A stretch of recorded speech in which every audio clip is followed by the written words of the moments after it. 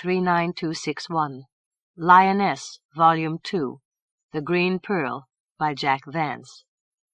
Copyright 1985 by Jack Vance. All rights reserved. Read by Suzanne Toren. This book was originally created for audio cassette playback.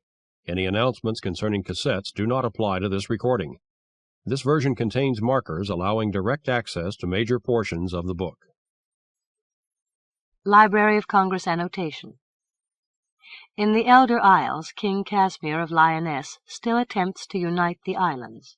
His daughter, Suldrun, has died in childbirth, and the son she bore has been taken away and replaced with a female changeling who comes to be known as Princess Madouc. The son, fathered by King Aillas of Troicinet, awaits the time when he can take over the throne.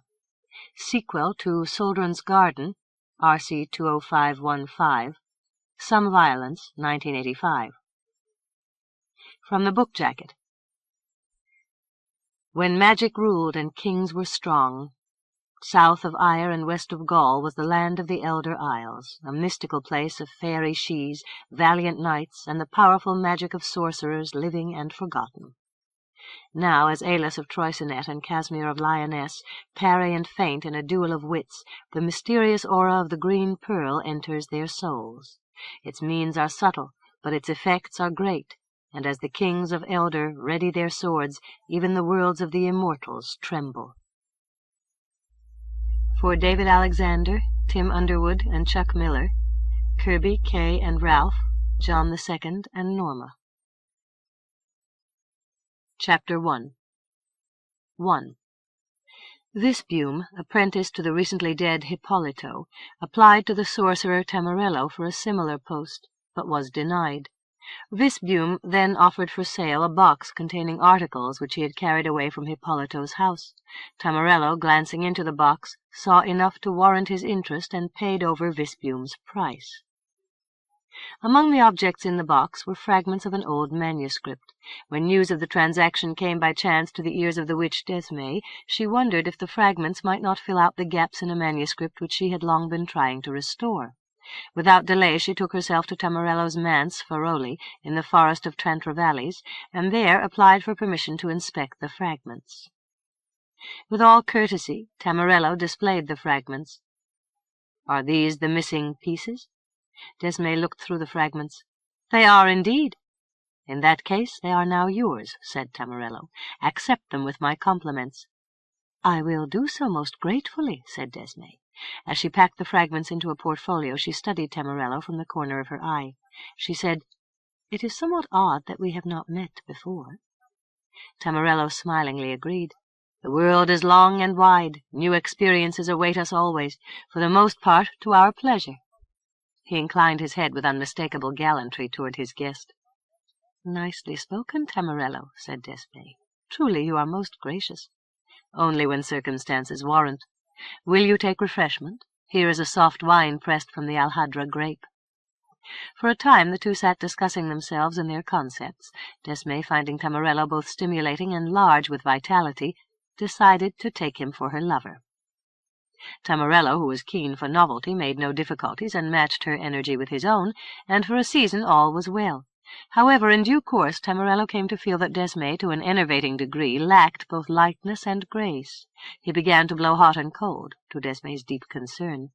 At first she chose to interpret his waning ardor as a lover's teasing, the naughtiness, so to speak, of a pampered darling. She thrust herself upon his attention, tempting him with first one coy trick, then another. Tamarello became ever more unresponsive. Desmay sat long hours with him, analyzing their relationship in all its phases, while Tamarello drank wine and looked moodily off through the trees. Neither sighs nor sentiment, Desmay discovered, affected Tamarello. She learned that he was equally proof against cajolery, while reproaches seemed only to bore him. At last, in a facetious manner, Desmay spoke of a former lover who had caused her pain, and hinted of the misfortunes which thereafter had dogged his life. Finally she saw that she had captured Tamarello's attention, and veered to more cheerful topics. Tamarello let prudence guide his conduct, and once again Desmay had no complaints. After a hectic month, Tamarello found that he could no longer maintain his glassy-eyed zest. Once again he began to avoid Desmay, but now that she understood the forces which guided his conduct, she brought him smartly to heel. Desperate at last, Tamarello invoked a spell of ennui upon Desmay, an influence so quiet, gradual, and unobtrusive that she never noticed its coming. She grew weary of the world, its sordid vanities, futile ambitions, and pointless pleasures, but so strong was her disposition that she never thought to suspect a change in herself. From Tamarello's point of view, the spell was a success. For a period, Desmay moved in gloomy contemplation through the windy halls of her palace on the beach near Ys, then at last decided to abandon the world to its own melancholy devices. She made herself ready for death, and from her terrace watched the sun set for the last time. At midnight she sent a bubble of significance over the mountains to Faroli, but when dawn arrived, no message had returned. Desmay pondered a long hour, and at last thought to wonder at the dejection which had brought her to such straits. Her decision was irrevocable. In her final hour, however, she bestirred herself to work a set of wonderful formulations, the like of which had never been known before.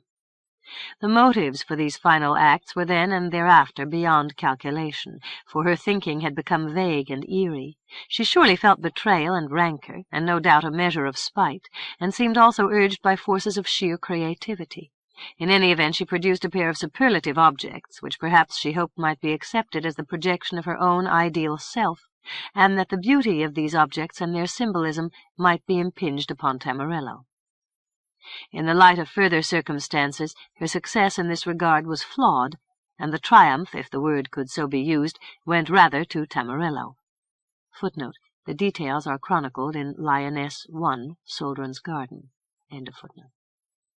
In achieving her aims, Desmay used a variety of stuff: salt from the sea, soil from the summit of Mount Cambaste in Ethiopia, exudations and pastes, as well as elements of her personal substance. So she created a pair of wonderful beings, exemplars of all the graces and beauties. The woman was Melanthe, the man was Fod Carfiliot. Still all was not done. As the two stood naked and mindless in the workroom, the dross remaining in the vat yielded a rank green vapour. After a startled breath, Melanthe shrank back and spat the taste from her mouth. Carfiliot, however, found the reek to his liking, and inhaled it with all avidity. Some years later, the castle Tinsinfiro fell to the armies of Troicinet. Carfiliot was captured and hanged from a grotesquely high gibbet, in order to send an unmistakably significant image toward both Tamarello at Faroli to the east and to King Casmir of Lyonesse to the south. In due course, Carfiliot's corpse was lowered to the ground, placed on a pyre, and burned to the music of bagpipes and flutes. In the midst of the rejoicing, the flames gave off a gout of foul green vapour, which, caught by the wind, blew out over the sea. Swirling low and mingling with spume from the waves, the fume condensed to become a green pearl, which sank to the ocean floor, where eventually it was ingested by a large flounder. 2. South Elfland faced on the sea from Ys in the south to Swarrock in the north, a succession of shingled beaches and rocky headlands along a coast for the most part barren and bleak. The three best harbours were at Ys and Swarrock, and at Owaldes between the two. Elsewhere, harbours, good or bad, were infrequent, and often no more than coves enclosed by the hook of a headland.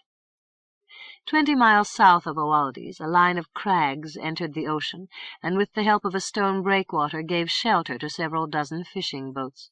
Around the harbour huddled the village Minault, a clutch of narrow stone houses, 2 taverns, and a market-place. In one of the houses lived the fisherman Sarles, a man black-haired and stocky, with heavy hips and a small round paunch. His face, which was round, pale, and moony, showed a constant frown of puzzlement, as if he found life and logic always at odds. The bloom of Sarles' youth was gone forever, but Sarles had little to show for his years of more or less diligent toil. Sarles blamed bad luck, although if his spouse Liba were to be believed, indolence was by far the larger factor. Sarles kept his boat, the Preval, drawn up on the shingle directly in front of his house, which made for convenience. He had inherited the Preval from his father, and the craft was now old and worn, with every seam leaking and every joint working. Sarles well knew the deficiencies of the Preval, and sailed it out upon the sea only when the weather was fine. Liba, like Sarles, was somewhat portly. Though older than Sarles, she commanded far more energy, and often asked him, "Why are you not out fishing today like the other men?" Sarles' reply might be, "The wind is sure to pipe up later this afternoon. The dead-eyes on the port shrouds simply cannot take so much strain." "Then why not replace the dead-eyes? You have nothing better to do?" "Bah, woman, you understand nothing of boats. The weakest part always breaks first. If I fixed the dead-eyes, then the shrouds might part, or a real blow might push the mast-step right through the bottom of the boat." "In that case, replace the shrouds, then repair the strakes." "Easier said than done. It would be a waste of time, and I would be throwing good money after bad." "But you waste much time at the tavern, where you also throw away good money, and by the handfuls." "Woman, enough! Would you deny me my single relaxation?" "Indeed I would. Everyone else is out on the water while you sit in the sun catching flies. Your cousin Junt left the harbour before dawn to make sure of his mackerel. Why did you not do the same?" "Junt does not suffer miseries of the back as I do," muttered Sarles. "Also he sails the Lurloo, which is a fine new boat." "It is the fisherman who catches fish, not the boat. Junt brings in 6 times the catch you do." "Only because his son Tamas fishes beside him."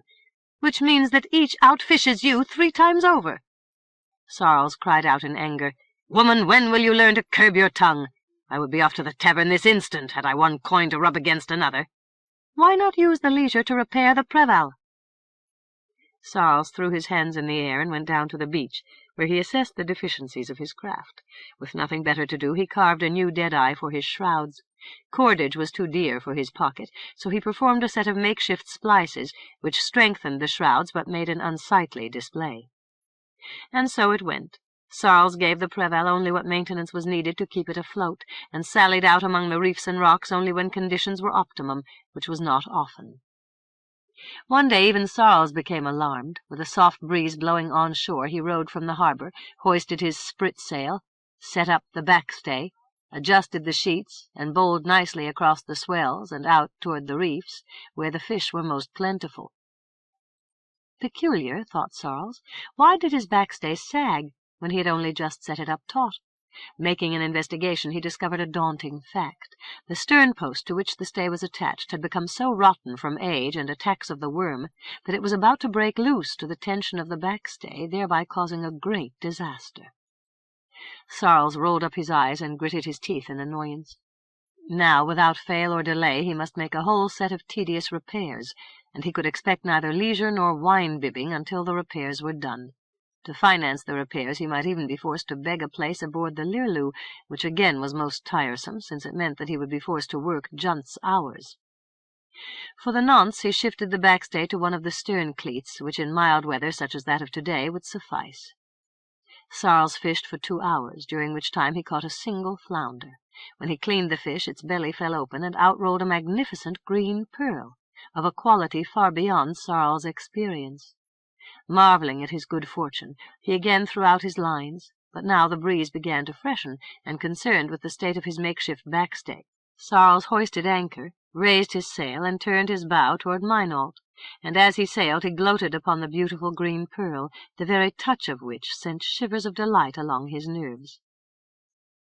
Once more in the harbour, Sarles beached his boat and set out for home, only to meet his cousin Junt. "What?" cried Junt. "Back so soon from your work? It is not yet noon. What have you caught? A single flounder? Sarles, you will die in penury if you do not take yourself in hand.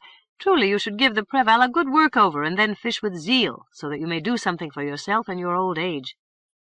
Nettled by the criticism, Sarles retorted, "What of you? Why are you not out in your fine Lurloo? Do you fear a bit of wind?"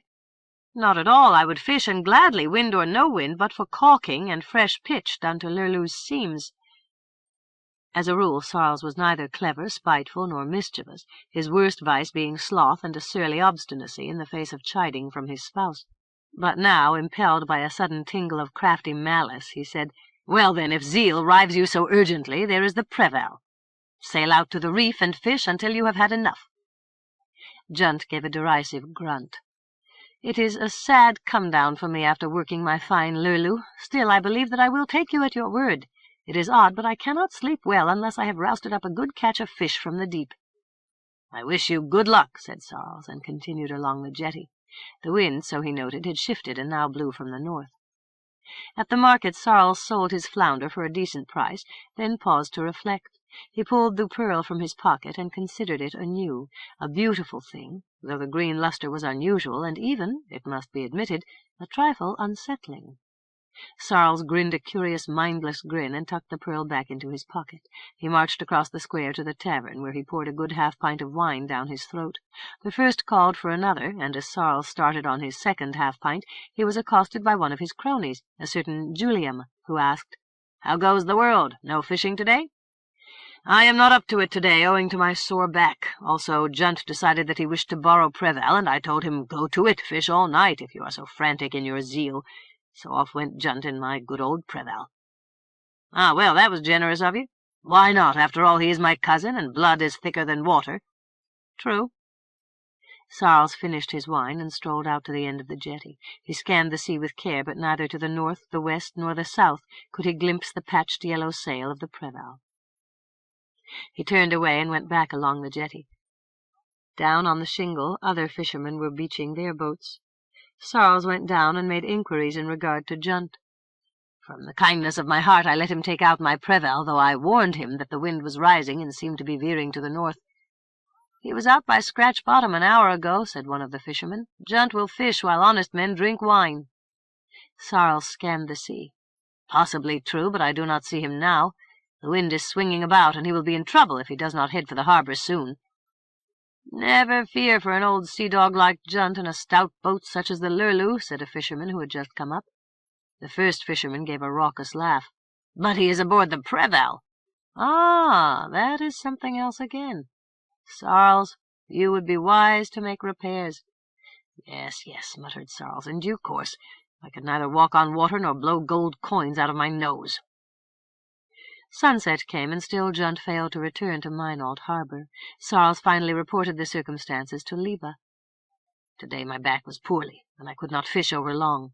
From motives of generosity I allowed Junt the use of my boat. He has not yet returned, and I fear that he has been blown off down the coast, or even has wrecked the Preval. I suppose this should be a lesson for me." Liba stared. "For you? What of Junt and his family?" "I am concerned on both counts, that goes without saying. However, I have not told you yet of my amazing good luck." "Indeed? Your back is well, so that finally you can work? Or you have lost your taste for wine?" "Woman, control your tongue, or you will feel the weight of my hand. I am bored with acrid jokes." "Well, then, what is your luck?" Sarles displayed the pearl. "What do you think of that?"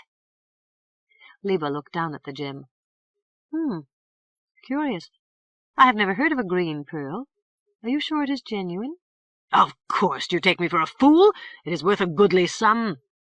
Liba turned away. "It gives me the chills." "Is not that just like a woman? Where is my supper? What? Gruel? Why cannot you cook a tasty pot of soup like other women?"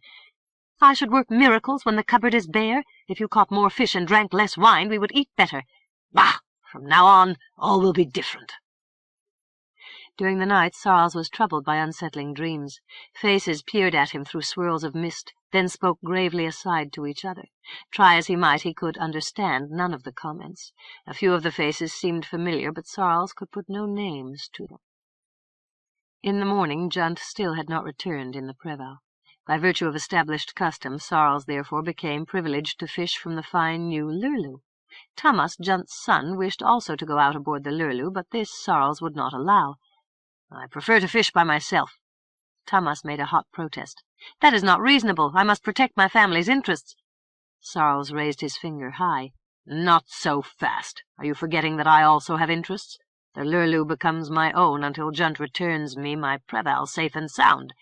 If you want to fish, you must make other arrangements." Sarles sailed the Lurloo out to the fishing grounds, rejoicing in the strength of the craft and the convenience of the gear. Today his luck was unusually good. Fish fairly seized at his lines, and the baskets in the hold became filled to the brim, and Sarles sailed back to Minot congratulating himself. Tonight he would eat good soup or even a roast fowl. 2 months passed, during which Sarles profited from fine catches, while nothing seemed to go right for Thomas. One evening Thomas went to the house of Sarles, hoping to make some sort of adjustment in a situation which no one in Minot considered totally fair, though all agreed that Sarles had acted only within his rights. Thomas found Liba alone, sitting by the hearth spinning thread. Thomas came to the middle of the room and looked all around. "Where is Sarles?" "At the tavern, or so I would expect, pouring his gut full of wine." Liba spoke in a flat voice which held a metallic overtone. She glanced at Thomas over her shoulder, then returned to her spindle. "Whatever you want, you will not get.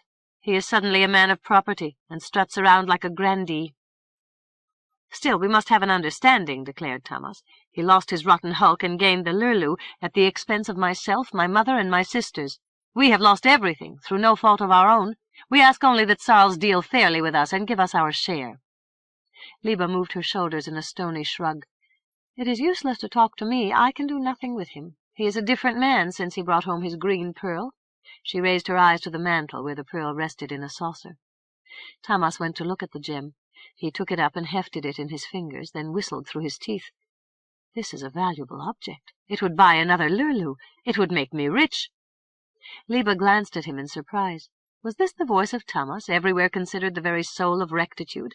The green pearl seemed to corrupt with greed and selfishness all those who touched it. She turned back to her spinning. "Tell me nothing. What I do not know, I cannot prevent. I abhor the thing. It gazes at me like an evil eye." Thomas uttered a queer, high-pitched chuckle, so odd that Liba glanced at him sidelong in surprise. "Just so," said Thomas. "It is a time for a righting of wrongs. If Sarles complains, let him come to me." With the pearl in his hand, he ran from the house. Liba sighed and returned to her spinning, with a heavy lump of apprehension in her chest. An hour passed with no sound but the sough of the wind in the chimney and an occasional sputter of the fire.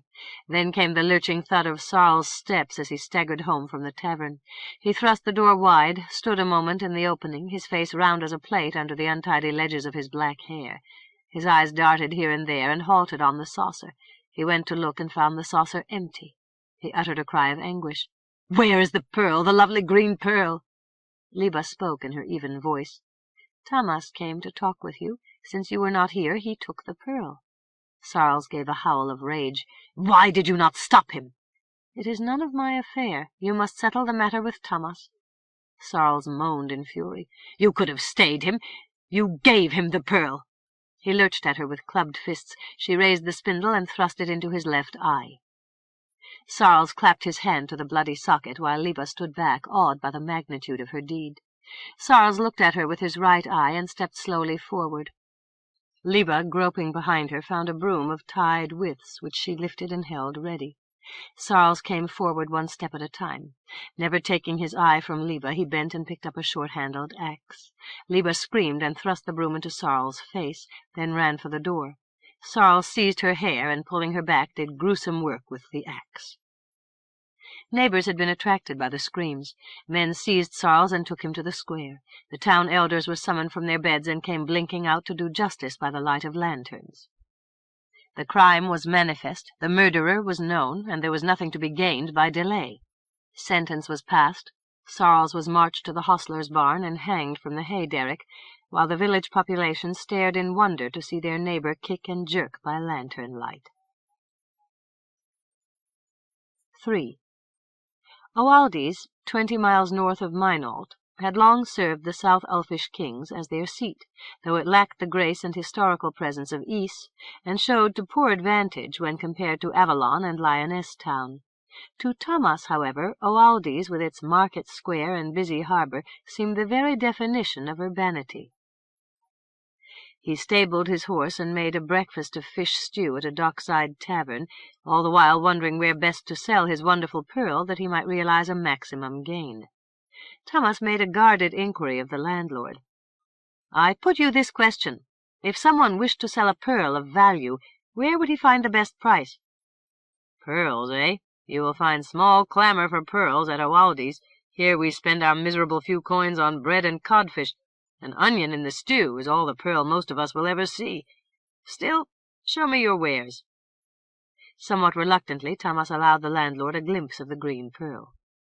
"A prodigy," declared the landlord. "Or is it a cunning puddle of green glass?"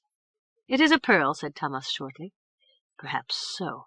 I have seen a pink pearl from Hadramaut and a white pearl from India, both adorning the ears of sea captains. Let me look once more on your green jewel. Ah, it glows with a virulent light. There yonder is the booth of a Sephard goldsmith. Perhaps he will offer you a price." Thomas took the pearl to the goldsmith's booth and laid it upon the counter. "How much gold and how much silver will you pay out for this fine gem?" The goldsmith pushed a long nose close to the pearl and rolled it with a bronze pick. He looked up. "What is your price?" Thomas, ordinarily equable, found himself infuriated by the goldsmith's bland voice. He responded roughly, "I want the full value, and I will not be cheated." The goldsmith shrugged narrow shoulders. "The worth of an article is what someone will pay. I have no market for such a fine trinket. I will give a single gold piece, no more."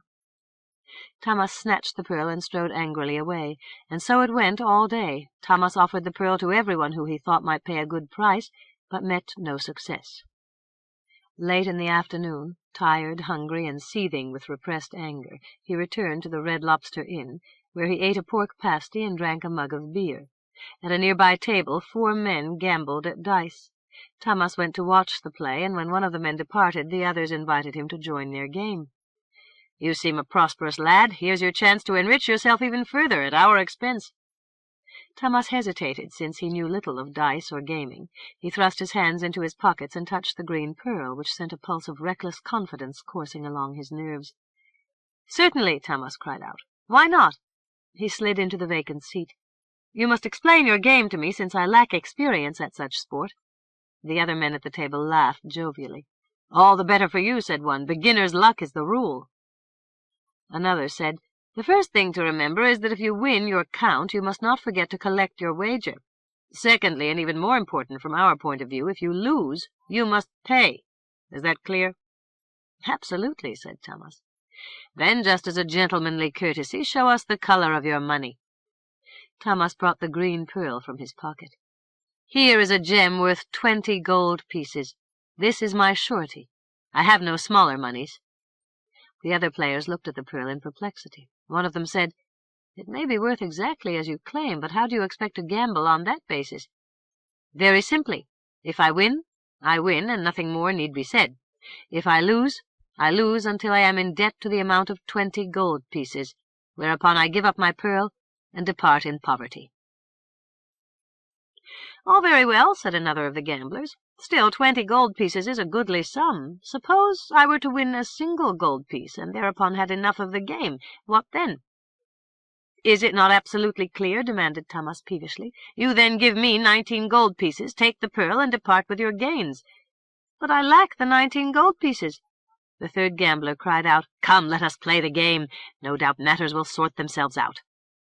"Not yet," cried the cautious gambler. He turned to Thomas. "The pearl is useless in this game. Have you no smaller coins?" A red-haired, red-bearded man wearing the varnished hat and striped trousers of a seaman came forward. He picked up the green pearl and scrutinized it with care. "A rare gem, of perfect luster and remarkable color. Where did you find this marvel?" Thomas had no intention of telling everything he knew. "I am a fisherman from Mainault, and we bring ashore all manner of marine treasure, especially after a storm." "It is a fine jewel," said the cautious gambler. "Still, in this game you must play with coins." "Come then," cried the others. "Put out your stakes. Let the game begin." Thomas grudgingly laid down 10 coppers, which he had been reserving for the night's supper and lodging. The game proceeded, and Thomas's luck was good. First copper, then silver coins rose before him in stacks of gratifying height. He began to play for ever higher stakes, deriving assurance from the green pearl which rested among his winnings. One of the gamblers abandoned the game in disgust. "Never have I seen such turns of the dice. I cannot defeat both Thomas and the goddess Fortunato." The red-bearded seaman, who named himself Flary, decided to join the game. "It is probably a lost cause, but I too will challenge this wild fisherman from Mainault." The game proceeded once again.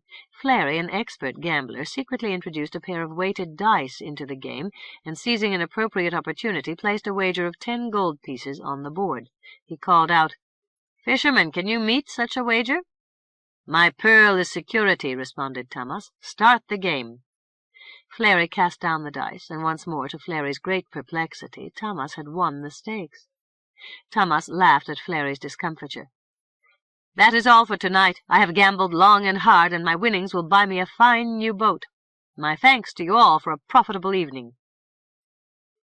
Flairy pulled at his beard and squinted sidelong as Tammas counted his money.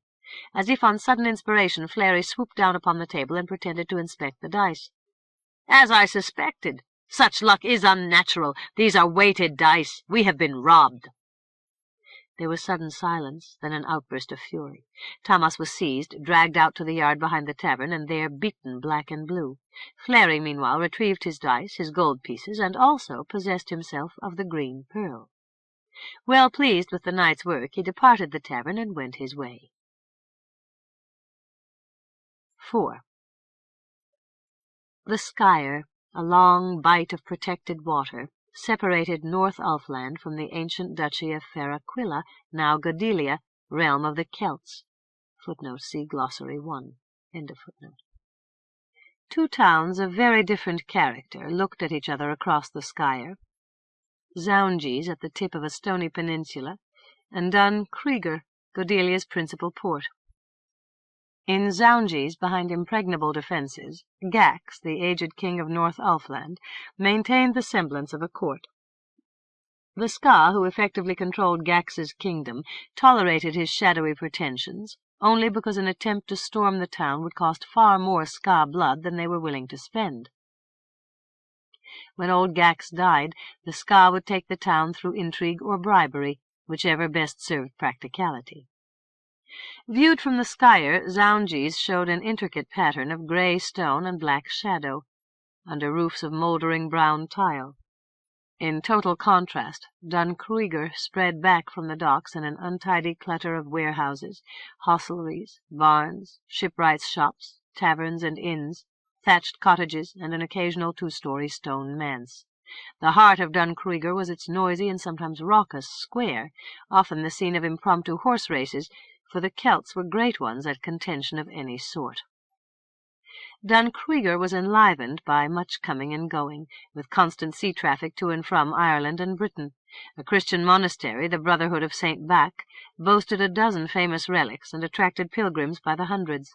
Ships from far lands lay alongside the docks, and traders set up booths to display their imports, silk and cotton from Persia, jade, cinnabar, and malachite from various lands, perfumed waxes and palm oil soap from Egypt, Byzantine glass and Rimini faience, all to be exchanged for Celtic gold, silver or tin.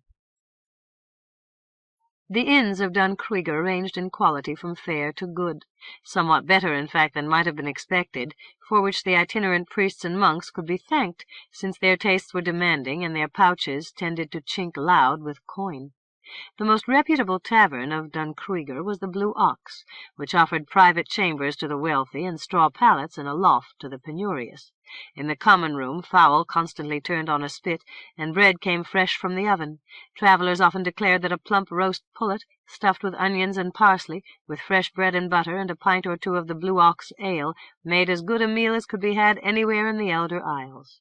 On fine days service was provided at tables in front of the inn, where patrons could eat and drink and watch the events of the square, which in this boisterous town never lacked for interest. Halfway through one such fine morning, a person of portly habit, wearing a brown cassock, came to sit at one of the Blue Ox's outside tables. His face was confident and clever, with round, alert eyes, a short nose, and an expression of genial optimism. With nimble white fingers and an earnest snapping of small white teeth, he devoured first a roast pullet, then a dozen honey cakes, meanwhile drinking grandly of mead from a pewter mug. His cassock, if judged by its cut and the excellence of its weave, suggested a clerical connection, but the gentleman had thrown back his hood, and where once his pate had been shaved clean, a crop of brown hair now once again was evident. From the common room of the tavern came a young man of aristocratic demeanour. He was tall and strong, clean-shaven and clear of eye, with an expression of tranquil good humour, as if he found the world a congenial place in which to be alive. His garments were casual, a loose shirt of white linen, trousers of grey twill, and an embroidered blue vest. He looked right and left, then approached the table where sat the gentleman in the brown cassock. He asked, Sir, may I join you? The other tables are occupied, and if possible I would enjoy the air of this fine morning." The gentleman in the cassock made an expansive gesture. "Be seated at your pleasure. Allow me to recommend the mead. Today it is both sweet and strong, and the honey cakes are flawless. Indeed, I plan an immediate second acquaintance with both." The newcomer settled himself into a chair. "The rules of your order are evidently both tolerant and liberal." "Ha, not so. The restrictions are austere, and the penalties are harsh. My transgressions, in fact, have brought me expulsion from the order." It seems an exaggerated response. A sip or two of mead, a taste of honey cake, where is the harm in this? "None whatever," declared the ex-priest. "I must admit that the issues possibly went a trifle deeper, and I may even found a new brotherhood devoid of those stringencies which too often make religion a bore. I am restrained only because I do not wish to be branded a heretic. Are you yourself a Christian?" The young man made a negative sign. "The concepts of religion baffle me." "This inscrutability is perhaps not unintentional," said the ex-priest. "It gives endless employment to dialecticians who otherwise might become public charges, or at very worst swindlers and tricksters. May I ask whom I have the pleasure of addressing?" "Of course. I am Sir Tristano of Castle Mithric in Troicinet. And yourself?" "I also am of noble blood, or so it seems to me. For the nonce I use the name my father gave me, which is Orlo." Sir Tristano, signalling the servant girl, ordered mead and honey cakes for both himself and Orlo. "I assume, then, that you have definitely resigned from the church?" "Quite so. It makes for a sordid tale. I was called before the abbot that I might answer to charges of drunkenness and wenching. I put forward my views in a manner to enlighten and convince any reasonable person. I assured the abbot that our merciful Lord God would never have created succulent pasties nor smacking ale, not to mention the charms of merry-hearted women, had he not wished these commodities to be enjoyed to the fullest." "The abbot no doubt fell back upon dogma for his rebuttal?" "Precisely. He cited passage after passage from the Scriptures to justify his position.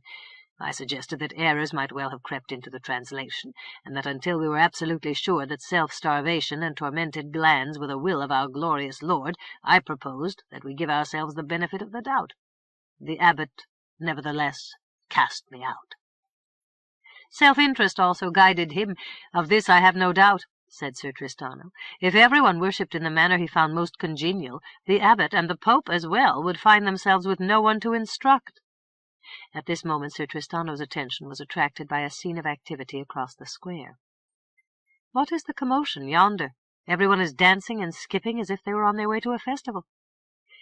"It is indeed a celebration of sorts," said Orlo. "For close on a year a bloody-handed pirate has been terrorizing the sea.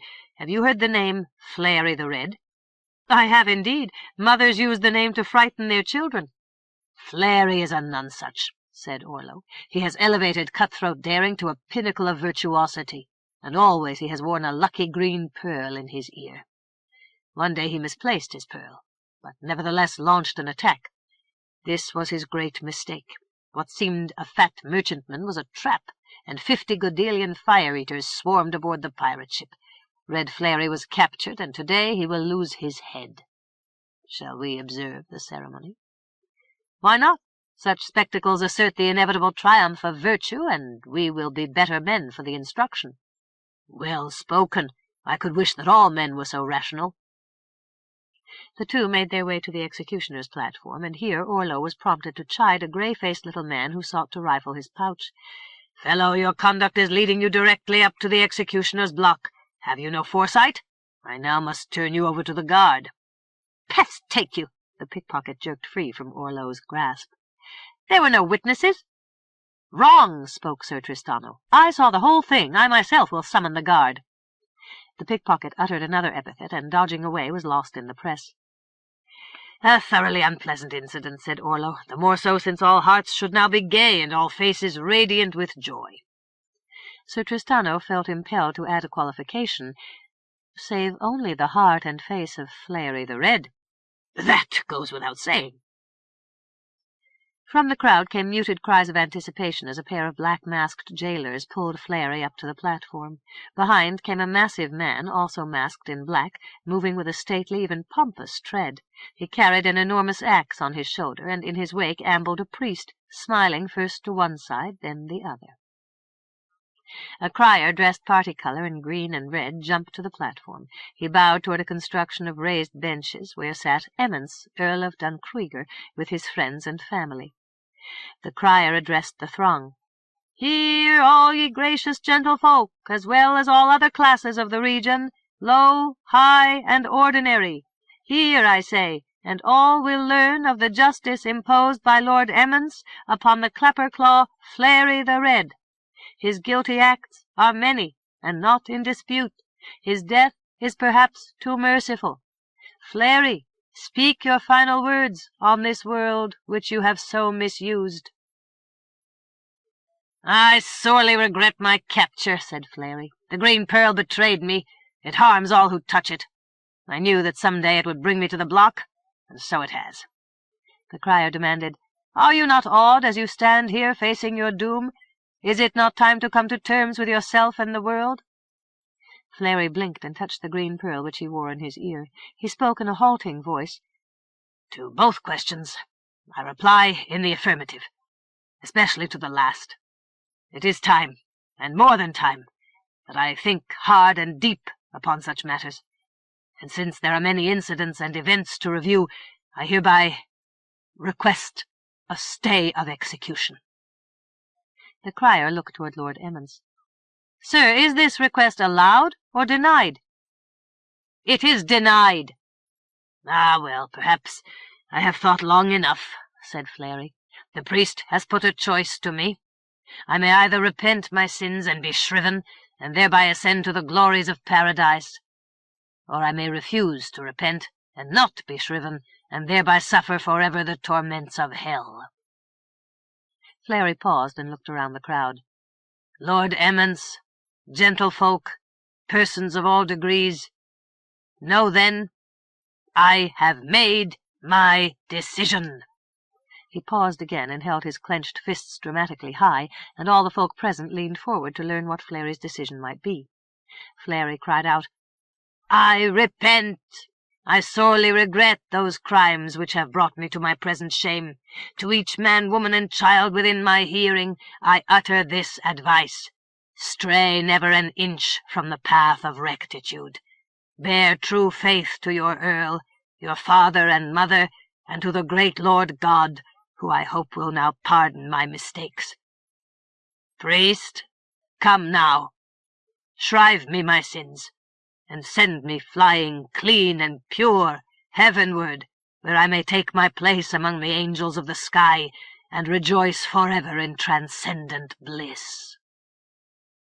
The priest stepped forward. Red Flary knelt, and the priest performed those rites requested of him. The priest retreated from the platform. The crowd began to mutter and stir, and everywhere there was a craning of necks. Lord Emmons raised his baton and let it fall. The jailers thrust Flary to the block. The executioner raised his axe on high, held it poised, then struck. Flary's head dropped into a basket. A small green object bounced free, rolled to the edge of the platform, and fell almost at Sir Tristano's feet. Sir Tristano jerked back in distaste. "Look, there is Flary's pearl, red with his blood." He bent his head.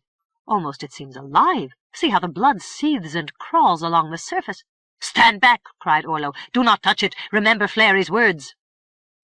From under the platform reached a long, thin arm. Thin fingers clutched the pearl. Sir Tristano stamped smartly down upon the bony wrist, and from under the platform came a shrill scream of pain and anger. A nearby guard came to look. "What is this disturbance?"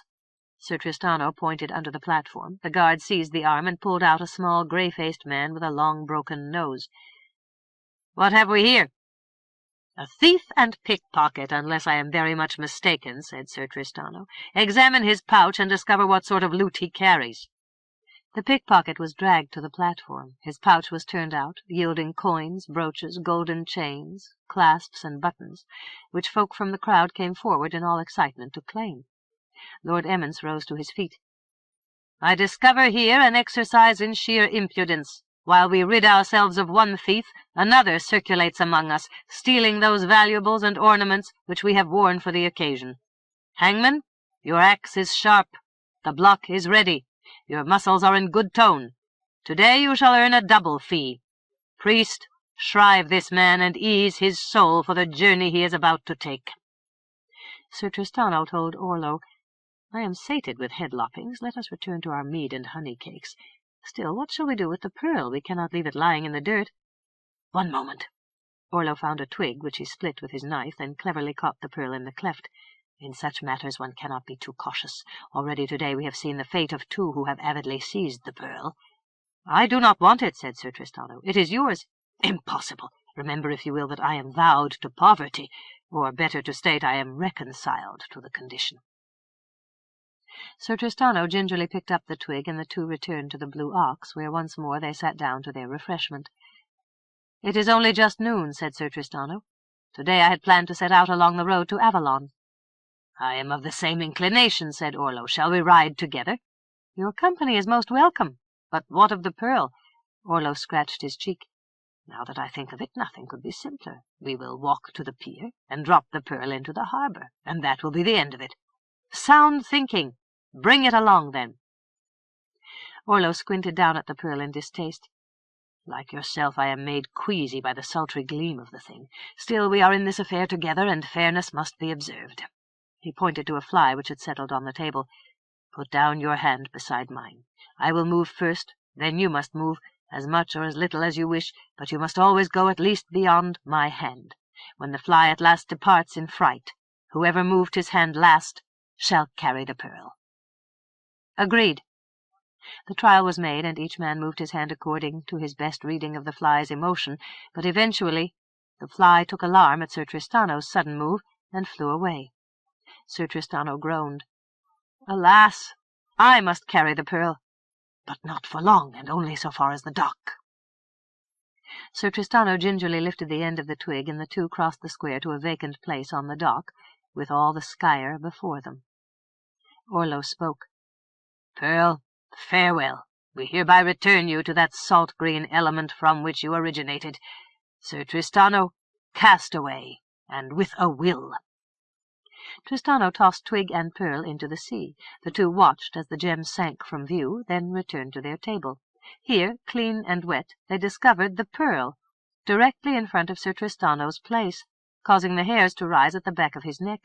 "Ha ha!" said Orlo. "So the thing has decided to play us tricks. Let it beware. We are not without resource. In any event, Sir Knight, time has not come to a halt, and our way is long. Take up the pearl, and let us be on our way. Perhaps we shall meet the Archbishop, who will be grateful for a gift." Sir Tristano dubiously looked down at the pearl. "You then advise that I should carry this object upon my person?"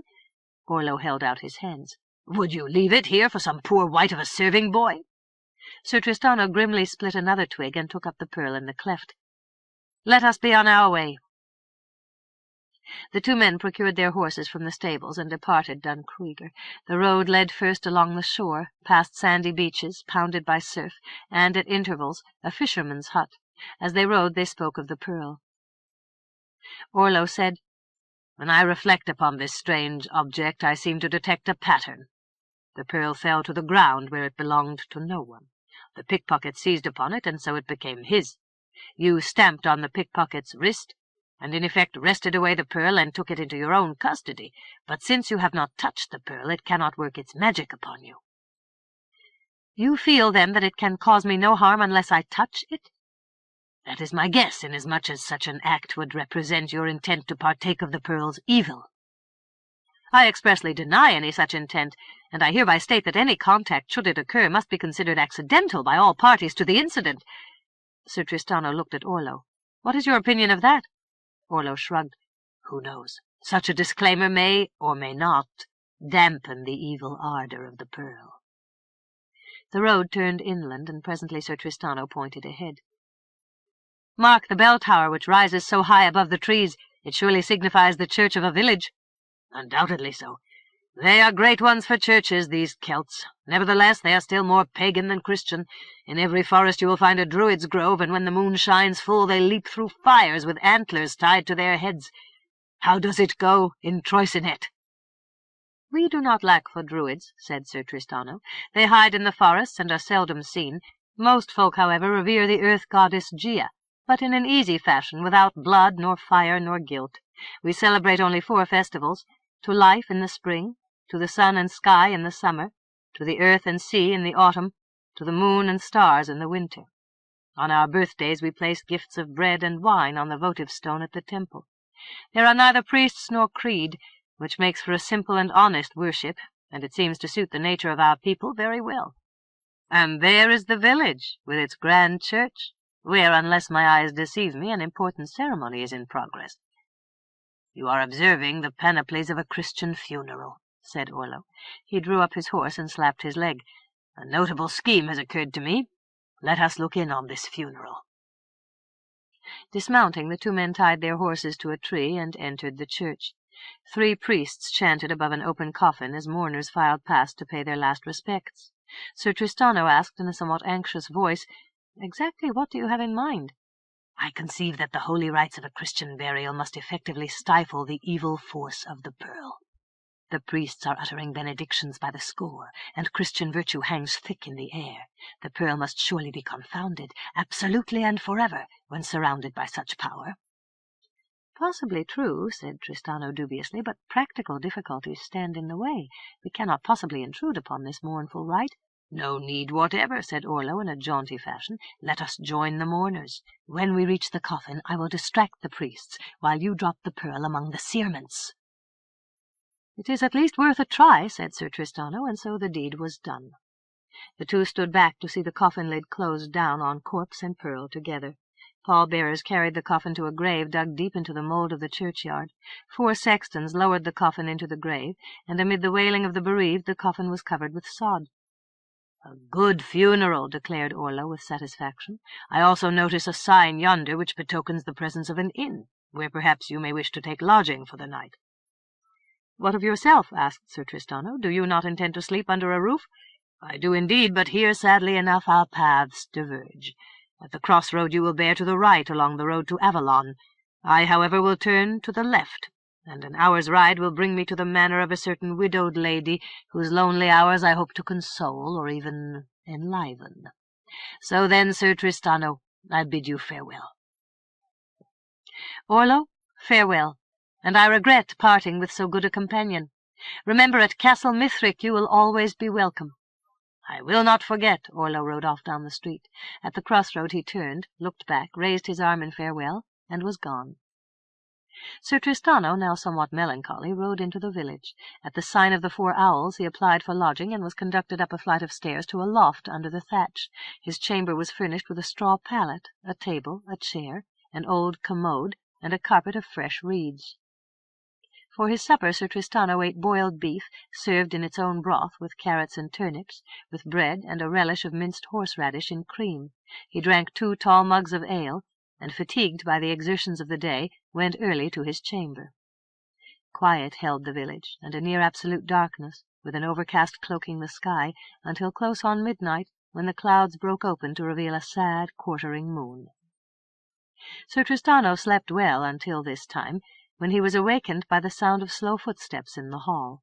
The door to his chamber squeaked ajar, and footsteps told of a presence slowly entering the room and approaching the pallet. Sir Tristano lay rigid. He felt the touch of cold fingers, and an object dropped upon the cloak which covered his chest. The steps shuffled back across the room. The door eased shut. The steps moved away down the corridor, and soon could be heard no more. Sir Tristano gave a sudden hoarse outcry and jerked up his cloak. A luminous green object fell to the floor and came to rest among the reeds. Sir Tristano at last fell into a troubled sleep. The cool red rays of dawn, entering the window, awakened him. He lay staring up at the thatch. The events of last night, were they a nightmare? What a boon, if so! Raising on an elbow, he scrutinized the floor, and almost at once discovered the green pearl. Sir Tristano arose from his bed. He washed his face, dressed in his clothes, and buckled his boots, at all times keeping the green pearl under close surveillance. In the commode he found a torn old apron, which he folded and used to pick up the pearl. With pad and pearl secure in his pouch, he left the chamber. After a breakfast of porridge with fried cabbage, he paid his score and went his way. At the crossroads he turned right along the road toward the kingdom of Dohot, which at last would take him to Avalon. As he rode he cogitated. The pearl had not been content with a Christian burial, and it was his until it was taken from him by force or subterfuge. During the early afternoon he came into the village Timbaugh. A pack of cur dogs, barking and snapping, raced out to warn him off, and only desisted when he alighted from his horse and pelted them with stones. At the inn he paused for a meal of bread and sausages, and as he drank ale, an idea entered his mind. With great care he inserted the pearl into one of the sausages, which he took out into the street. The dogs came out again to chide him, snarling and snapping and ordering him out of town. Sir Tristano cast down the sausage. "There it is, my good sausage, which belongs to me and no other. I seem to have misplaced it. Whoever takes that sausage and its contents is a thief." A gaunt yellow cur darted close and devoured the sausage at a gulp. "So be it," said Sir Tristano. "The act was yours and none of my own." Returning to the inn, he drank more ale, while turning over the logic of his act. All seemed sound. And yet, nonsense. The dog had exercised a thieving volition. To the dog must now fall the problem of disposing of the pearl. And yet... The longer Sir Tristano pondered, the weaker seemed the rationale which had guided his act. A persuasive point could be made that the dog had thought of the sausage as a gift. In this case the transfer of the pearl must be considered Tristano's rather crude subterfuge, and not in any way a bona fide theft. Recalling his previous attempts to be rid of the pearl, Sir Tristano became ever more uneasy, and he began to wonder in what style the pearl might be returned to him. A tumult in the street attracted his attention, a horrid howling, wavering between shrill and hoarse, which caused his stomach to knot. From along the road came the cry, "Mad dog! Mad dog!" Sir Tristano hastily threw coins on the table and ran out to his horse, that he might depart the village Timbaugh in haste. He took note of the yellow dog, at a distance of 100 yards, where it bounded back and forth, foaming at the mouth, meanwhile roaring its opinion of the world. It launched itself at a peasant lad who trudged beside a hay-cart. The boy leapt up on the hay, and seizing a pitchfork, thrust down to pierce the dog through the neck. The dog fell over backward, and shaking furiously as if it were wet, bounded away, still trailing the pitchfork.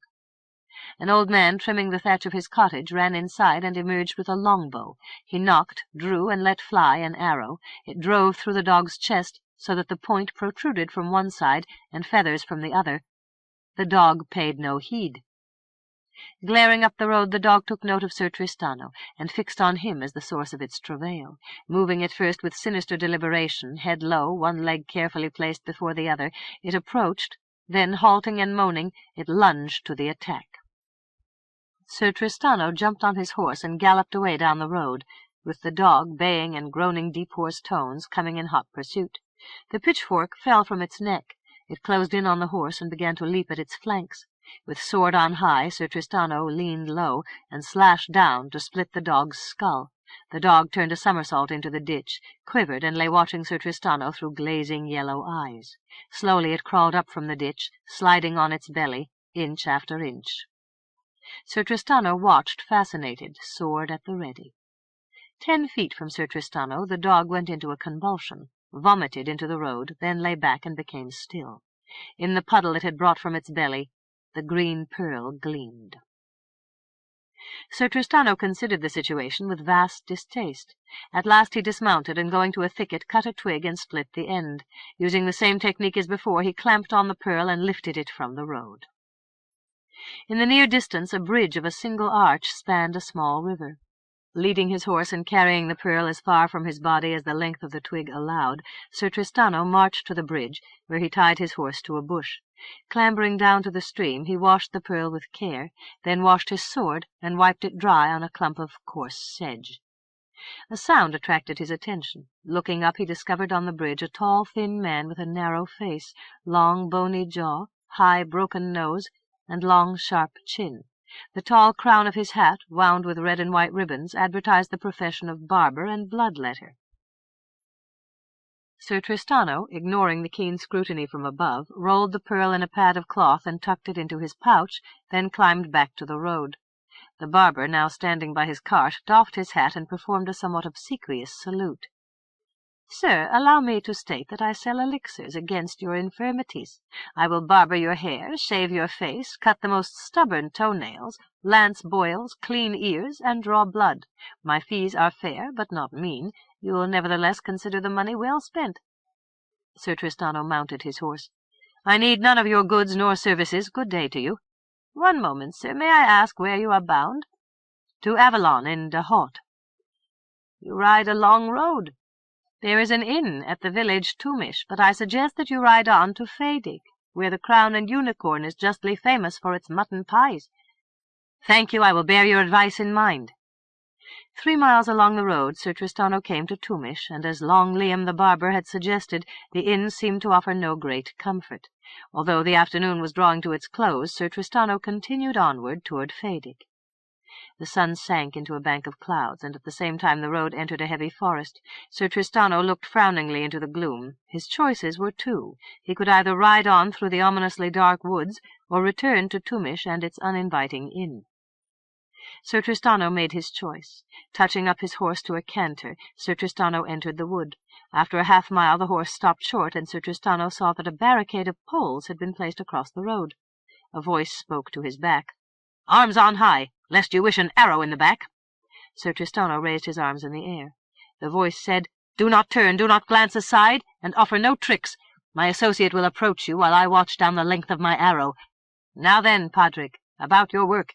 If he so much as quivers, cut him deep with your your knife." A rustle of careful steps sounded in the road.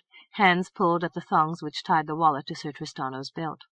Sir Tristano spoke. "Stop! You are taking the great green pearl."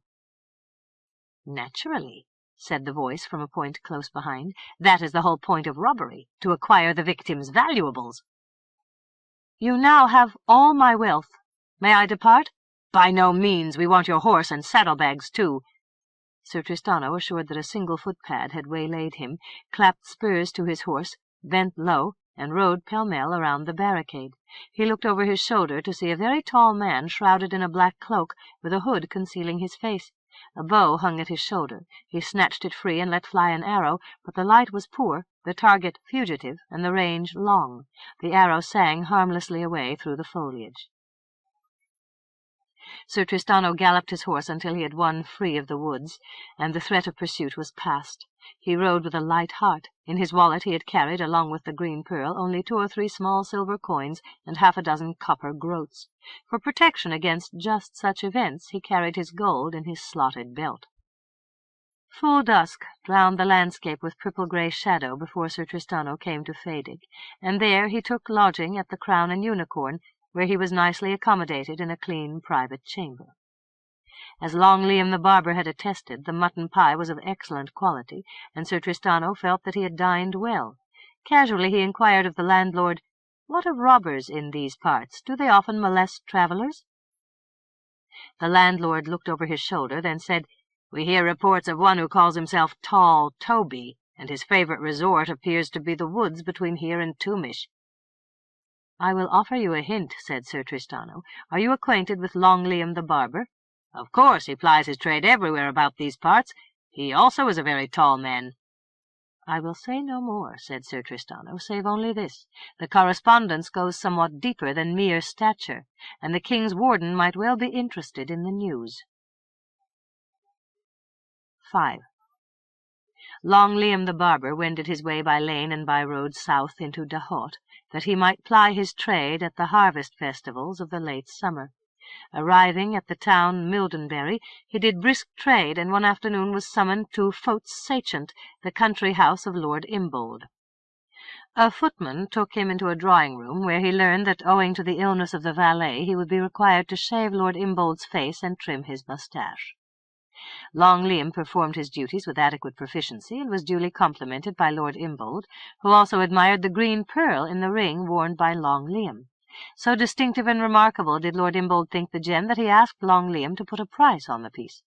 Long Liam thought to take advantage of the situation, and quoted a large sum. "Your lordship, this confection was given to me by my dying grandfather, who had it from the Sultan of Egypt. I could not bear to part with it for less than 50 gold crowns." Lord Imbold became indignant. "Do you take me for a fool?" He turned away and called to the footman, "Tob, pay this fellow his fee and show him out." Long Liam was left alone while Tob went to fetch the coins. Exploring the room, he opened a cupboard and discovered a pair of gold candlesticks, which inflamed his avarice to such an extent that he tucked them into his bag and closed up the cupboard.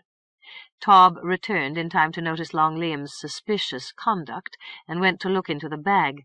In a panic, Long Liam slashed out with his razor and cut a deep gash into Tob's neck, so that his head fell back over his shoulders. Long Liam fled from the chamber, but was taken, adjudged, and led to the gallows. A crippled ex-soldier named Manting for 10 years had served the country as executioner. He did his work efficiently and expunged Long Liam's life definitely enough, but in a style quite devoid of that extra element of surprise and poignancy which distinguished the notable executioner from his staid colleague. The perquisites of Manting's position included the garments and ornaments found on the corpse, and Manting came into possession of a valuable green pearl ring, which he was pleased to wear for his own. Thereafter all who watched Manting declared that they had never seen the executioner's work done with more grace and attention to detail, so at times Manting and the condemned man seemed participants in a tragic drama which set every heart to throbbing, and at last, when the latch had been sprung, or the blow struck, or the torch tossed into the faggots, there was seldom a dry eye among the spectators. Manting's duties occasionally included a stint of torture, where again he proved himself not only the adept at classical techniques, but deft and clever with his innovations. Manting, however, while pursuing some theoretical concept, tended to overreach himself. One day his schedule included the execution of a young witch named Zanice, accused of drying the udders of her neighbor's cow. Since an element of uncertainty entered the case, it was ordained that Zanice die by the garrote rather than by fire. Manting, however, wished to test a new and rather involved idea, and he used this opportunity to do so, and thereby arouse the fury of the sorcerer Qualms, the lover of Zanice. Qualms took Manting deep into the forest of Tantravallis, along an obscure trail known as Ganion's Way, and led him a few yards off the trail into a little glade. Qualms asked, "Manting, how do you like this place?"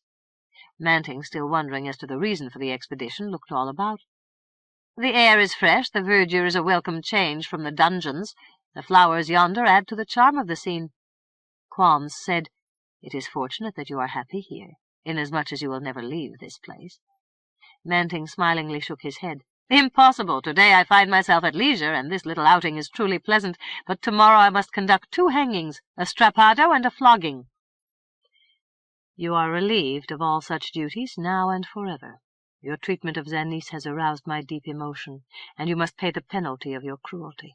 Find yourself a pleasant place to recline, and choose a comfortable position, for I am imposing a spell of stasis upon you, and you will never move again." Manting protested for several minutes, and Qualms listened with a smile on his face. "Tell me, Manting, have any of your victims made similar protests to you?" "Now that I think of it, yes." "And what would be your response?" "I always replied that by the very nature of things I was the instrument not of mercy but of doom. Here, of course, the situation is different. You are at once the adjudicator as well as the executioner of the judgment, and so you are both able and qualified to consider my petition for mercy or even outright pardon." "The petition is denied. Recline, if you will. I cannot chop logic with you all day." Manting at last was forced to recline on the turf, after which Qualms worked his spell of paralysis and went his way. Manting lay helpless day and night, week after week, month after month, while weasels and rats gnawed at his hands and feet, and hornets made their lodges in his flesh, until nothing remained but bones and the glowing green pearl, and even these were gradually covered under the mold. Chapter 2 1. 8 kings ruled the realms of the Elder Isles. The least of these was Gax, nominal king of North Ulfland, whose decrees were heeded only within the walls of Zaunges. In contrast, King Casmir of Lyonesse and King Audrey of Dohot both ruled wide lands and commanded strong armies. King Aillas, whose possessions included 3 islands, Troicinet, Dacinet, and Scola, as well as South Ulfland, guarded his communications through the power of a strong navy. The other 4 kings varied as greatly. Mad King Duel of Pomperol had been succeeded by his son, the eminently sane King Kestrel. The ancient kingdom of Caduz had been absorbed by Lyonesse, but Blalock, under the rule of bibulous King Milo, retained its independence. Milo had contrived a wonderful ruse, which never failed in its purpose. When envoys from Lyonesse or Dohot came to enlist Milo's support, he seated them at his table and poured them full of wine, while musicians played jigs and quick-steps, so that the envoys presently forgot their business and cavorted in drunken abandon alongside King Milo. Godelia and its boisterous population were in some degree controlled by King Dartwig. The Ska elected their first among the first at 10-year intervals. The current first was the strong and able Sarquin. The 8 kings differed in almost every characteristic. King Kestrel of Pomperol and King Aillas of Troicinet were both earnest young men, brave and honorable, but where Kestrel was humorless and diffident, Aillas showed an imaginative flair which sometimes perturbed more settled personalities. The courts of the 8 kings were no less disparate. King Audrey spent lavishly upon vanity and pleasure, and the splendor of his court at Faluf Fail was the stuff of legend. King Aillas used his revenues to build ships for his navy, while King Casmir spent large sums upon espionage and intrigue. His spies were active everywhere, and especially in Dohot, where they monitored King Audrey's every sneeze. Casmir found information from Troicinet more difficult to secure. He had managed to suborn certain high officials who transmitted their reports by carrier pigeon, but he relied most heavily upon the master spy, Valdez, whose information was uncannily accurate. Valdez reported at intervals of about 6 weeks. Casmir, shrouded under a hooded grey cloak, went to a storeroom at the back of a wine merchant's shop, where presently he was joined by a man who might well have been the wine merchant, a person of no great distinction, stocky of physique, clean-shaven, economical of speech, with neat, regular features and cold grey eyes. From Valdez, Casmir learned of 4 new warships on the ways at the Tumbling River shipyard, 2 miles north of Domrece. Despite strict security, Valdez was able to report that these ships were light, fast feluccas, with catapults hurling iron arrows 100 yards with sufficient force to open up the hull of any ordinary vessel. These new ships were intended specifically to defeat the longboats of the Ska, and thus hold open the sea lanes between Troicinet and South Ulfland. Footnote. At the moment Troicinet and Lyonesse kept an uneasy peace, but only after an accommodation whereby Casmir undertook to build no warships which might challenge Troy's control of the sea. Aillas had put his case to Casmir in these terms: "Your armies, with your 400 knights and multitude of soldiers, protect you well against our attack. If Lyonesse could bring these troops to Dacinet or Troicinet, we would know mortal danger. Lyonesse cannot be allowed the means to land armies on our soil." Casmir yielded the point without display of emotion, though inwardly he seethed with rage, and the violent dislike he felt for Aillas exacerbated the situation. Valdez, before his departure, remarked that he had recently recruited new and highly placed sources of information. "Well done," said Casmir. "This is the efficient work which we have come to expect from you." Valdez turned toward the door, where he paused and seemed about to speak, but once again turned away. Casmir had noticed the hesitation. "Wait. What troubles your mind?" "No great problem, though I can conceive of possible inconvenience." "How so?" "I am aware that you have informants in Troicinet other than myself, and I suspect that at least one of these is highly placed. From your point of view, this is a happy situation. Still, as mentioned, I have made contact with a person of high degree who may well cooperate with me, although at the moment he is as timid as a bird. I can work less tentatively and with less chance of cross purposes if I know the identities of your other informants." "The point is well taken," said Casmir. He reflected a moment, then uttered a small harsh chuckle. "You would be surprised to learn the elevation at which my ears listen. But it is probably better to keep you and these other sources separate. My reasons are not abstract. In case one is discovered and put to the question, the other is safe." "True enough." Valdez took his leave. 2. Sir Tristano, after yielding his green pearl to the robber, travelled through the pleasant countryside of Dahot, and in due course arrived at Avalon. He found accommodation, changed into suitable garments, and presented himself at Audrey's palace, Faloufale. A haughty footman in blue velvet livery stood by the door. He surveyed Sir Tristano head to toe with a hooded stare, listened with a face of stone as Sir Tristano identified himself, then grudgingly led the way to a foyer, where Sir Tristano enlivened the wait of an hour by watching the fountain where sunlight, refracting through a dome of crystal prisms, sparkled against the spray. The High Chamberlain at last appeared. He listened to Sir Tristano's request for an audience with King Audrey, and shook his head dubiously. "His Majesty seldom sees anyone without prior arrangements." "You may announce me as an envoy from King Aillas of Troicinet." "Very well. Come this way, if you will." He conducted Sir Tristano to a small parlour and left him sitting alone. Sir Tristano waited an hour, then another, until finally, having nothing better to do, King Audrey condescended to receive him. The High Chamberlain led Sir Tristano through the galleries of the palace and out into the formal gardens. King Audrey lounged at a marble table with 3 of his cronies, watching a bevy of maidens play at bowls. King Audrey, engrossed in making wagers on the game with his friends, could not immediately attend Sir Tristano, who stood quietly appraising the frivolous king of Dahot. He saw a man large and handsome, somewhat loose of jowl, moist and round of eye, and heavy in the buttocks.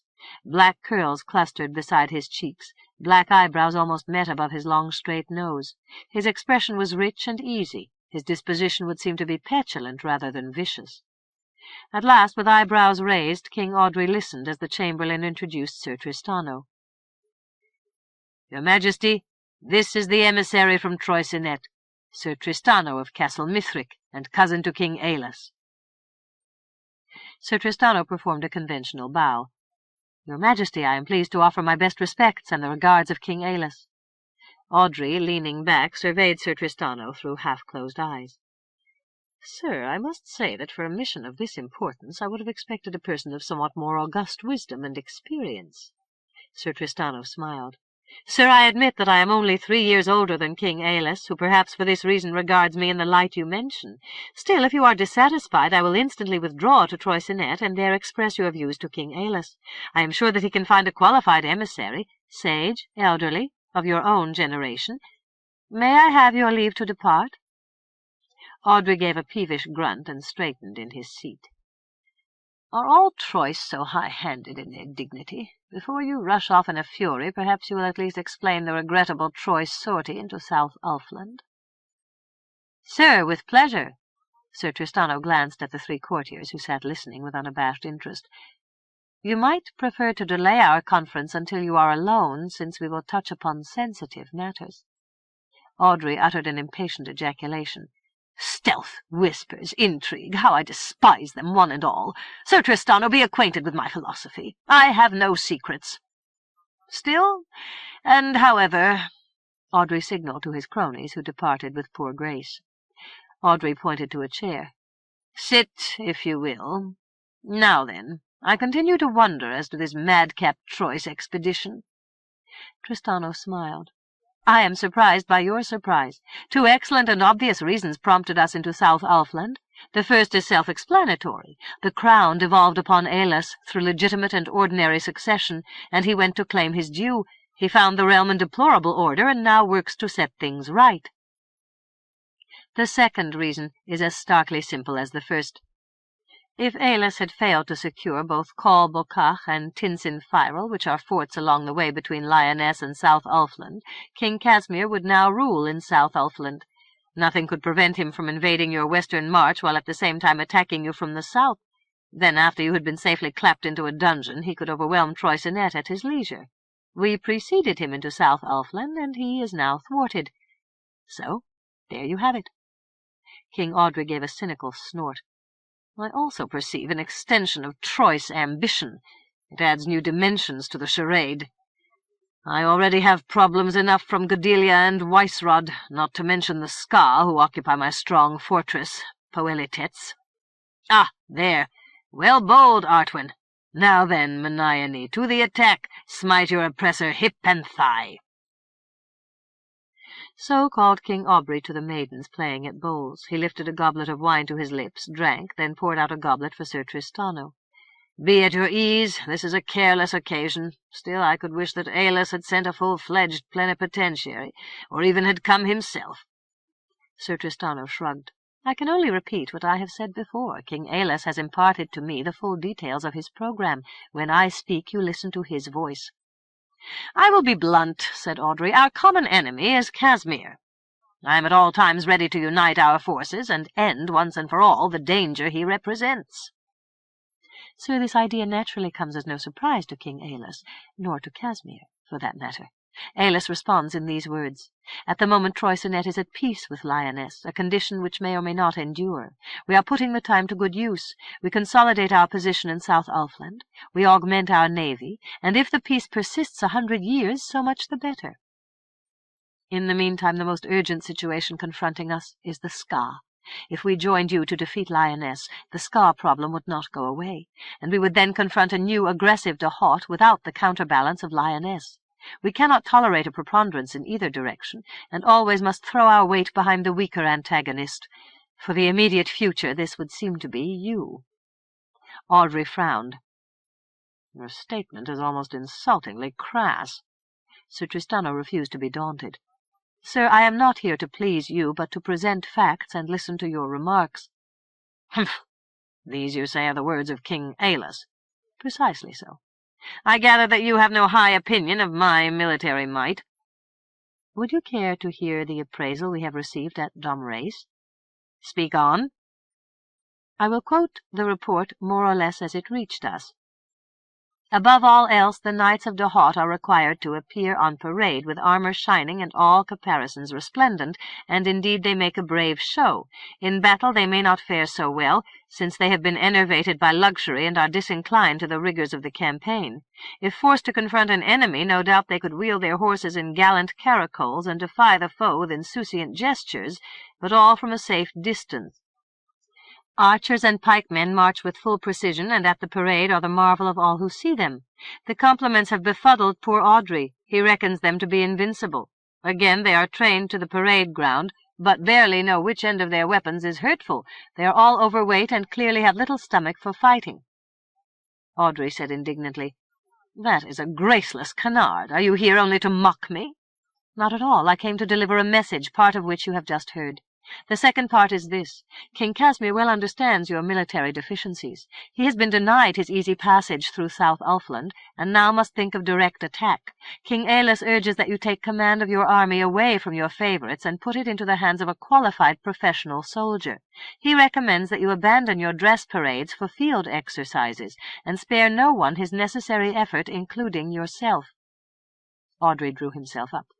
"This kind of message verges upon sheer insolence." "This is not our intent. We see dangers of which you may not be aware, and we so warn you, if only from motives of self-interest." Audrey drummed his white fingers on the table. "I am unacquainted with King Aillas. Tell me something of his nature. Is he cautious or is he bold?" Sir Tristano reflected. "In truth, I find him a hard man to describe. He is cautiously bold, if that answers your question. His disposition is easy, still he never stands back from a harsh duty. I suspect that often he forces himself, because his nature is mild, like that of a philosopher.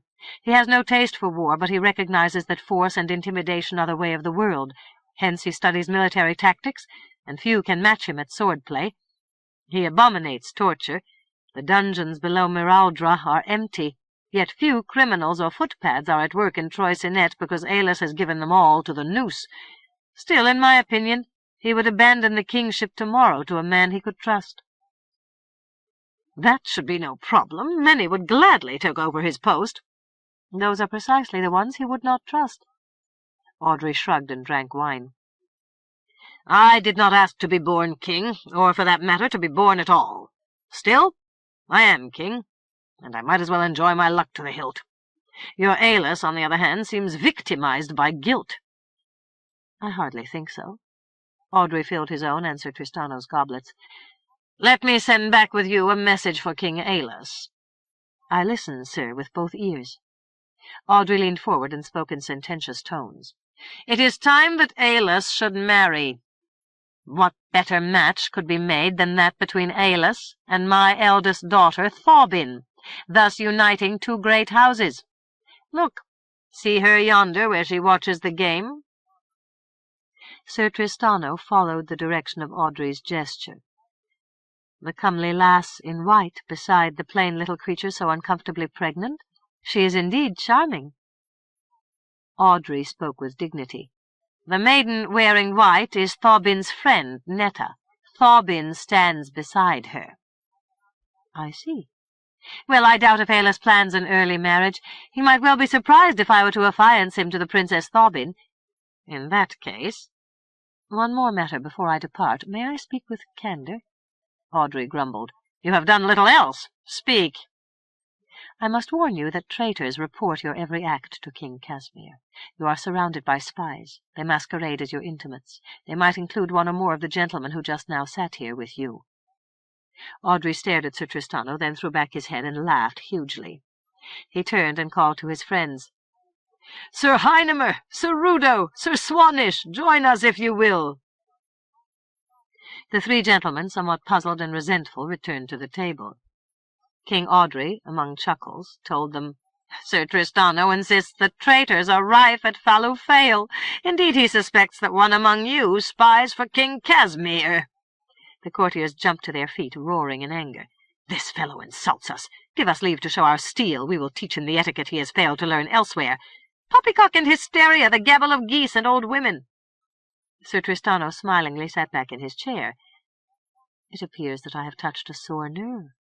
Well, I will say no more." "It is all absurdity," declared King Audrey. "What are my secrets that spies should seek them out? I have none. The worst is known." Sir Tristano rose to his feet. "Your Majesty, I have brought you my messages. Give me leave to depart." King Audrey waved his fingers. "You may go." Sir Tristano bowed, turned away, and departed Fallowfale. 3. Sir Tristano, returning to Domrase, went directly to Miraldra, a dour old castle of 14 towers overlooking the harbour. Aillas greeted his cousin with affection. The resemblance between them as they faced each other was noticeable. Where Tristano was tall and loosely muscular, Aillas, less tall by an inch, seemed spare and taut. Their hair, alike, was light golden brown and cut square at ear level. Tristano's features were blunt, where those of Aillas were crisp. Standing together and smiling in the pleasure of each other's company, they seemed like boys. At Aillas' suggestion, they seated themselves on a couch. Aillas said, "Before all else, let me mention that I am on my way to Watershade. Why not join me?" "I will be happy to do so." "We shall leave in 2 hours. Have you had your breakfast?" "Only a dish of bread and curds." "We shall repair that." Aillas called the footman, and presently they were served a pan of fried hake, with new loaves and butter, stewed cherries, and bitter ale. Meanwhile Aillas had asked, "How went your expedition?" "Certainly it has included interesting episodes," said Sir Tristano. "I debarked from the ship at Duncruiger and rode to Clugga, where I was granted an audience with King Dartweg. Dartweg is a Celt, true, but not all Celts are red-faced louts smelling of cheese. Dartweg, for instance, smells of ale, mead, and bacon. I learn nothing of profit from King Dartweg. The Celts think only of drinking mead and stealing each other's cattle. This is the basis of their economy. I firmly believe that they place higher value upon a brindle cow with large udders than upon an equally buxom woman. Still, I cannot fault King Dartweg's hospitality. In fact, you can insult a Celt only by calling him mean. They are too excitable to make truly good warriors, and while obstreperous, they are as unpredictable as virgins. At a moot place near Clugga, I saw 50 men at loggerheads, shouting each other down, and often laying hands to their swords. I thought that they must be debating between peace and war, but so I found the dispute concerned the largest salmon caught during a season 3 years back, and Dartweg was in the midst, bawling the loudest of all. Then a druid appeared in a brown robe with a sprig of mistletoe pinned to his hood. He uttered a single word. All fell silent, then slunk away and hid in the shadows. Later I spoke of the incident to Dartweg and commended the druid's counsel of moderation. Dartweg told me that the druid cared not a fig for moderation, and objected only because the noise offended a flock of sacred crows in a nearby grove. Despite the Christian churches which are now appearing everywhere, the druids still hold power. "Very well," said Aillas. "You have told me enough of Gudelia. To gain influence I must either ride down from the sky on a white bull holding the disc of Lug, or catch the largest salmon of the season. What next?" I crossed the Skyer by ferry and entered Zaunges. This is the only access, since the Ska control the approaches by land. Gax lives in a monstrous stone palace named Johondel, under ceilings lost in the high shadows. The halls are like caverns and afford little comfort to visitors, courtiers, or Gax himself. "But were you able to meet with Gax?" "Only with difficulty. Gax is now something of an invalid, and his nephew, a certain Sir Crame, apparently tries to insulate Gax from visitors, claiming that Gax's health cannot suffer excitement. I paid a gold crown to ensure that Gax knew of my presence, and was called to an audience despite the disapproval of Sir Crame. Gax, in his prime, must have been a most impressive man. Even now he overlooks me by 2 inches. He is lean and spare, and talks in a voice like the north wind. His sons and daughters are dead. He does not know his own age, but reckons it to exceed 70 years. No one brings him news. He thought that Oriante still reigned in South Ulfland. I assured him that Aillas, the new king of South Ulfland, was a sworn enemy of the Ska, and already had sunk their ships and barred them from South Ulfland. At this news King Gax clapped his hands in joy. Sir Crame, who stood at Gax's elbow, declared that Aillas' rule was transitory. And why? The reason, according to Sir Crame, was well known. Aillas' sexual perversions had made him sickly and limp. This caused Gax to spit on the floor. I declared this well-known fact to be a slanderous lie, untrue in every detail. I stated that whoever had imparted such news to Sir Crame was a debased and dastardly liar, and I advised Crame never to repeat the allegation, lest he be accused of perpetuating the lie. I pointed out that Sir Crame was otherwise mistaken, that Aillas even now energetically worked to curb the Highland barons, and would soon rebuff the Ska. Aillas gave a sour chuckle. "Why did you not also promise that I would reverse the course of the rivers and cause the sun to rise in the west?" Sir Tristano shrugged. "You have not previously so much as hinted of these ambitions." "All in good time," said Aillas. "First I have fleas of my own to scratch. But tell me more of King Gax and the sinister Sir Crame." Crame is somewhat older than myself, with a purple mouth and a black beard. He is surly and suspicious, and almost certainly a creature of the Ska. I mentioned other events of the last year, and King Gax had known none of them. The old rascal seems well aware of Crame's ambitions, and apparently from sheer mischief kept turning to him and crying out, "Crame, fancy that!" and "Crame, these are the men we must count on if ever we are to escape the toils of the Ska!" and "Crame, were I once again young, I would do as Aillas does." Finally, King Gax sent Sir Crame away on one pretext or another. Sir Crame went reluctantly, looking back over his shoulder all the way. King Gax then told me, "As you see, my life and my reign together are dwindling into oblivion." Here King Gax looked all around as if to assure himself against eavesdroppers. "I have made many mistakes in my life. There is one last mistake I wish not to make." "And that is?" Gax only waved a finger at me. "You are a subtle young man, despite your easy mask. Can you not guess?" "I can guess of a dozen mistakes you might make. You hope to avoid dying before your time, and so perhaps you walk a narrow line." "That is one of the right guesses. I am dying, but only in the sense that every man of my age is dying. The Ska are patient, they will wait, but I must be prudent, because I fear poison or a knife in the dark, and it would be a cold death here in Johondel with no sun to avenge my murder." "Let me ask this from simple curiosity.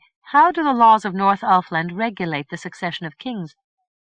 "By the ordinary lines of descent if I die and am dead, which means Crame. But see this circlet on my head. Were you fool enough to accept it, I could transfer the kingship to you at this moment, and then, like mine, your life would be in pawn to the Ska, and you would wonder at every mouthful of food." "Keep your kingship," I told him. "My ambitions fly much lower." At this moment Sir Crame returned, and I took my leave of King Gax. Aillas went to look out the window across the harbour where the wind blew up whitecaps. "How do you judge his health?" "For a man of 70 he seems sound, though his eyes are not so keen as before. His mind is agile, and his voice is steady." "And after you left Zaunges?" I had a most curious adventure involving an evil green pearl, which I joyfully relinquished to a robber, then proceeded across the Haught to Avalon. I had an audience with King Audrey in his palace. He is pompous and foolish and vain, but he shows a sense of humor which is a trifle ponderous. Still, it exists. I warned him that spies infested his household, and he laughed in my face. Since he had no secrets of any kind, Casmir wasted his money, which suited Audrey perfectly well. There is nothing much more to tell, except that Audrey is willing that you should marry his pregnant daughter, Thobin. This I am not ready for. A footman entered and muttered into Aillas' ear. Aillas screwed up his face and turned to Tristano. "Wait for me in the yard. For this business I am committed to privacy." Tristano departed, and a moment later Yane came into the room so quietly that the air seemed not to stir behind him. Aillas jumped to his feet.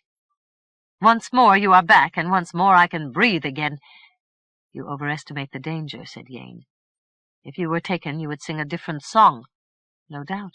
Sing I would, loudly and quickly, and hope to avoid Casmir's persuasions. There are few men I fear. He is one of them." Aillas again went to look out the window. "He must have other spies beside yourself?" "He does indeed, and one of them is a traitor among your close advisers. Casmir almost named me his name, then thought better of it. But this man sits in a high place." Aillas pondered. "I wonder how close and how high." "Very high and very close." Aillas shook his head pensively. "I find it hard to believe." "You confer often with your ministers?" "Every week, at least." "These ministers are the same from week to week?" "There is no great change." "What are their names?" "They are 6, all lords of the realm: Maluf, Permence, Foyri, Siantancifer, Langlark, Witherwood. None could gain by Casmir's victory." "Which have cause for resentment?" Aillas shrugged. "Perhaps I am reckoned too young, or too reckless, or too headstrong. The South Alfland expedition is not everywhere popular." "Which of the 6 is the most zealous?" "Probably Maluf, who is Chancellor of the Exchequer. All are apt to their work. Langlark at times seems listless, but I have reason to exempt him from suspicion." "What reason is this?" "I have tried to put the event out of my mind. Now it seems wrongly. In Blalock, as you know, shipyards build fishing boats and coastal traders. Recently a certain Duke Geronius of Armorica contracted for the construction of 4 heavy war galleasses of a class which could easily give us trouble on a calm day. Upon inquiry I discovered that Duke Geronius of Armorica is non-existent. He is Casmir, trying to create a navy on the sly. As soon as the ships are launched and Casmir has paid over his gold, I will send a force and burn them to the waterline, and there will be a great gnashing of teeth in Hadion Palace." "So then?" "During a conference with 4 ministers present, I mentioned rumors of shipbuilding at Port Poseidel in Blalock. I mentioned that I had asked a merchant dealing in glass bottles, now on his way to Port Poseidel, to look into the matter. The merchant never returned. I made inquiries at his factory and discovered that he had been murdered in Blalock." Yane nodded in slow rumination. "And the ministers who listened to your remarks?" "Maluf, Siantancifer, Permence, and Foyri. Langlark and Witherwood were not present." "The incident would seem significant." "Exactly so. But enough for now. I am off to Watershade with Tristano and Shimrod, where, if you will believe it, there is a vexing problem to be solved. With Shimrod's help the problem may dissolve, and we will have a few days of simple peace. Would you care to join the company?" Yane excused himself. "I must go to my place Scave and make sure of kegs for the new wine. What troubles the placid ways of Watershade?" "The Druids. They have settled the island Inisfade, where they put a fine fright into Glyneth, and I must set things to rights." "Send Shimrod out to throw a gloom on them, or better, transform them all into crayfish." Aillas looked over his shoulder as if to make sure that Shimrod was not within earshot. "Shimrod already wonders at my sudden invitation. When dealing with Druids, magic is a comforting convenience. I will let Glyneth tell her story. She can twist Shimrod around her finger, and any other man she chooses to wheedle."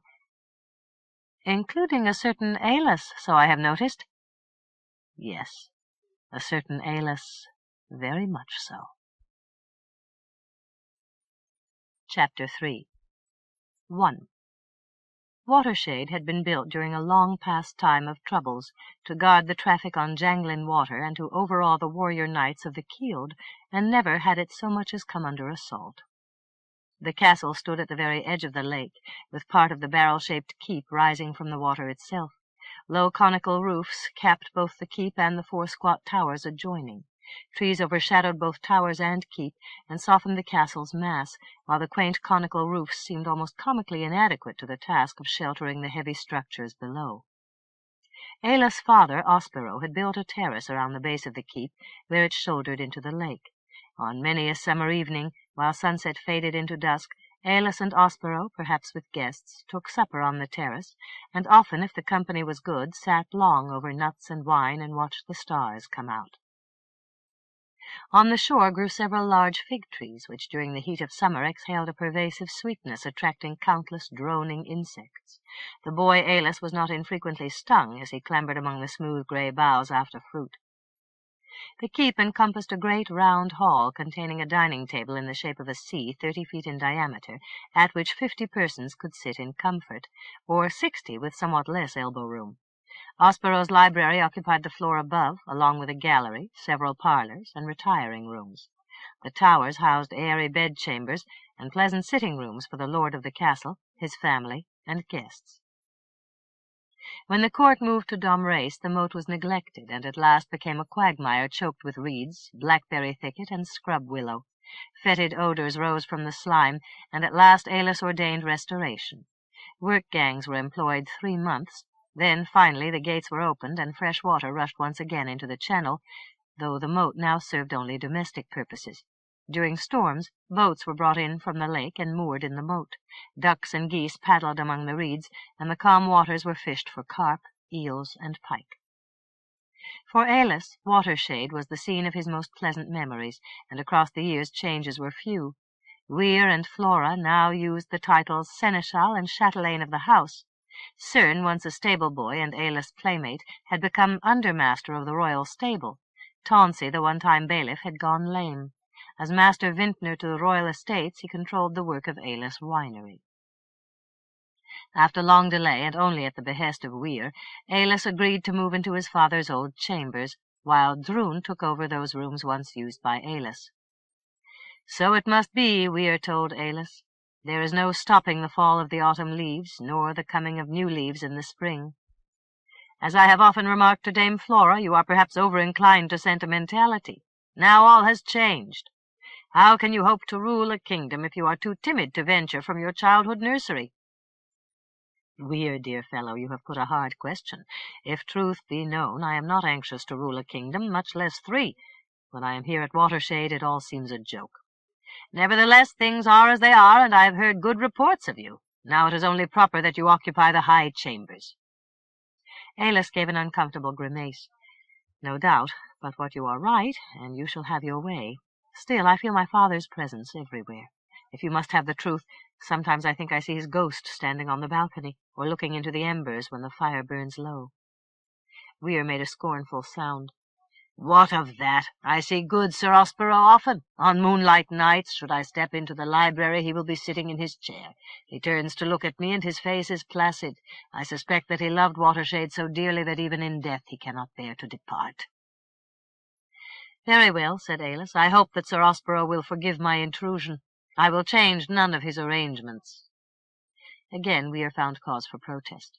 "Now then, lad, this is not as he would want it, since he loved you as well. The chambers are now yours, and you must arrange them to your own taste, not to those of a ghost." "So it shall be. Well then, what would you suggest? First a good scraping, scouring, and re-waxing of the woodwork, then a careful overwash of the plaster. The green, so I have noticed, tends to go dingy with time. Why not try a nice pale blue with yellow for the mouldings?" "Perfect. Exactly what is needed. Weir, you have a rare talent for such matters. Also, while we are on the subject, perhaps we should renovate the Lady Glyneth's chambers. I will, of course, consult with her, but I suggest that we plaster over the stone and use washes of pink and white and yellow for good cheer and happy awakenings." "Just so. Look to it, Weir, if you will."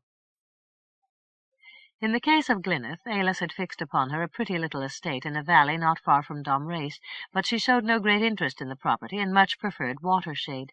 Now 15 years old, Glyneth, for the grace and charm of her own life and the enlivenment of her friends, used a mingling of limpid simplicity and sunny optimism, together with a joyous awareness of the world's absurdities. During the previous year she had grown taller by an inch, and though she liked to wear a boy's trousers and blouse, only a person blind to beauty could mistake her for a boy. Dame Flora, however, considered not only her garments but her conduct unconventional. "My dear, what will folk think? When does a princess sail out on the lake in a cockboat? When does one find her climbing trees and perching among the owls, or wandering the wild woods alone like a hoyden?" "I wish I might meet such a princess," said Glyneth. "She would make me a fine companion. Our tastes would be exactly alike." "I doubt if two like her exist," declared Dame Flora. "It is time that this present princess learns the uses of propriety, so that she will not disgrace herself at court." "Dame Flora, have pity. Would you cast me out, perhaps into the cold and rain, merely because I cannot sew a fine seam?" "Never, my darling. But we must observe, we must learn, and we must practice the dictates of etiquette.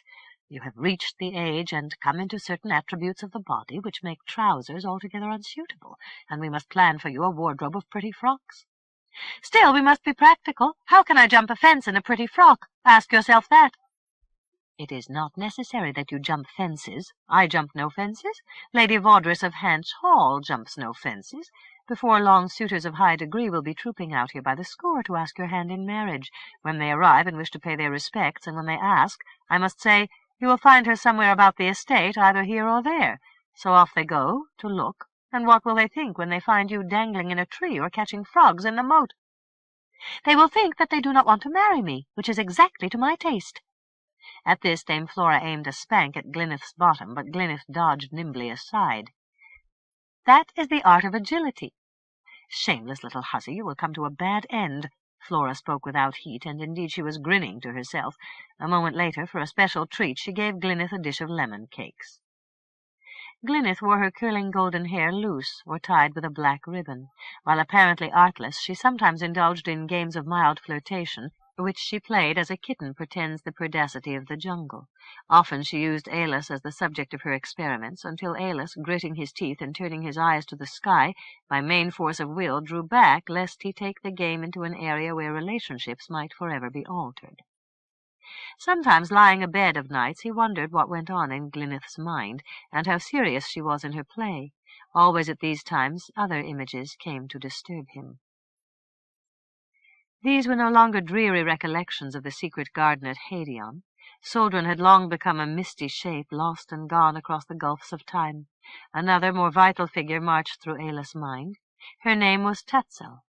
She was Ska, and she lived at Castle Sank in North Ulfland. Tatzel's style was unique. She was slim as a wand, with dark hair hanging loose past her ears. Her complexion, like that of all the Ska, was pale olive. Her eyes glowed with intelligence. Aillas had seen her most usually striding along the main gallery of the castle, looking neither right nor left. She took no notice of Aillas. As a slave, he was of less concern to her than a chair. Aillas could not easily define his feelings toward Tatzel. There was resentment and challenge, generated by his abraded self-esteem, but other more subtle yearnings had brought him queer little pangs whenever she walked past unseeing. He wanted to step forward to where she must stop to notice him, to look into his eyes and take heed of his own prideful being. Never could he have dared to touch her. She would have instantly cried out for the guards, and Aillas would have been dragged away in disgrace, perhaps even to the gelding board, and a future too awful to contemplate, with both his manhood and all hope of Tatzel's good opinion forever lost and gone. When finally Aillas had escaped Castle Sank in company with Cargus and Yane, he had turned at one point, and looking back had muttered, "Tatzel, take heed. Some day we shall meet again, and on different terms, so it may be." And such was the phantom haunting Aillas' mind. 2. After passing the night at Hag Harbour, and at noon crossing over Greenman's Gap, Aillas and Tristano late in the afternoon rode clattering across the drawbridge and into the stable-yard at Watershade. Drun and Glyneth ran out to greet them, followed by Weir, Flora, and others of the household, while Shimrod waited in the shadow of the arched passage leading out upon the terrace. Footnote: Shimrod, while wandering the Dalt countryside as Dr. Fidelius, charlatan and mender of sore knees, had befriended a pair of vagabond children named Drun and Glyneth, and thereafter the three had travelled together. Across the years Shimrod had changed little. A long nose, crooked mouth, and gaunt cheeks gave his face a droll cast. He retained his fair physique, pale grey eyes under half-closed lids, and as ever wore his light brown hair cut short in the peasant style. See Lyonesse 1, Suldrun's Garden. End of footnote. The travellers retired to their chambers to refresh themselves, then came down to the terrace, where Weir served the best supper his larders could afford, and the company sat long while the afterglow faded and dusk became night. Tristano told of the green pearl and its sinister infection. "I am baffled by the power of the object. It seemed a true pearl, except for its colour, which was the green of sea-water. Shimrod, what did you make of it?" "I am ashamed to admit that for me, in the realm of magic, there is far more unknown than known. The green pearl is beyond my conjecture." "It might have been the brain-stone of a demon," mused Glyneth, "or perhaps a goblin's egg." "Or a basilisk's eye," suggested Drun. Glyneth said thoughtfully, "There is a valuable lesson here, say, for a youth in his formative years, like Drun. Never steal or rob objects of value, especially if they are green." "Good advice," declared Tristano. "In cases of this sort, honesty is the best policy." "You have frightened and daunted me," said Drun. "I will stop stealing at once." "Unless, of course, it is something nice for me," said Glyneth. Tonight, perhaps to please Dame Flora, she wore a white frock and a silver fillet enamelled with white daisies to contain her hair. She made a charming picture, to which Tristano was by no means oblivious. Tristano said modestly, "My conduct, at least, was exemplary. I took the pearl only as a public service, and I gave it up willingly to one less fortunate in his birth than myself." Drun said, "Here evidently you refer to the dog, since we have no knowledge of the robber's lineage." Glyneth spoke severely. "Your treatment of the dog was truly rather heartless. You should have brought the pearl to Shimrod." "So that he might feed it to me in a sausage?" demanded Shimrod. "I prefer it otherwise." "Poor Shimrod," murmured Aillas, foaming at the mouth, running down the road at full speed, halting only to bite passers-by. Glyneth said with dignity, "Shimrod could properly dispose of the thing, whatever its nature. The dog lacks this competence." "I now understand my mistake," said Tristano. "When this dog came to snap at my horse's heels, I admit that I lacked kindly feeling for the beast. I therefore acted on an impulse which almost instantly I regretted, and more when I saw the disreputable quality of the beast." "I do not quite understand," said Glyneth. "You almost instantly regretted your cruelty?" "Well, not altogether. Remember that I indemnified the dog with a sausage for his risk." "Why, then?" Tristano gave a fastidious flutter of the fingers. "Since you press me, I will explain, and as delicately as possible. On the previous midnight the pearl was returned to me in an uncanny fashion. As I considered the dead dog, I thought at first to depart at full speed and to leave the dog behind. Then I began to ponder on the night ahead, specifically on the hour of midnight, while I lay asleep. At this time the pearl would have progressed well on its way along the dog's digestive tract." Glyneth clapped her hands over her ears. "That is enough. Already you have told me more than I want to hear." "The subject would seem to lack any further interest," said Aillas. "Just so," said Tristano. "I only wanted to excite Glyneth's compassion for the travail to which I was subjected." "You have done so," said Glyneth. There was a moment of quiet, and Glyneth looked up the table to Aillas. "Tonight you are quiet. What troubles you? Affairs of state?" Aillas looked off across the dark water. "Miraldra seems 1,000 miles away. I wish that I need never go back." "Perhaps you take too much responsibility upon yourself." "With my counselors and ministers all older men, watching to catch me out in mistakes, I have no choice except to go carefully. There is a chaos in South Elfland which I must organize, and perhaps come to grips with the Ska, unless they mend their ways. And all the while, even as we sit here, Casmir hatches new plots." "Then why not work plots upon Casmir until he desists?" "If only it were so easy. Clever plots are Casmir's specialty. I can never beat him at intrigue. His spies are everywhere. They would know my clever plots before I know them myself." Drun made a sound of outrage. "Can we not identify the spies and drown them all in the Lear?" "Nothing is ever simple. Naturally, I want to identify them, but thereafter I prefer to make their life easy and befuddle them with false information. If I drowned them all, Casmir would merely send over a group of strangers.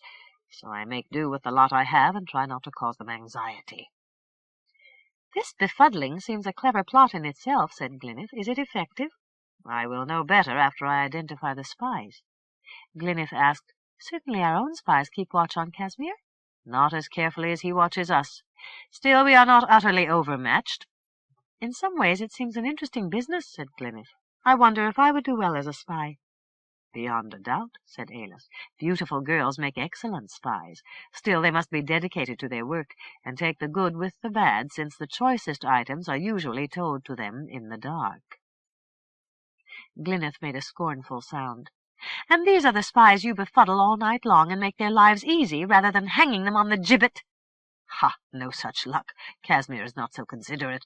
He subverts one of my close counselors instead.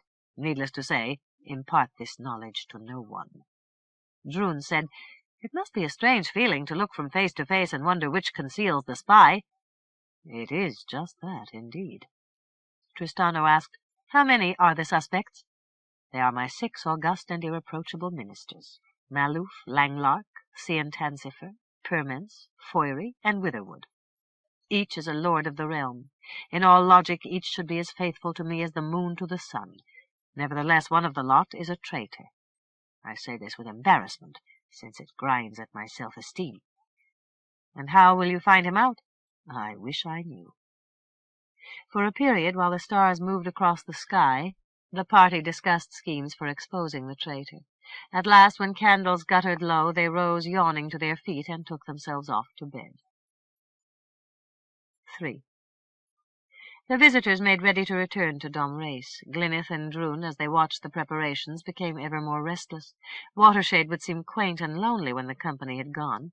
Also, both had become intrigued by the mystery of the highly placed spy. At the last minute, the two decided to join the group returning to Domrase, and hastily made their own preparations. Across the Kield rode the party, now 5, up to Greenman's Gap, where, as was the custom, all turned for a final glimpse of Watershade, then down Rundle River Valley to Hag Harbor and a night at the Sea Coral Inn. Then an early departure, with harness jingling loud in the pre-dawn chill, and up over Cape Hayes, with the first red rays of day shining wan on their backs, and early in the afternoon arrival at Domrase. Aillas was not deceived as to the purposes of Drun and Glyneth. He took them aside and cautioned them to the most extreme discretion. "This is far from a game of quick wits and good fellowship. There are lives at stake, and Casmir cares nothing of how he spends them." "He must be a strange, harsh man," said Drun. "He is indeed, and one of his spies watches us at close range, as we might watch chickens going about their affairs in the barnyard." Glyneth asked in perplexity, "This spy, of course, is a traitor, but what could be his purpose? Where is his gain?" Aillas shrugged. "Perhaps he spies from caprice, from the thrill of playing a dangerous game. Certainly he will be the most suspicious of men, alert to every glance and whisper, so be subtle." "I think that you can trust us," said Drun with dignity. "We are not absolute fools. We do not intend to glance and nudge each other, or peek quickly, then whisper together." "I know this very well," said Aillas. "In fact, I am curious to learn your opinions." And Aillas thought to himself, who knows? One or the other might perceive discords or inconsistencies overlooked by others. For such reasons, Aillas arranged a banquet to which he invited his ministers and a few others. The event took place on a cheerless afternoon, with the wind veering down from a hard blue sky. With garments flapping and hands to hats, the dignitaries rode out along the causeway to Miraldra. In the foyer they were met by Sir Esti the Seneschal, who conducted them to the smallest of banquet halls. Here Aillas, with Drun and Glyneth, awaited the company. On this informal occasion the 6 ministers were seated in order of their arrival, 3 to each side of the table, without reference to precedence. Beyond were placed Sir Tristano and 2 noblemen of foreign parts. The first of these was a gentleman tall and spare, with a wry, long-jawed face, who called himself Sir Catrol of Catalonia. He wore strange and lavish garments, and powdered his face in the style of the Aquitanian court. Drun and Glyneth could barely restrain their merriment to see Shimrod bedizened in such gorgeous fashion. Across from Shimrod sat Yane, who had darkened his skin, concealed his chin behind a black beard, and his hair under a turban. He called himself Sir Hasifra from Tingitana, and spoke almost no words whatever. When his guests were seated, Aillas rose to his feet. "Today I give welcome to my cousin, 2 grandees from far lands, and 6 gentlemen who are not only my advisers but also my friends, trusted and true.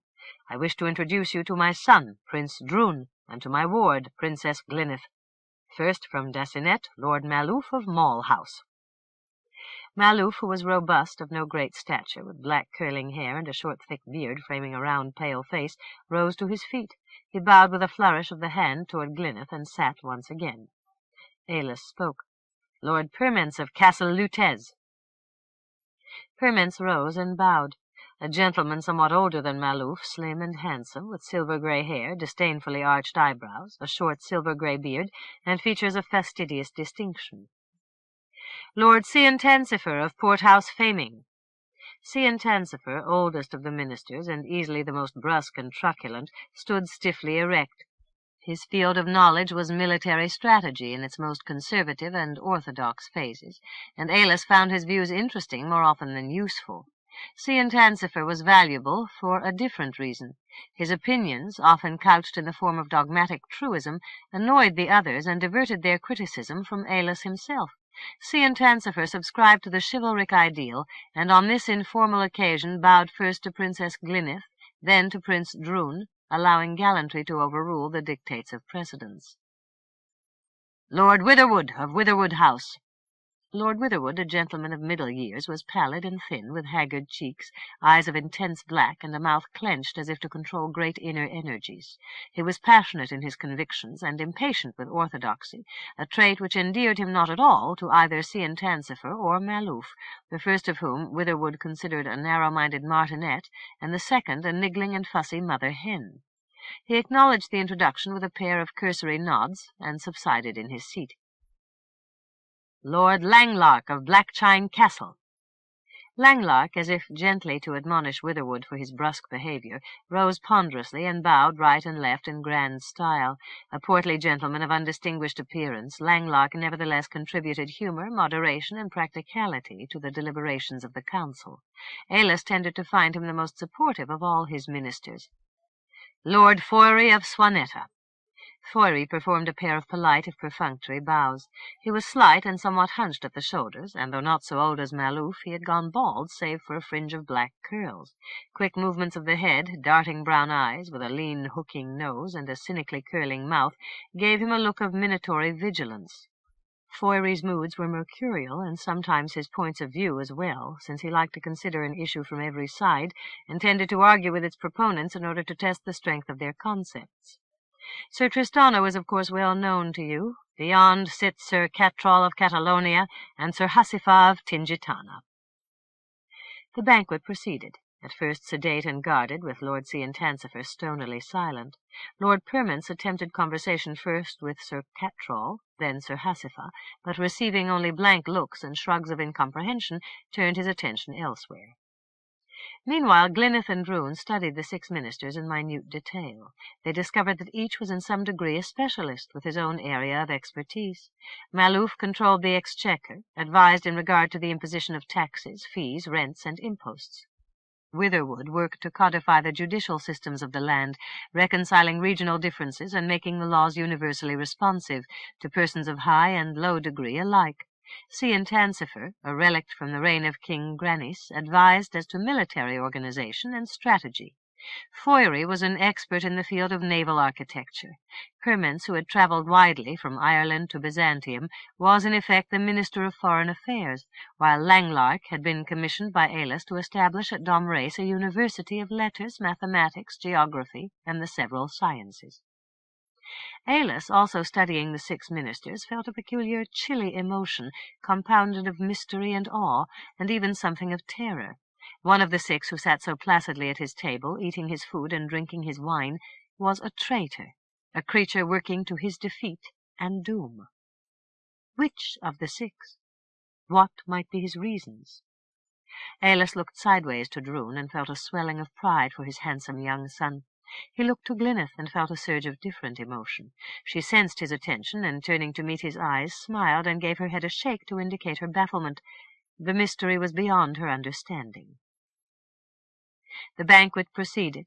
The first course, a mince of olives, shrimp, and onions, baked in oyster shells with cheese and parsley, was followed by a soup of tunny, cockles, and winkles simmered in white wine with leeks and dill. Then in order came a service of broiled quail stuffed with morels, served on slices of good white bread, with side dishes of green peas, artichokes cooked in wine and butter, with a salad of garden greens, then tripes and sausages with pickled cabbage, then a noble saddle of venison glazed with cherry sauce and served with barley first simmered in broth, then fried with garlic and sage, then honey cakes, nuts, and oranges.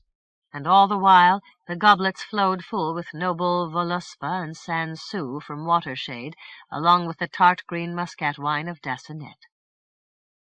Despite long association, the ministers were not easy with each other, and as the banquet progressed, each tended to assert his views with ever more vehemence, so that each came to seem a caricature of himself, and evidence of discord began to appear. The most severe of the group was Ciantancifer, veteran of a dozen campaigns. His grizzled hair twisted and grew askew where scars marred his scalp. His statements were couched in biting, crisp accents, as if each yielded an unassailable truth. Those who disagreed earned side glances of contempt. Maluf, sitting opposite, tended to qualify all his opinions, so that compared to Ciantancifer he seemed somewhat vague and indecisive. In contrast to both was Permence, a person suave and handsome, of grand address, easy wit, and an unshakable vanity. Permence had travelled far, and Castle Lutez was said to be a treasure-house of beautiful objects. Langlark, plump, florid, and modest, used a tactic of half-rueful, half-perplexed self-deprecation, which by some devious means made the arguments of others seem foolish and overheated. Often he pointed out simplicities which everyone else had overlooked, and Permence took great care not to run afoul of Langlark, who was perhaps the single minister more subtle than himself. Witherwood, neat and precise, attacked views which he considered illogical with vicious fervour, regardless of person. Aillas had often felt the sting of his criticism, and Maluf despised him utterly. Foyry spoke little and listened to others with an air of sardonic amusement, but when aroused he could be almost as acerb as Witherwood. During the venison course the conversation veered toward the South Ulfland involvement, and few optimistic opinions were heard. Footnote. Upon the death of South Ulfland's King Orianty, the crown devolved by a tortuous line of descent to King Aillas of Troicinet. King Casmir was taken by surprise. While he paced fuming back and forth in the green parlour at Hadion, Troy's ships brought an expeditionary force to the jetties of Old Ys. This force reduced the terrible castle Tinsinfiro, garrisoned the fort Call Bocach, and so guarded South Ulfland from the ambitions of King Casmir. End of footnote. Maluf spoke in measured detachment. It is an uncomfortable land, all rocks and moors, with here and there a bog or a ruined hut. It may at some time yield a bare sustenance to its folk, but only if they till their soil with the same zeal they use toward killing each other. The Ulfs are a brutal people. "A moment," cried Glyneth, speaking for the first time. "I was born at Throckshaw in North Ulfland, and my parents were by no means brutal. They were kind and good and brave, and they were killed by the Ska." Maluf blinked in embarrassment. "My apologies. I overspoke, of course. I should have said that the South Ulfish barons are a warlike folk, and that prosperity will come only with a cessation of their feuds and raids." Ciantancifer gave a disparaging grunt. "This on the day gold coins fall from the sky in the place of hail. The Ulfs cherish vendettas as a dog his fleas." Permence said, 10 years ago I had occasion to visit Ys. I then travelled the overland roads to Oaldys. I saw very few folk, herdsmen and crofters and fishermen along the shore. The land is windy, open, and generally empty. And here is its single advantage. It will provide holdings for all our younger sons, if King Aillas so dispenses.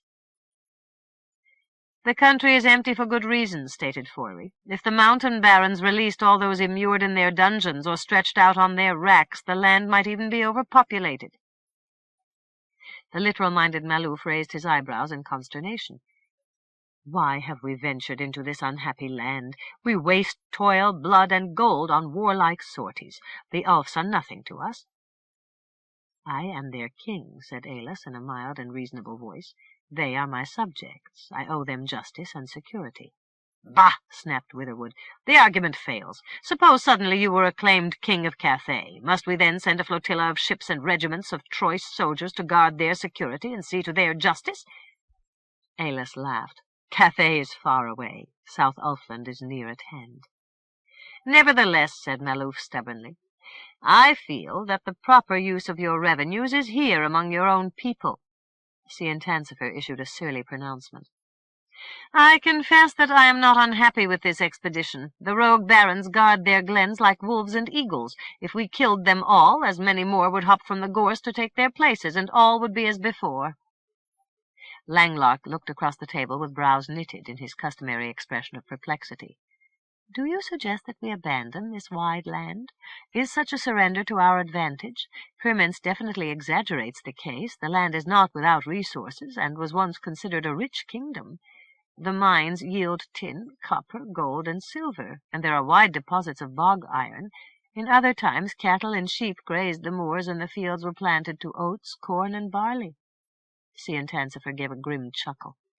"The elves can keep their wide land and enjoy their splendid wealth with my compliments, and indeed my gratitude, if they will strike back the ska and spill their own blood in the process.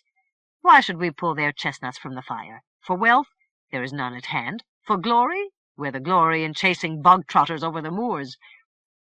Huh. Pyrmans patted his silver-grey beard with a napkin. "You are mordant in your views." He looked up the table toward Aillas. "So what do you say to these carkers and pessimists?" Aillas leaned back in his chair. "I have spoken at length on this topic. Are your memories all so short? I will repeat myself.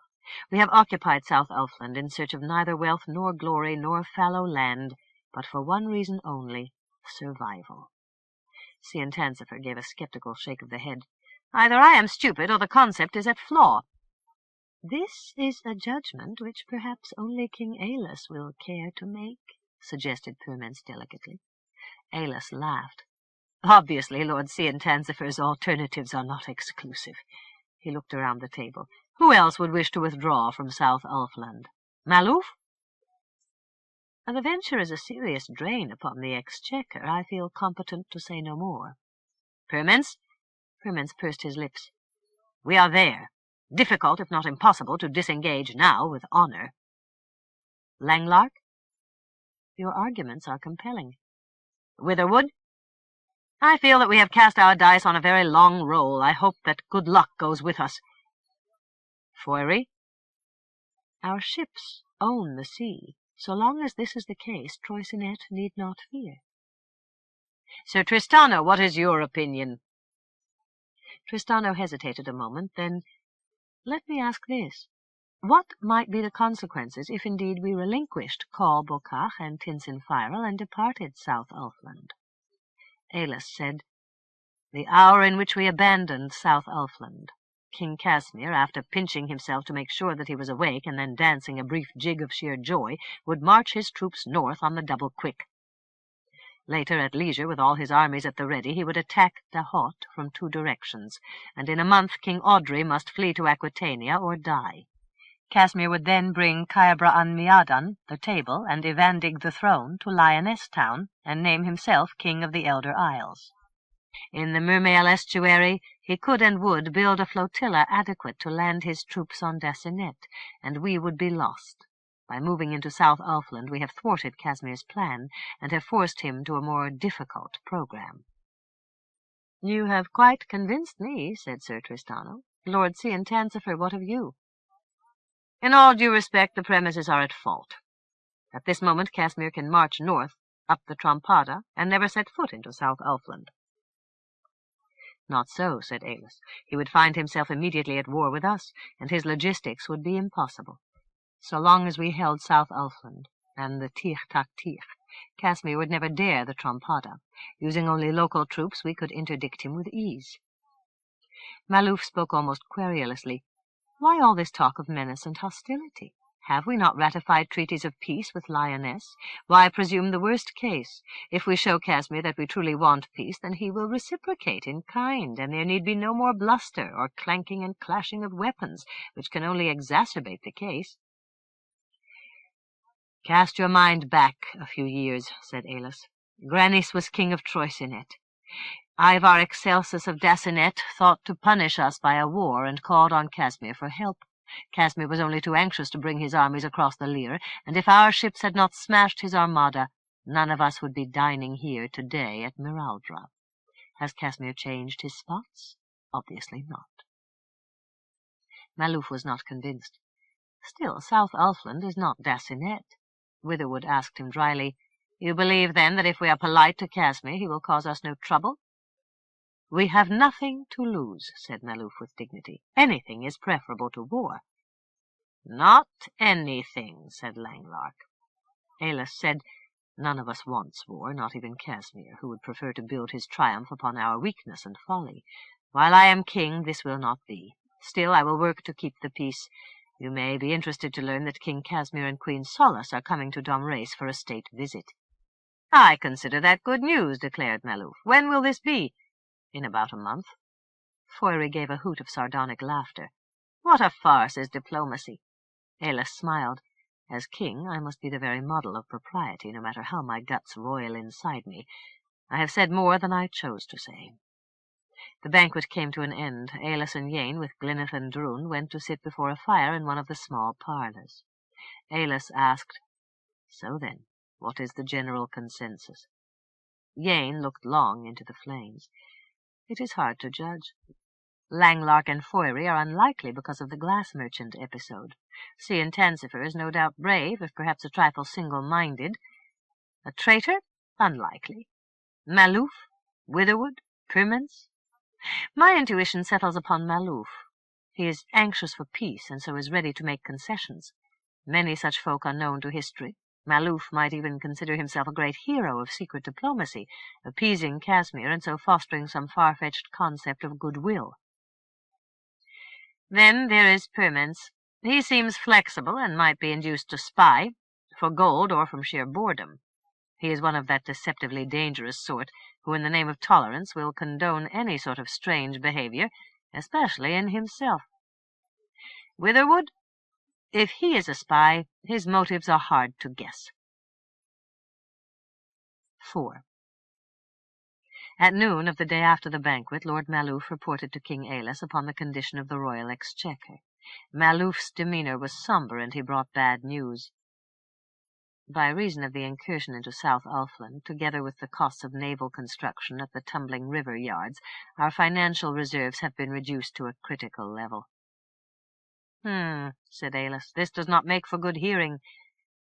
"I have long given warnings in this direction," Maluf spoke with gloomy satisfaction. "Now the crows have come home to roost."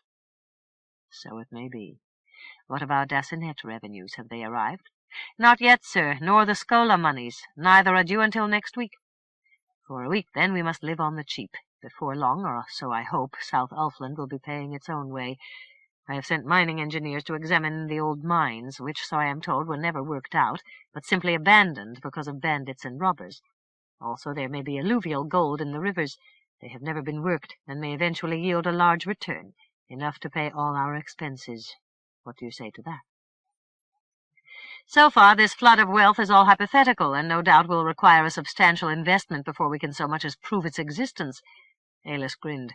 "Maluf, you have a most dampening habit of practicality. If worse comes to worst, we shall rely for funds on that method known far and wide as old infallible. Taxes. Squeeze them till their shoes squeak. Kings alone should be allowed the use of money. It is far too good for the common people." Maluf said sadly, "Sir, I suspect that you jest." "Not altogether. I intend to impose port taxes at Ys. So far they have gone unscathed. Also we must start to collect those revenues from the Evander Valley, which were formerly paid to Garfiliot. So there is profit in sight, and sooner or later we will shake the barons loose from the hoarded gold they have gained by robbing from each other." Maluf frowned at what he considered flaws in the idea, but again decided that Aillas was indulging his humour. "A formidable programme," said Maluf. Aillas laughed. "But in practice very simple. I shall dictate laws which I know they will break. Then I will fine them large sums which they must pay or be turned out upon the moors. I only wish I could do the same for King Casmir and his illicit warship, but I fear he would not pay his fines." Maluf raised his eyebrows in wonder. "You are not entitled to levy fines upon King Casmir." "Sadly true. Therefore I must use stronger measures." Again Maluf frowned in puzzlement. "How so?" "Exactly 2 weeks from tonight, a party of raiders will descend upon the shipyard at Sardilla and burn Casmir's illicit hulk to the ground. In times to come, Casmir will take his commitments more seriously." Maluf shook his head. "Risky business. Less risky than allowing Casmir a fleet of warships." Maluf had no more to say and took his leave. Later in the day, Aillas spoke with Lord Permence, to whom he imparted the same information. Still later, toward the end of the afternoon, Aillas let slip to Lord Witherwood and Lord Ciantancifer together that the raid at Sardilla would occur in precisely 10 days. Meanwhile, Sir Tristano assured Foyre and Langlock that the raid would take place in 20 days, even though these two were not considered prime suspects. Early the next day, Sir Tristano set off at speed to Sardilla in Cadiz, that he might discover which of the 3 reports prompted countermeasures.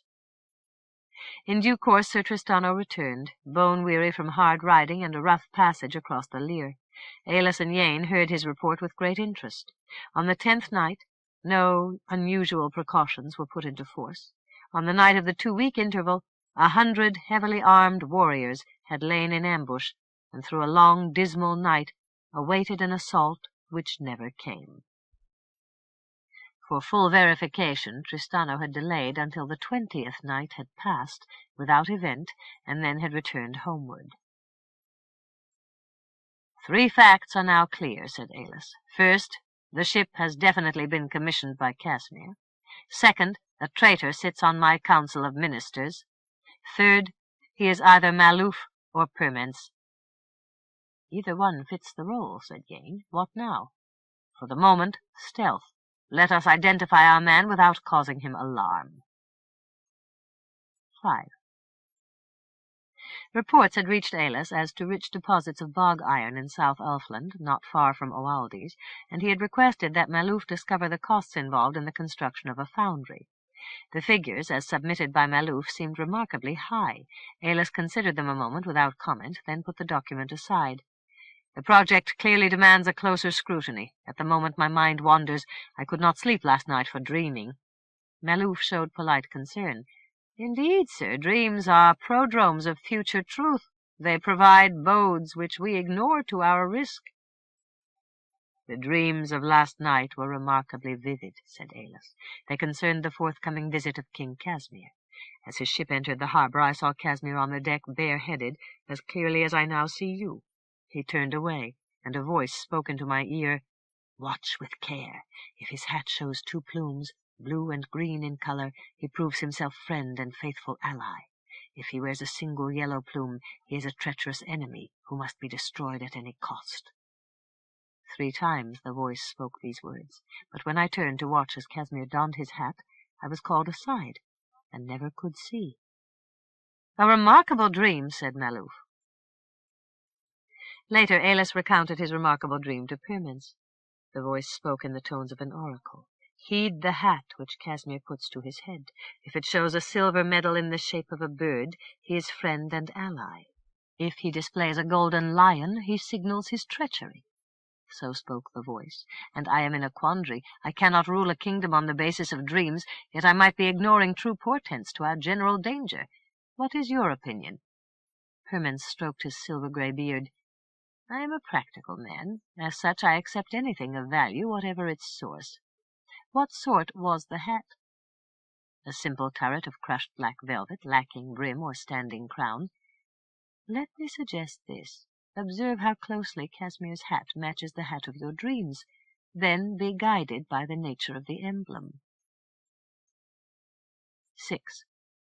From the terrace of Miraldra's north tower, Aillas and others watched the approach of the carrack Star Regulus from Lyonesse, a heavy vessel, blunt of bow and high of poop, and a brave sight, with both foresail and mainsail bellied and straining, and with red and yellow banderoles streaming from the mastheads. The carrack entered the harbor, and the crew smartly brailed up the sails. Workboats brought out lines, and the Star Regulus was warped to the dock beside Miraldra, and there moored to bollards. King Aillas now waited on the jetty, along with 20 grandees of the realm and their ladies. A gangplank was raised to the carrack's well-deck, where the stir of splendid personages could be glimpsed. A crew of liveried footmen rolled a strip of rose plush carpet across the dock from gangplank to the 3 high-backed chairs of state, where King Aillas waited, with Prince Drun at his right and Princess Glyneth to his left. Footnote. An arrangement decidedly at odds with the dictates of rigorous etiquette, inasmuch as the title Princess, which King Aillas had fixed upon Glyneth, was honorific only. Aillas, partly from frivolity and partly from motives less easily defined, had in this case overruled his chief herald, and Glyneth, somewhat self-consciously wearing the diadem of a royal princess, and quite aware of the gossip being promulgated, sat beside Aillas, and presently began to enjoy herself. End of footnote. On the deck of the Star Regulus a stately gentleman stepped forward, King Casmir. At the head of the gangway he paused, and was joined by a lady of noble proportions, with blonde hair coiled at her ears and netted under white pearls, Queen Solace. Looking neither right nor left, the two descended the gangway to the dock. Aillas came forward. His gaze went to Casmir's hat, a turret of black velvet lacking both crown and brim. A silver medal in the shape of a bird adorned the front of the hat. A pair of plumes, blue and green, rose to the side. Behind Queen Solace came Prince Cassander and Princess Madouc. Cassander, a sturdy youth of 15, wore a smart green cap over his brass-yellow curls. He was clearly the son of his father, and had already adopted certain kingly mannerisms. His round blue eyes, as he surveyed the company, were a trifle minatory, as if to warn all against the slightest disrespect. In contrast, the Princess Madouc, a long-legged urchin with russet curls, clearly cared nothing either for dignity or the company's approval. After a single brief glance, she dismissed them all from her consciousness, and came hopping and jumping down the gangplank like an active young kitten. She wore a long gown of orange russet velvet tied at the waist with a black sash. Her hair, approximately the color of her gown, hung in loose ringlets. Madouc's mind was clearly as active as her conduct. Her snub-nosed little face registered each trifling shift of mood with total transparency. Aillas, who well knew her antecedents, watched her with amusement. Evidently the rumors of Madouc's precocity and exuberant willfulness had not been exaggerated. King Casmir, as he offered his arm to Queen Solace at the foot of the gangplank, gave Madouc a cold glance of admonition, then turned to greet King Aillas. A half-dozen other notables of Lyonesse, in careful order of precedence, descended the gangplank with their ladies, to be announced with appropriate gusto by Miraldra's chief herald. Last to leave the ship were a pair of the Queen's personal attendants, and finally the Christian priest, Father Umfred, a portly figure in a plum-colored cassock. After the formal welcomes, Casmir and Solace were escorted to their chambers, where they might rest and refresh themselves after the inconveniences of their voyage. Later in the evening, King Aillas sat as host at a casual supper. The full state banquet would be served on the following day. Both Aillas and Casmir dealt austerely with plate and goblet, and both rose sober from the table.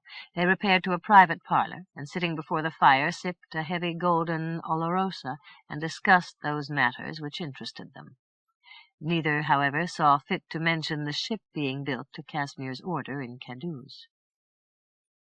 Casmir somewhat quizzically spoke of the fortifications at Col Bocach, the gorge which contained the road between Lyonesse and South Ulfland.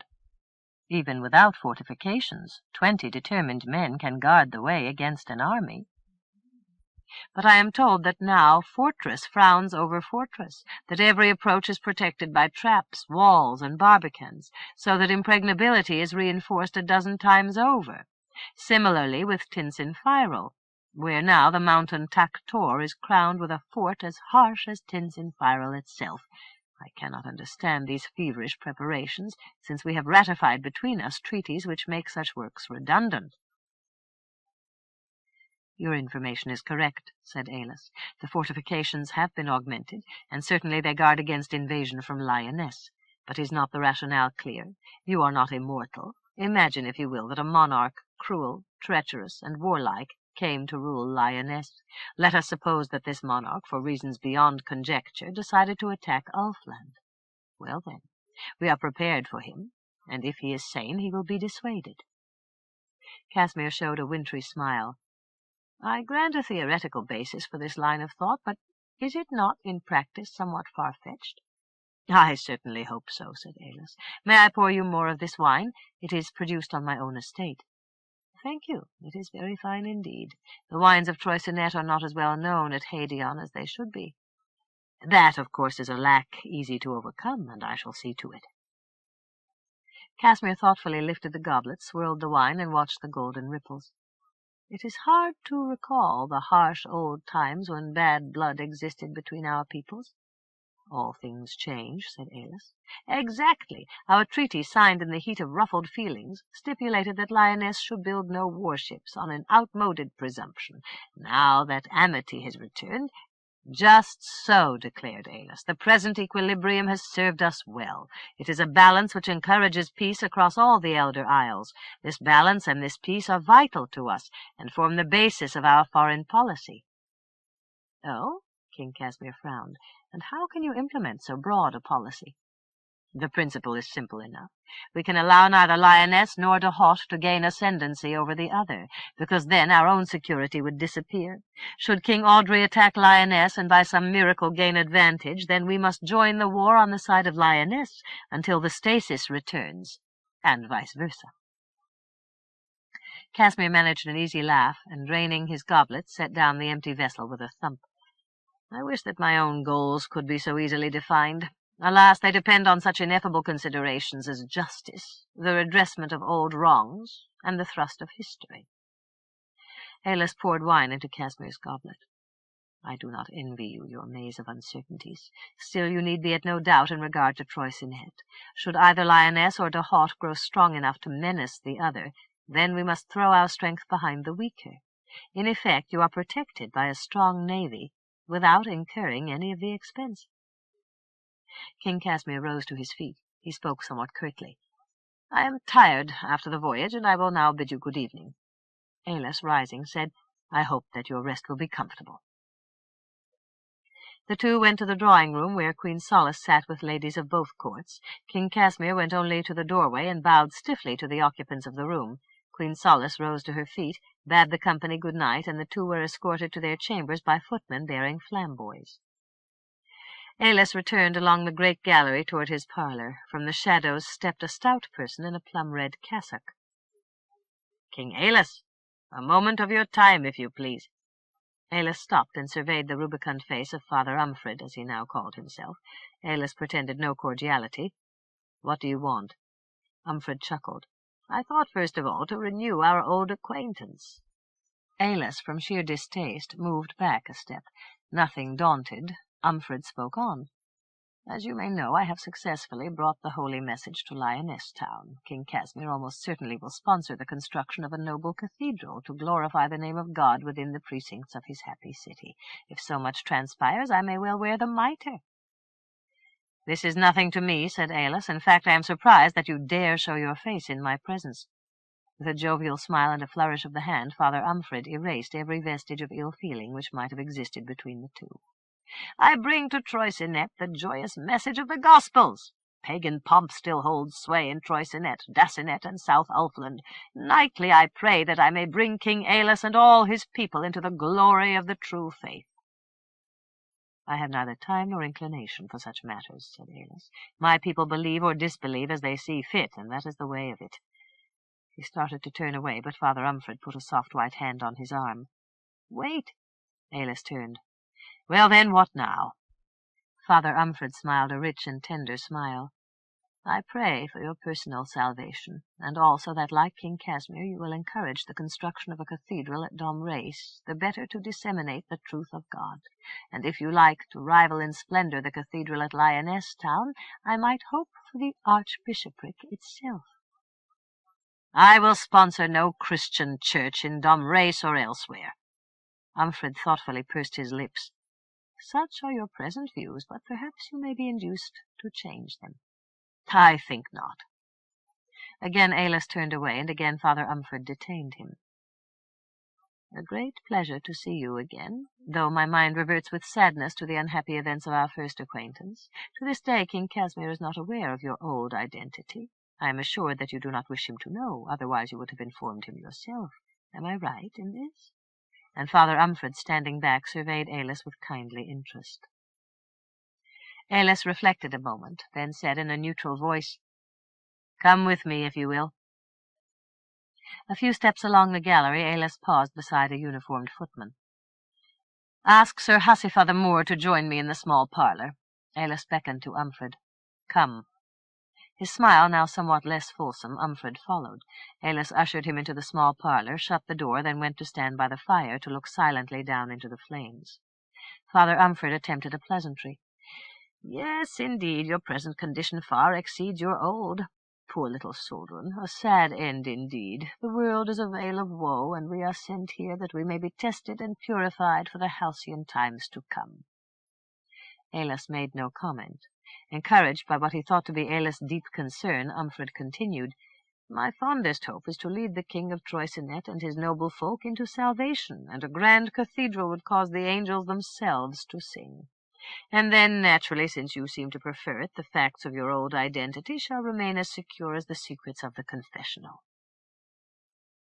Aillas darted him a single bright glance, then continued to brood into the flames. The door opened. Yane, still in the disguise of Sir Hussifar the Moor, came quietly into the parlour. Aillas straightened up and swung around. "Ah, Sir Hussifar, may I ask, are you a Christian?" "By no means." "Good. A simplification. Take note of this fellow here. What do you see?" "A priest. Fat, white, and sleek as a beaver, and no doubt unctuous of tongue. He arrived today from Lyonesse." "Just so. I want you to examine him with care, so that you will never mistake him for any other." "Sir, he could pull the hood tight around his face, name himself Beelzebub, and hide in the deepest catacomb of Rome, and still I would know him." "You will find this amazing. He claims old acquaintance with me." Sir Hussifar turned to examine Umfred with wonder. What could be his motives?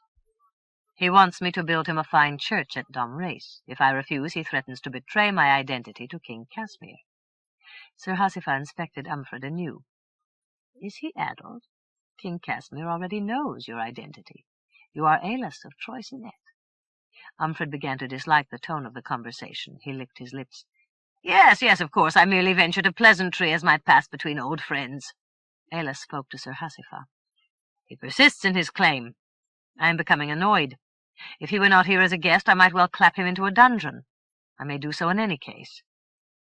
"Do not soil your hospitality on his account," Sir Hussifar advised. "Wait until he returns to Lyonesse. I can have his throat cut at any hour of day or night with a sharp or dull knife." Aillas said, "It might be best to drag him before Casmir at this very moment and hear what he has to say. Then, if he utters some malicious tale—" "Wait!" cried Umfred desperately. "I now understand my error. I was mistaken, in whole and in part. I have never seen you before in my life." Sir Hussifar said, "I fear that he might yet blurt out some tumble of dirty nonsense to the detriment of your dignity." He produced a gleaming dagger. "Let me cut out his tongue, at least. We will cauterize the wound with a hot poker." No, cried Umfred, now sweating. "I will say nothing to anyone. My lips are sealed. I know 1,000 secrets. All are immured forever."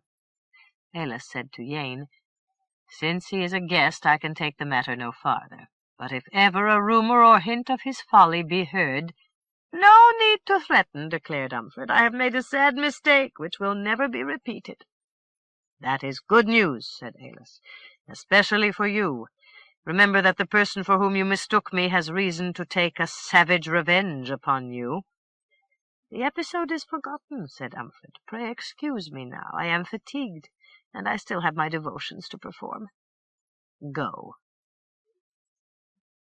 7. From Miraldra's main gallery a portal opened into the great hall. To either side of the opening stood a heroic marble statue, the pair brought from the Mediterranean 5 centuries before. The statues represented warriors of ancient Hellas, naked save for helmets, with short swords and shields held in attitudes of attack.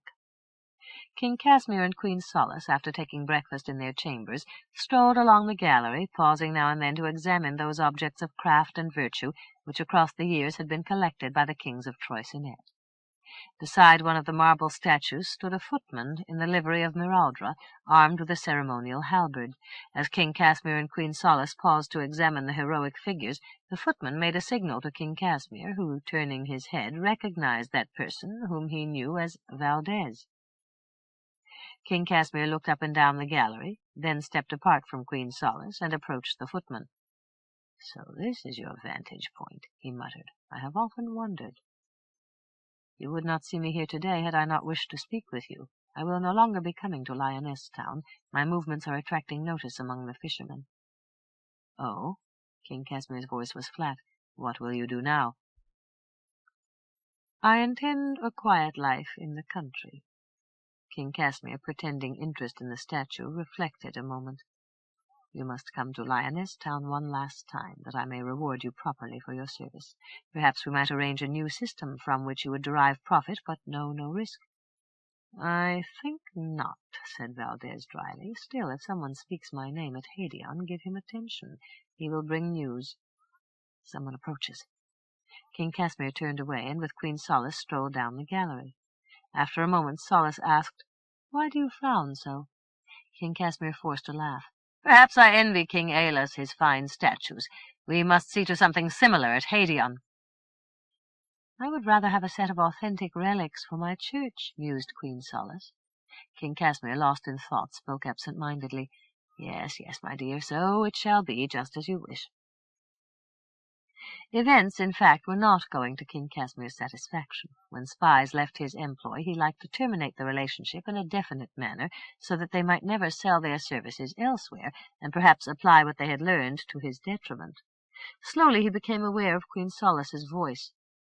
"So Father Umfred assures me is to buy before the need is recognized. He knows of 3 authentic splinters from the Holy Cross that we could acquire at this moment for 100 crowns apiece. The Holy Grail itself is known to be somewhere about the Elder Isles, and Father Umfred has had the opportunity to buy maps providing exact—" Casmir demanded, "Woman, what are you talking about?"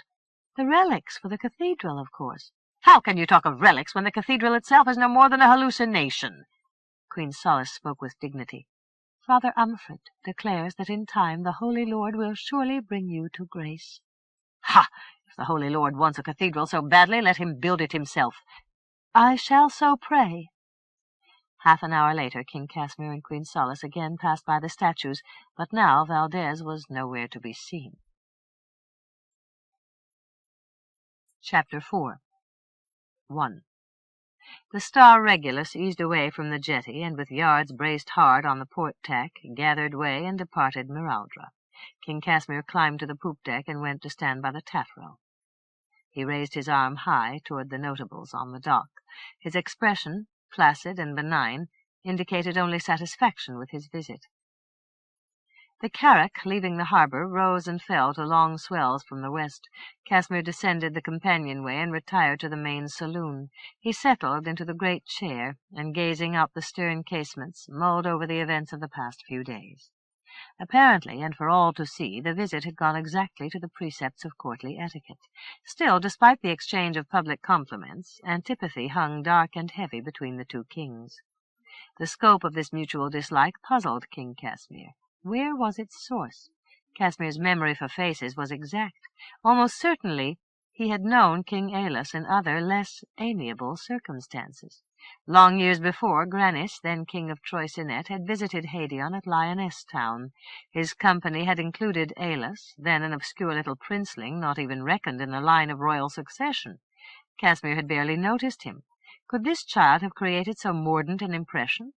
Most unlikely. Casmir, a practical man, wasted no emotion on trivial causes. The mystery weighed on Casmir's mind, especially since he felt that somewhere a significant portent awaited his knowing. Aillas' face slipped in and out of mental focus, always pinched into an expression of cold hatred. The background remained indistinct. A dream? A magic spell? Or simple discord between the rulers of competing states? The problem chafed at Casmir's nerves until finally he thrust it aside. Still he gained no peace of mind. Everywhere obstacles worked to thwart his ambition.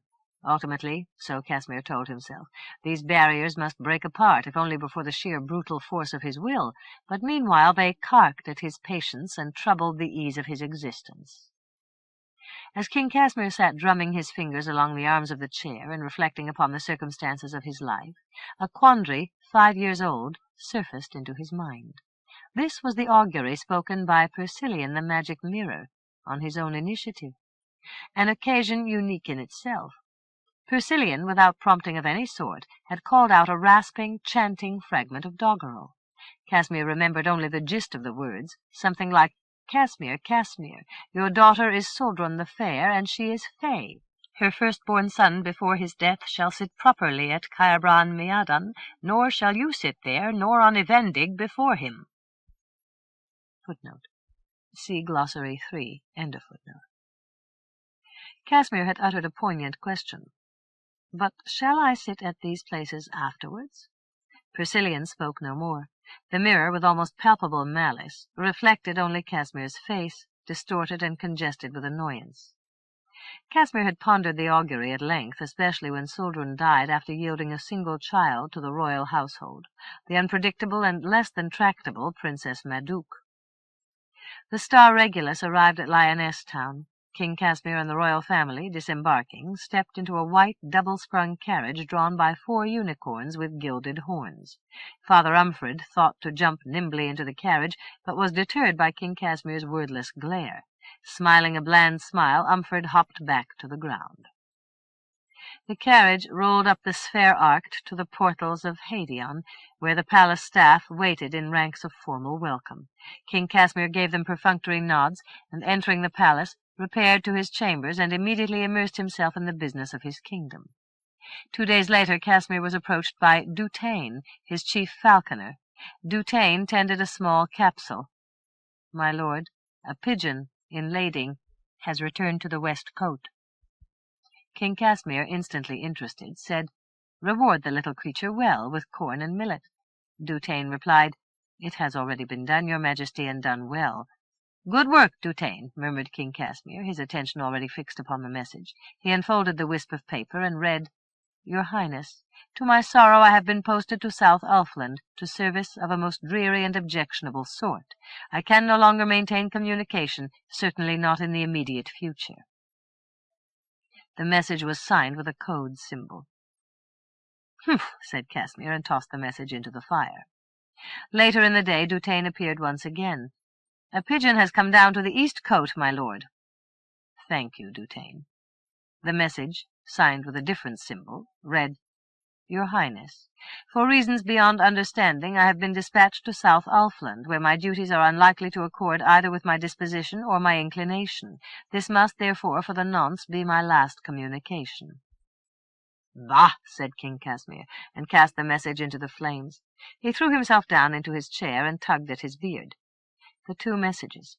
Coincidence? Unlikely, though not impossible. Might Valdez have betrayed the 2? But Valdez had been denied knowledge of their names. Still, it was interesting that Valdez had retired at this particular junction. If he could be induced to return to Lyonesse, the truth might well be ascertained. Casmir grunted. Valdez was far too sly a fox to risk such a visit, though the sheer fact of his visit would almost certainly prove his faith. 2. Queen Solace had long been converted to Christianity, and Father Umfred saw to it that her fervour remained fresh. Of late she had become beguiled by the concept of sanctity. 20 times a day she murmured to herself, "Holy Saint Solace of Lyonesse, and how fine it sounds! The cathedral of the blessed Saint Solace." Father Umfred, whose ambitions had never precluded the bishop's mitre, nor would he have scorned an archbishopric over all the Lyonesse diocese, encouraged Solace in her hopes for beatitude. "Dear Queen, indeed, of the 7 holy acts, a noble house of prayer, where none before existed, affords our Lord God the most exalted refinement of bliss, and his joy consecrates those responsible. Ah, what glory gleams across the future! What singing in the choirs of heaven as they contemplate the cathedral soon to grace Lyonesse town!" "I will so dedicate myself in every phase of my being," declared Solace. "Might we truly name this cathedral with my name? That decision must be affirmed by higher authority, but my influence carries weight. When the bells ring loud across the land, and paternosters enrich the air, and King Casmir himself kneels before the altar to receive my benediction, who would deny the style Sanctissima to your name?" "Solus Sanctissima. Yes, that is good. On this very day I will again bring our business to the attention of the king.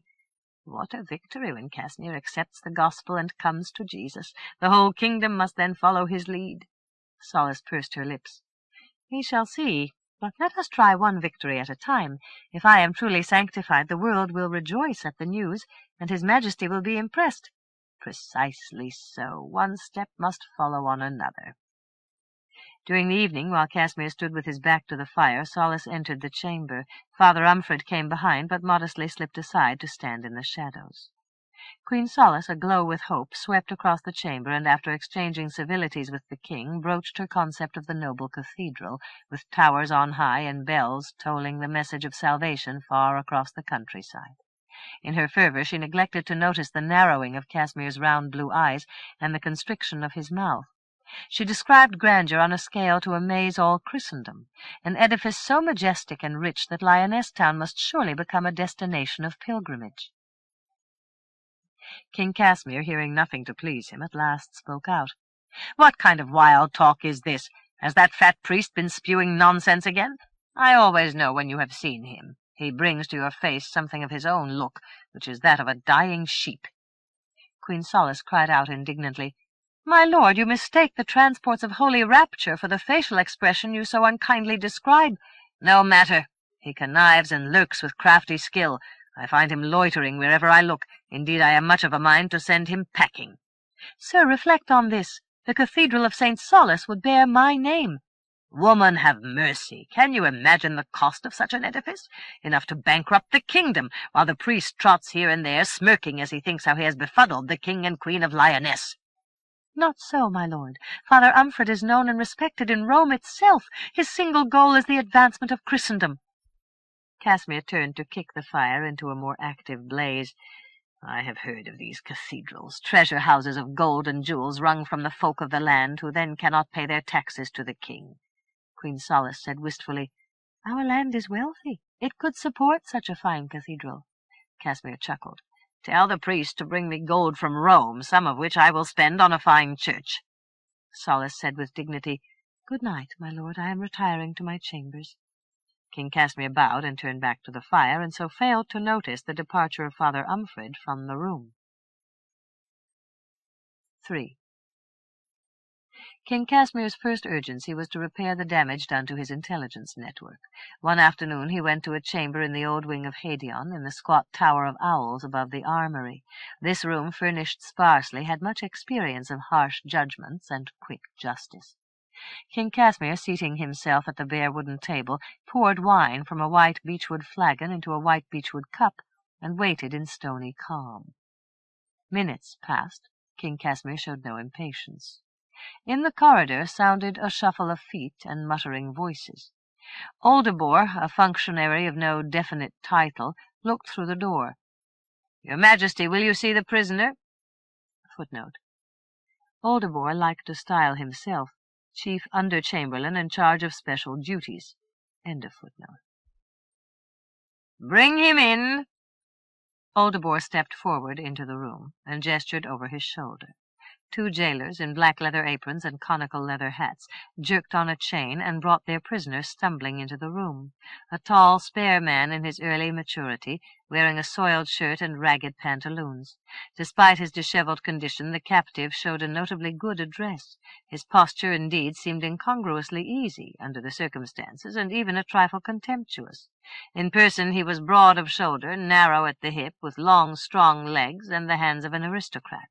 His hair, matted and dirty, was a thick black thatch. His eyes were clear hazel under a low forehead. Wide cheekbones converged to a narrow jaw, a high-bridged nose hooked over a bony chin. His skin, dark sallow olive, seemed to show a curious plum-colored undertone, as if from the close flow of rich dark blood. One of the jailers, annoyed by the captive's composure, jerked again at the chain. "Show proper respect. You stand in the presence of the king." The captive nodded toward King Casmir. "Good day to you, sir." King Casmir responded in an even voice, "Good day to you, Torqual. How have you found your confinement?" "Tolerable only, sir, and not for the fastidious." Another person came quietly into the room, a gentleman somewhat past his first youth, stocky, brisk as a robin, with good features, neat brown hair, and clever brown eyes. He bowed. "Good day, my lord." "Good day, Chalice. Do you know Torqual?" Chalice inspected the prisoner. "To this moment I have had no contact with the gentleman." "That is to our general advantage," said King Casmir. "You will therefore have no prejudicial emotions in his direction. Jailers, remove the chains so that Torqual may sit in comfort. Then you may wait in the corridor. Oldebor, you may wait outside as well." Oldebor protested. "Your Majesty, this is a desperate man with neither hopes nor qualms."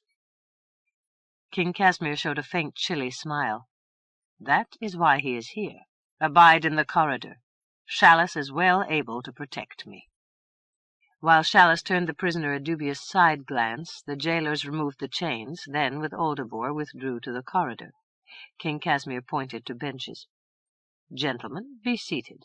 May I offer you wine?" Both Torqual and Chalice accepted cups of wine and seated themselves.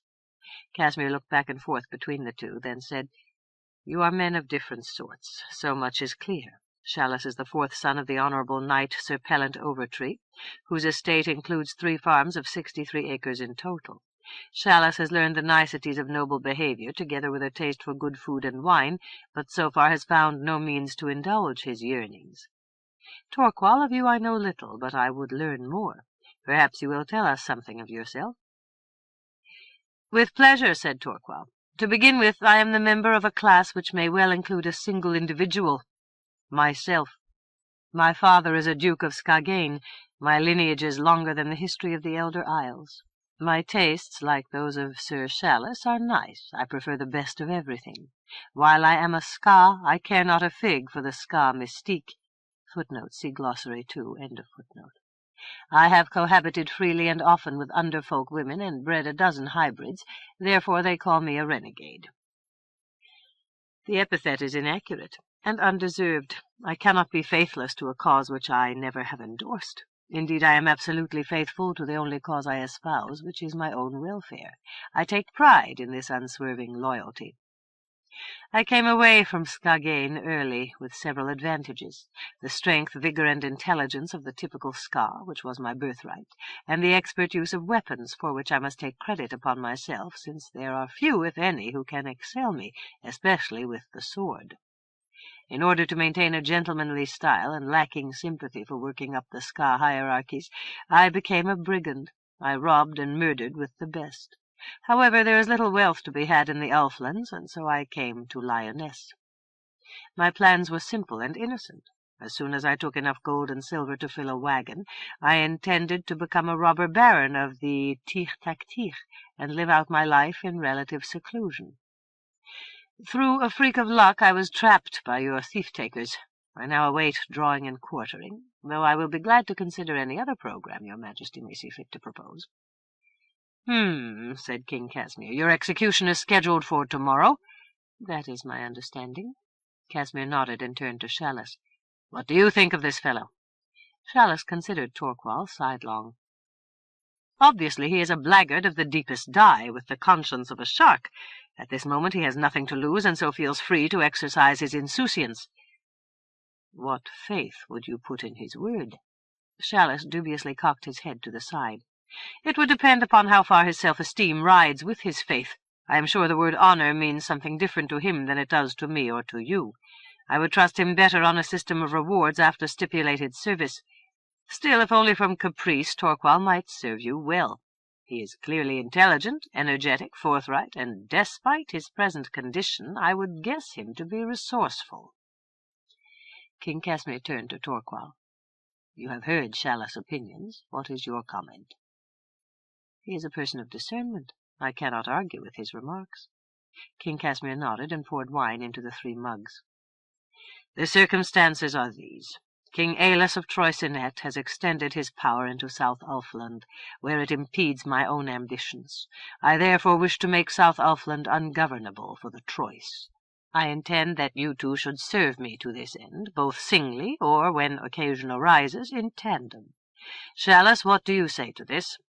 Chalice considered. "Your Majesty, may I be frank?" "Naturally. The task is dangerous. I am willing to serve you in this regard, at least for a limited period, if the rewards are commensurate to the danger." "What do you have in mind?" "Full knighthood, and a prosperous estate of at least 200 acres. King Casmir grunted. "You value yourself highly." "Sir, my life, drab and insipid though it may seem to others, is the only life given me to live." "Very well, so it shall be. Torqual, what of you?" Torqual laughed. "I accept, regardless of risk or your distrust, or whatever the nature of the task, or whatever the reward." King Casmir said dryly, "Essentially, I want you to establish yourself in the highlands of South Ulfland, and there wreak as much disorder as possible, but only upon the forces cooperating with the Troice. You are to make contact with other high country barons and counsel disobedience, insurrection, and banditry similar to your own. Do you understand my needs?" "Perfectly. I accept your proposal with enthusiasm." "I thought as much. Chalice, you shall, like Torqual, visit among such of the barons you suspect of disaffection, and give them counsel and coordinate their efforts. If necessary, you may offer bribes, though this will be your last resort. You will also work closely with Torqual, and at intervals you will report to me by methods which we will arrange." "Sir, I will do my best in this regard, for a period which perhaps we now should define for our exact understanding." Casmir drummed a quick tattoo on the tabletop, but when he spoke his voice was even. "Much depends upon circumstances." "Exactly so, sir, which is why I wish to define an upper limit upon my service. The danger is very great in this game which you want me to play. In short, I do not care to roam the moors until finally I am killed." "How long a term do you suggest?" "In view of the danger, a year seems long enough." Casmir grunted. "In a year you will hardly learn the lay of the land." "Sir, I can only do my best. And remember, King Aillas will send out his own spies. Once I am identified, then my usefulness decreases." "I will think on it. Come before me tomorrow afternoon." Chalice rose to his feet, bowed, and departed. Casmir turned to Torqual. "Chalice may be somewhat too scrupulous for this sort of work. Still, he is avaricious, which is a good sign. As for you, I am under no illusions. You are a wolf's head, a crafty murderer, and a blackguard." Torqual grinned. "I also ravish women. Usually they cry and hold out their arms when I leave them." King Casmir, who was something of a prig in such matters, turned him a cold stare. "I will provide you weapons, and at your option a small company of cutthroats. If you succeed well, and like Chalice desire a life of rustic gentility, I will also find for you a suitable estate. So I hope to guarantee your faith. You have reason to serve me well." Torqual smiled. "Why not? As scoundrels go, we are a pair." The remark, in King Casmir's view, verged close upon insolence, and he gave Torqual another cold stare. "I will confer with you again in 2 days. Meanwhile, you will continue to be my guest." "I would prefer Hadion to Pain-Hador." "No doubt. Oldebor." Oldebor entered from the corridor. "Your Majesty." "Take Torqual back to the Pain-Hador, let him bathe, provide him decent garments, house him in a clean cell, and give him food to his choice, within reason, of course." The jailers came into the room. "Are we not to see the color of his guts? He is the worst of the worst." "And a scar to boot," declared the other. "I hope to work the knife myself."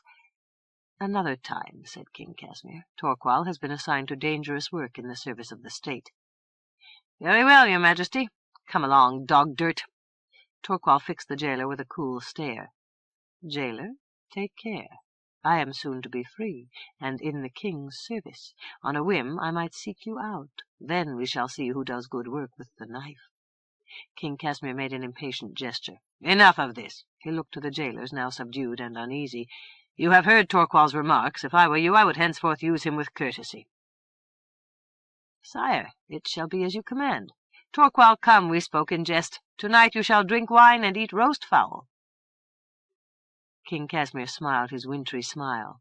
Oldebor, in 2 days I will again see Torquil. Chapter 5 1. 3 days after the departure of King Casmir and his retinue aboard the carrack Star Regulus, Aillas himself set sail for South Ulfland with a flotilla of 17 ships.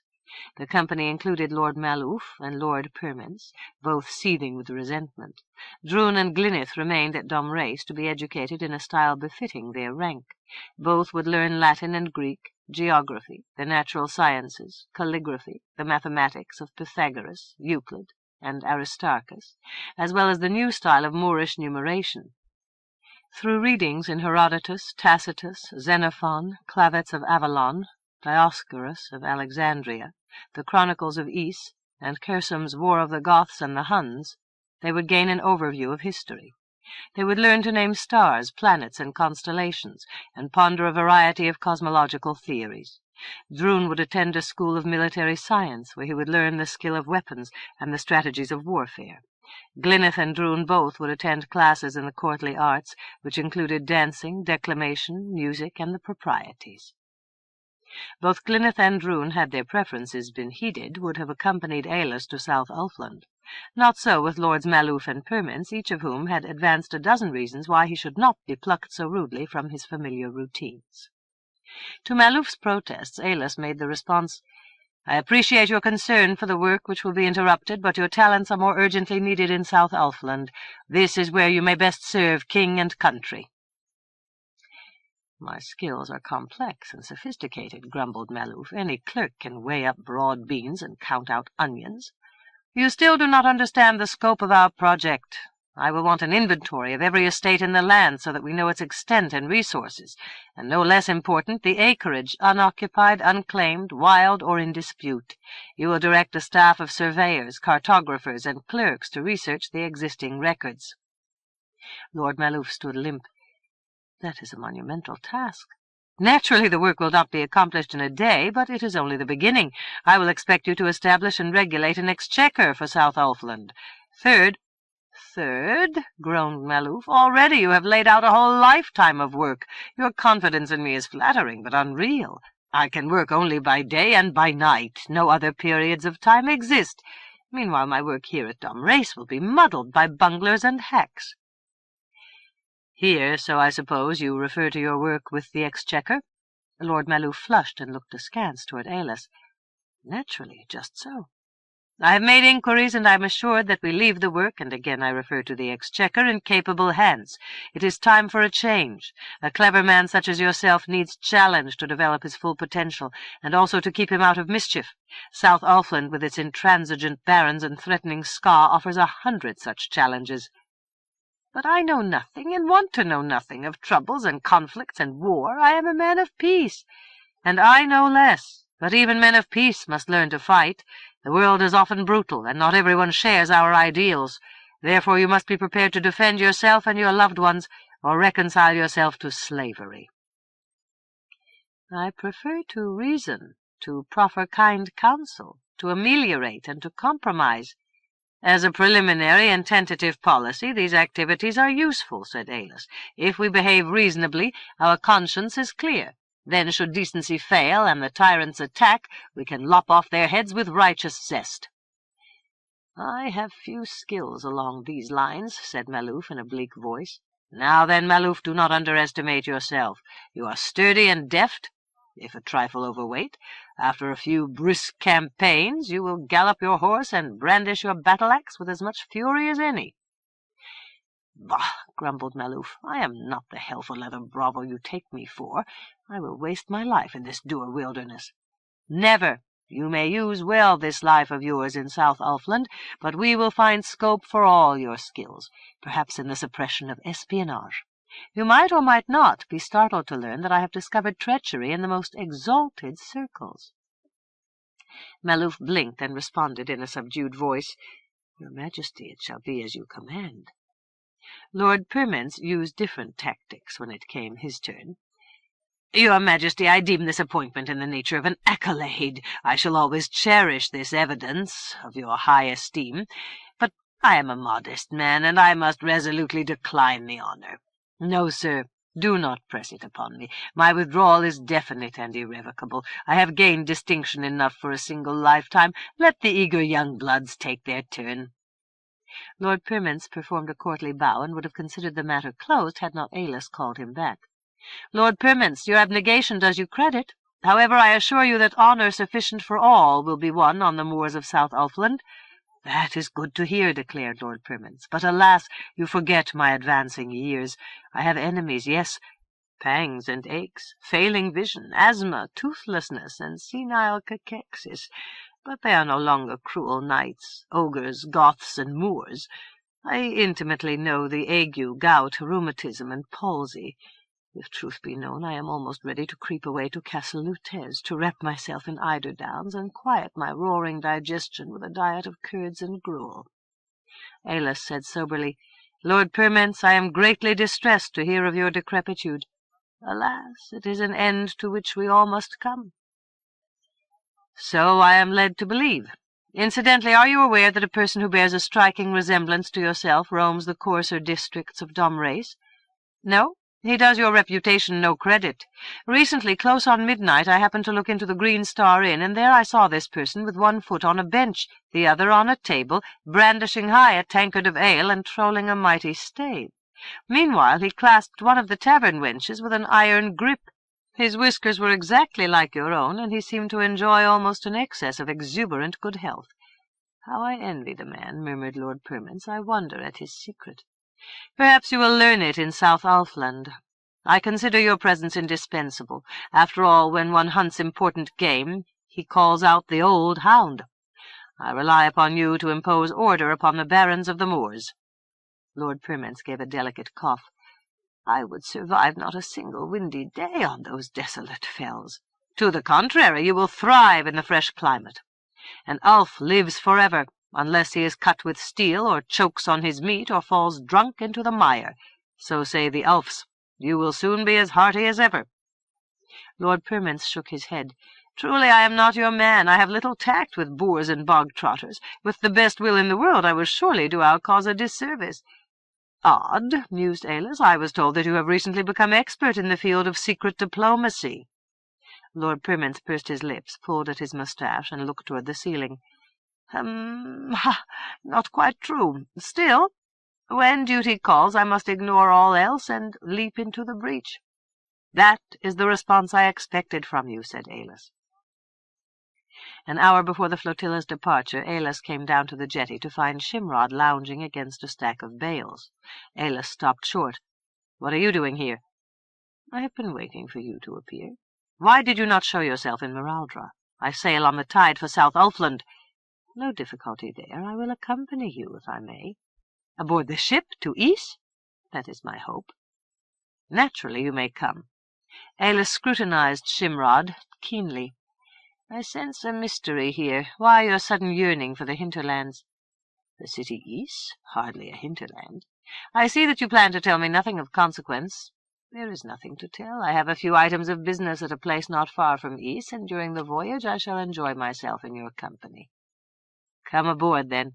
But you must be prepared to sleep in the bilge. Any little cranny, such as the captain's saloon, will suit me well." "I am happy to find you so flexible. Let us see what we can do." 2. Propelled by fair winds and riding sunny blue seas, the ships from Troicinet made a pleasant voyage along the Lyre.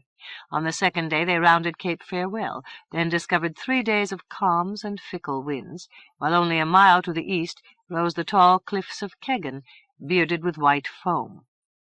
Mile by mile the flotilla made its northing, until finally the shape of Cape Kellas appeared on the horizon. Rounding the cape past the colonnaded temple of Atlante, the fleet entered the estuary of the Evander and dropped anchor beside the docks of the city Ys. One by one the ships approached the docks, discharged troops and cargo, took aboard fresh water and contingents on their way home, and put out to sea again. Aillas, conferring with his commanders, heard both good and bad news. His strictures against raids, pillaging, and the prosecution of feuds had for the most part been heeded. Some of the barons wholeheartedly endorsed the call for public order, others seemed to be watching and waiting before committing acts which could bring them to ruin, each in effect waiting for someone to test the mettle of the new king. This peace, no matter how fragile and tentative, was good news. On the other hand, the barons had not fulfilled the total scope of Aillas' commands.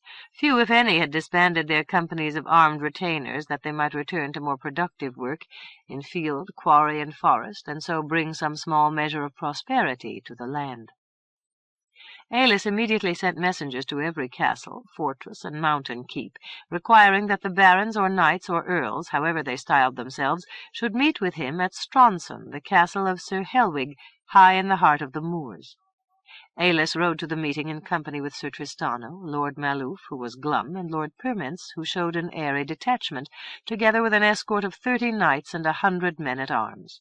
The day of the meeting was blessed with fine, warm weather. The moors smelled fresh of heather, gorse, and fern, with the elemental reek of the dank turf rising heavy below. The company assembled on the meadow to the side of Stronson Castle made a fine spectacle, with metal gleaming and colours ablaze in the sunlight. The barons for the most part wore mail shirts and metal caps. Their jupons, capes, and trousers were of rich colour and fine fabric, and many wore sleeveless aprons embroidered with personal emblems or the arms of their houses. Almost all had brought heralds who held high gonfalons displaying the baronial arms. 36 of the 45 barons commanded to the conclave were on hand. Sir Helwig called out a summons, and those present came to sit at a semicircular table, each with his herald and gonfalon at his back. To one side Aillas' escort rested at ease. Not so those retainers and clansmen who had come to Stronson in company with the barons. They stood in knots and groups, with those parties at feud darting lambent glances toward each other. For several minutes Aillas considered the 36 more or less amicable faces. Privately he felt the turnout to be satisfactory, but to ignore the 9 cases of contumacy would instantly make a mockery of his authority. Here, in fact, was his test, and the barons watched him with curiosity as he stood to the side with Tristano and Sir Helwig's herald, conning the list of those not on hand. Aillas went to confront the company. Standing clean-shaven and crisply handsome before the grizzled and hard-bitten barons of the moors, he seemed almost ludicrously inexperienced and untried. Certain of the barons took no pains to conceal their opinions. Amused rather than nettled, Aillas spoke a polite greeting and expressed his pleasure for the fine weather which favoured the occasion. He took up his list and called out the names of the missing 9 barons. Receiving no response, he turned to Sir Tristano. "Dispatch a knight with 5 soldiers to the home places of each of these truants. Let the knights express my displeasure. Let them announce to each that since he would not meet me here at Stronson, or send a message of courteous explanation, he is therefore commanded to my camp at Ys. Let each understand with the utmost clarity that if he fails to appear within the week, he shall be disenfranchised from his lands and reduced to the rank of commoner, and all his property shall immediately revert to the king. These truants must also be told that their punishment, should they fail to appear, will be my first order of business, and that one by one I will strike them low. Let the knights and their escorts depart at once." Aillas turned back to the now grimly attentive barons. "Gentlemen, as you have heard before, the kingdom of South Ulfland is no longer a land of lawlessness. My remarks today will be brief but most important. First, I command that each of you dissolve his company of armed soldiery, that these men so released may devote their efforts either to tilling the soil and enriching the land, or enlisting in the king's army. You may retain your household servants, gardeners, and stablemen, but you will no longer need garrisons, nor an armed guard. Through these economies and the increase of your rents, you will yourself prosper, even after paying into the exchequer those taxes which Lord Maluf will presently fix upon you. These moneys will not be spent upon vanity or proud display, but will go to improve the land. I intend to reopen the old mines, forge iron, and in due course build ships. Everywhere in South Ulfland are the ruins of old villages. Each is a stark sight, and each shall be rebuilt or replaced to house the population. In this new prosperity you all must certainly share." So that an Ulf army may protect Ulfland, and so that the soldiers you see here may return to Troicinet, I now announce that Lord Permence will recruit a force of strong and able men. For your younger sons and landless brothers, the army will offer means to advancement, with promotion and rewards based upon merit rather than birth. The men-at-arms released from your personal services may also find careers in the Ulfish army. Initially, I intend a force of 1,000 men. They will be trained until they are equal or superior to any other troops in the world, including the Ska. They will wear proper uniforms, eat good food, and will be paid in accordance with the schedule of the Troyes army. At the end of their service, they will be granted a freehold acreage of arable land. These first 1,000 troops will become an elite cadre and assist in the training of future recruits. They will learn a strict discipline, and they will learn to defeat the Ska, who until now have marched through South Ulfland as they chose, looting and taking slaves. Those days are now in the past. I have said all I wish to say. You must abide by the new law of the land or face the consequences. If you wish to ask questions of me or bring important matters to my attention, here I sit, and I will be pleased to listen and respond as well as I can. For those who thirst, I notice that a cask of ale has been broached." The barons rose somewhat uncertainly to their feet and looked around the area. Presently they separated into small knots and groups. One of the barons, a person close to middle age, tall and massive, with a great bush of black beard, approached Aillas and stared at him intently. "Lord King, do you know me?" By sheer chance Aillas had heard the man's name mentioned. "You are Sir Hune of Three Pines House." Sir Hune nodded. "I look at you, a boy, almost, and I marvel." "How so, Sir Hune?" "See me. I am the very substance of the moor. One of my arms would make both your legs.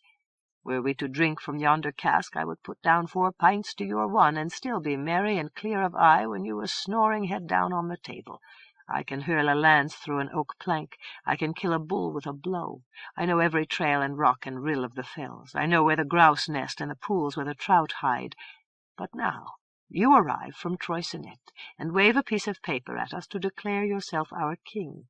All very well, and this is the way such things are done, but what do you know of how life is lived along the moors? Have you tasted our cruel days and bitter nights, or crept up to cut the throat of the enemy who would have preferred to cut your throat? Still your orders must be obeyed. Is there not an absurdity in all this? And I ask it in all kindliness."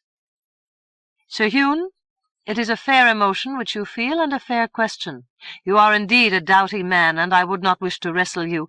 Would you care to try me in a foot race, the loser to carry the winner back on his shoulders?" Sir Hune laughed and slapped the table. "I know little of running. Is this what you will teach your soldiers?" "They will run, certainly, though not in battle.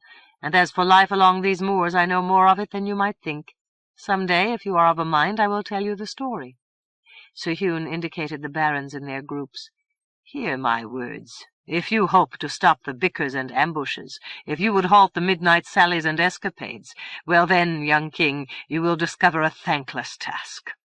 Sir Hune turned, and, looking across the meadow, jerked his thumb.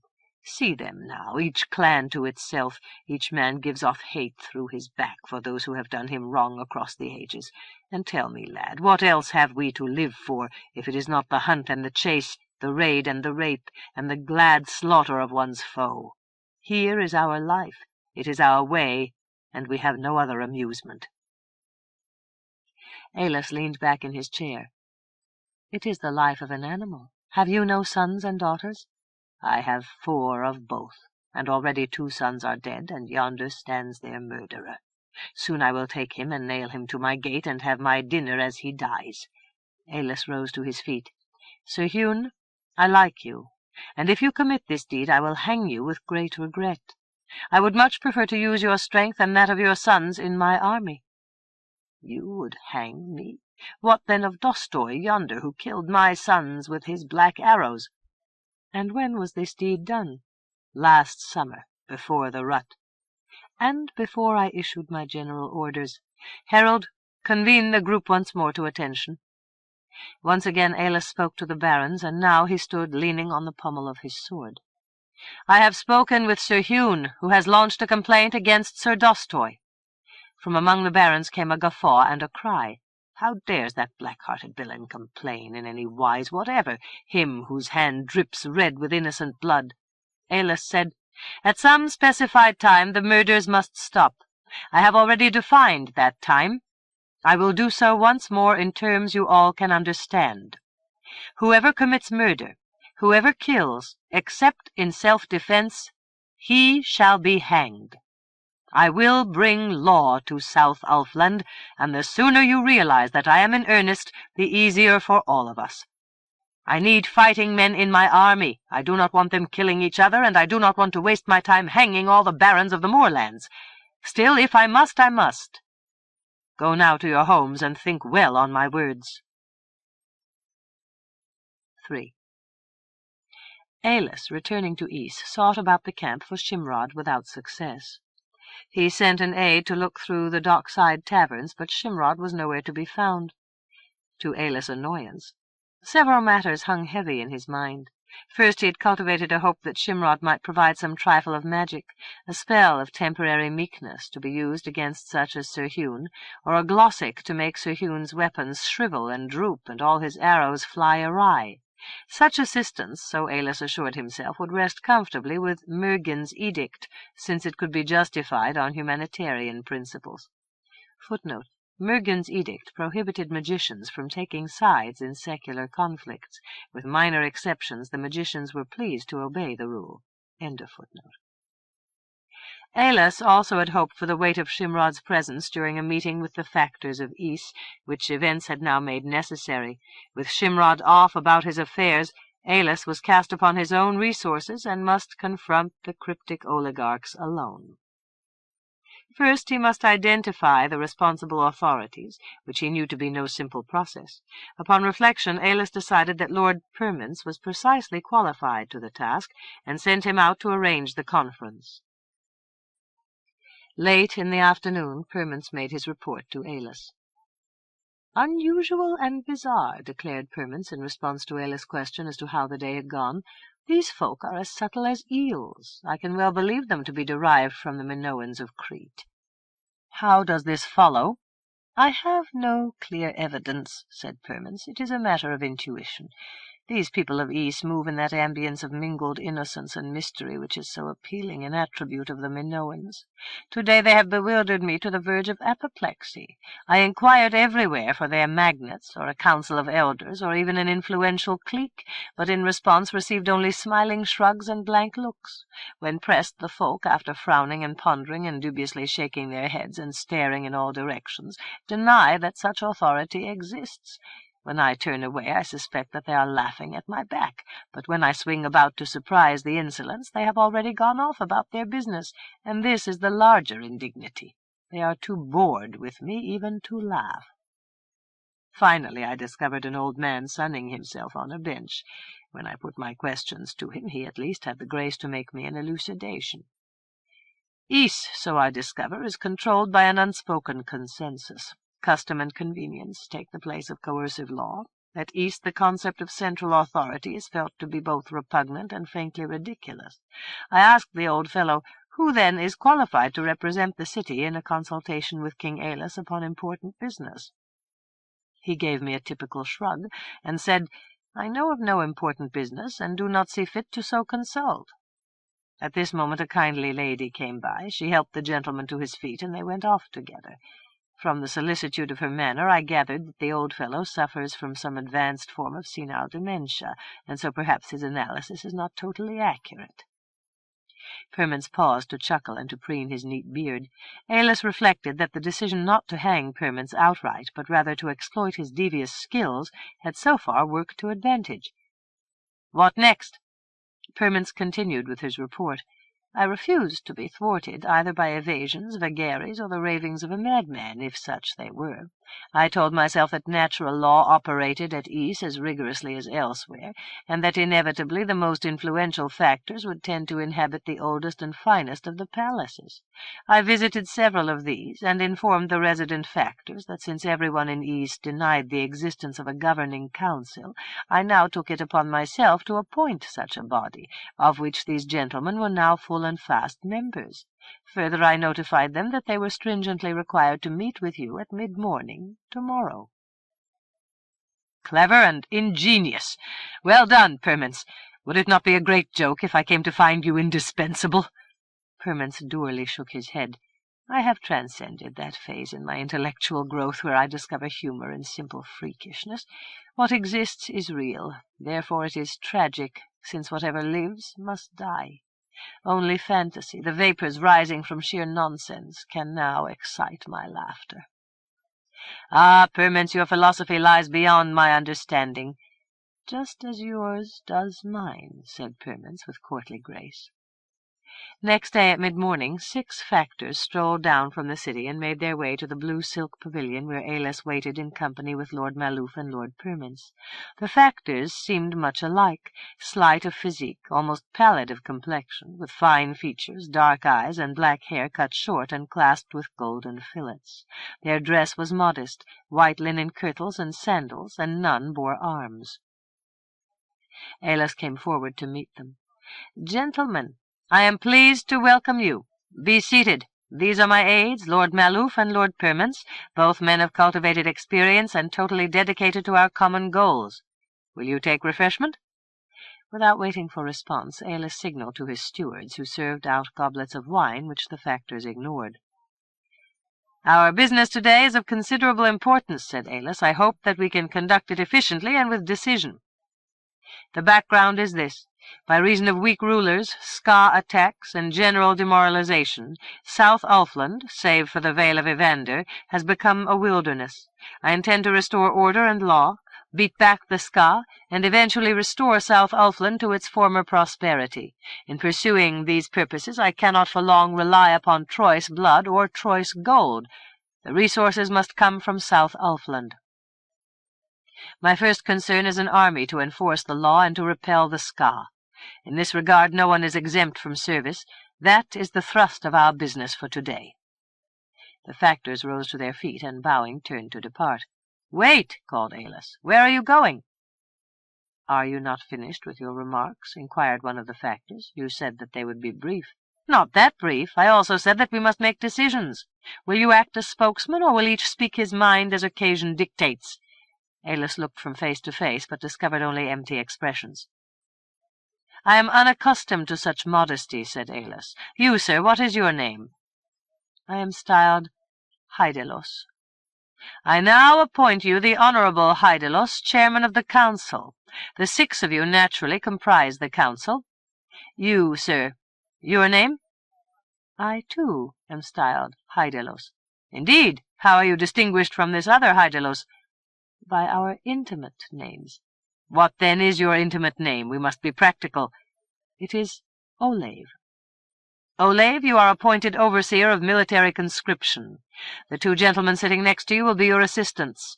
You will recruit for the Ulf army up and down the Vale of Evander. Maloof, record their names, both intimate and otherwise. You, sir, how are you styled?" "I am Ucaner." "Ucaner, you are now tax collector for the Vale of Evander. The gentleman at your left hand will assist you. Maloof, record their names. Hydalos, I hope that the conference is moving briskly enough to please you. Your duties will be first supervision, and I need not spell out the details at this moment. And also you will serve as liaison officer between the others of the council and myself, or my representative.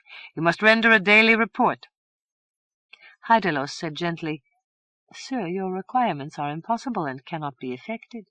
Aillas laughed. "Hydalos, I urge you to face facts, no matter how reluctantly. You must alter your style of life, at least until South Ulfland is once again whole. You have no choice, and I will hear no arguments.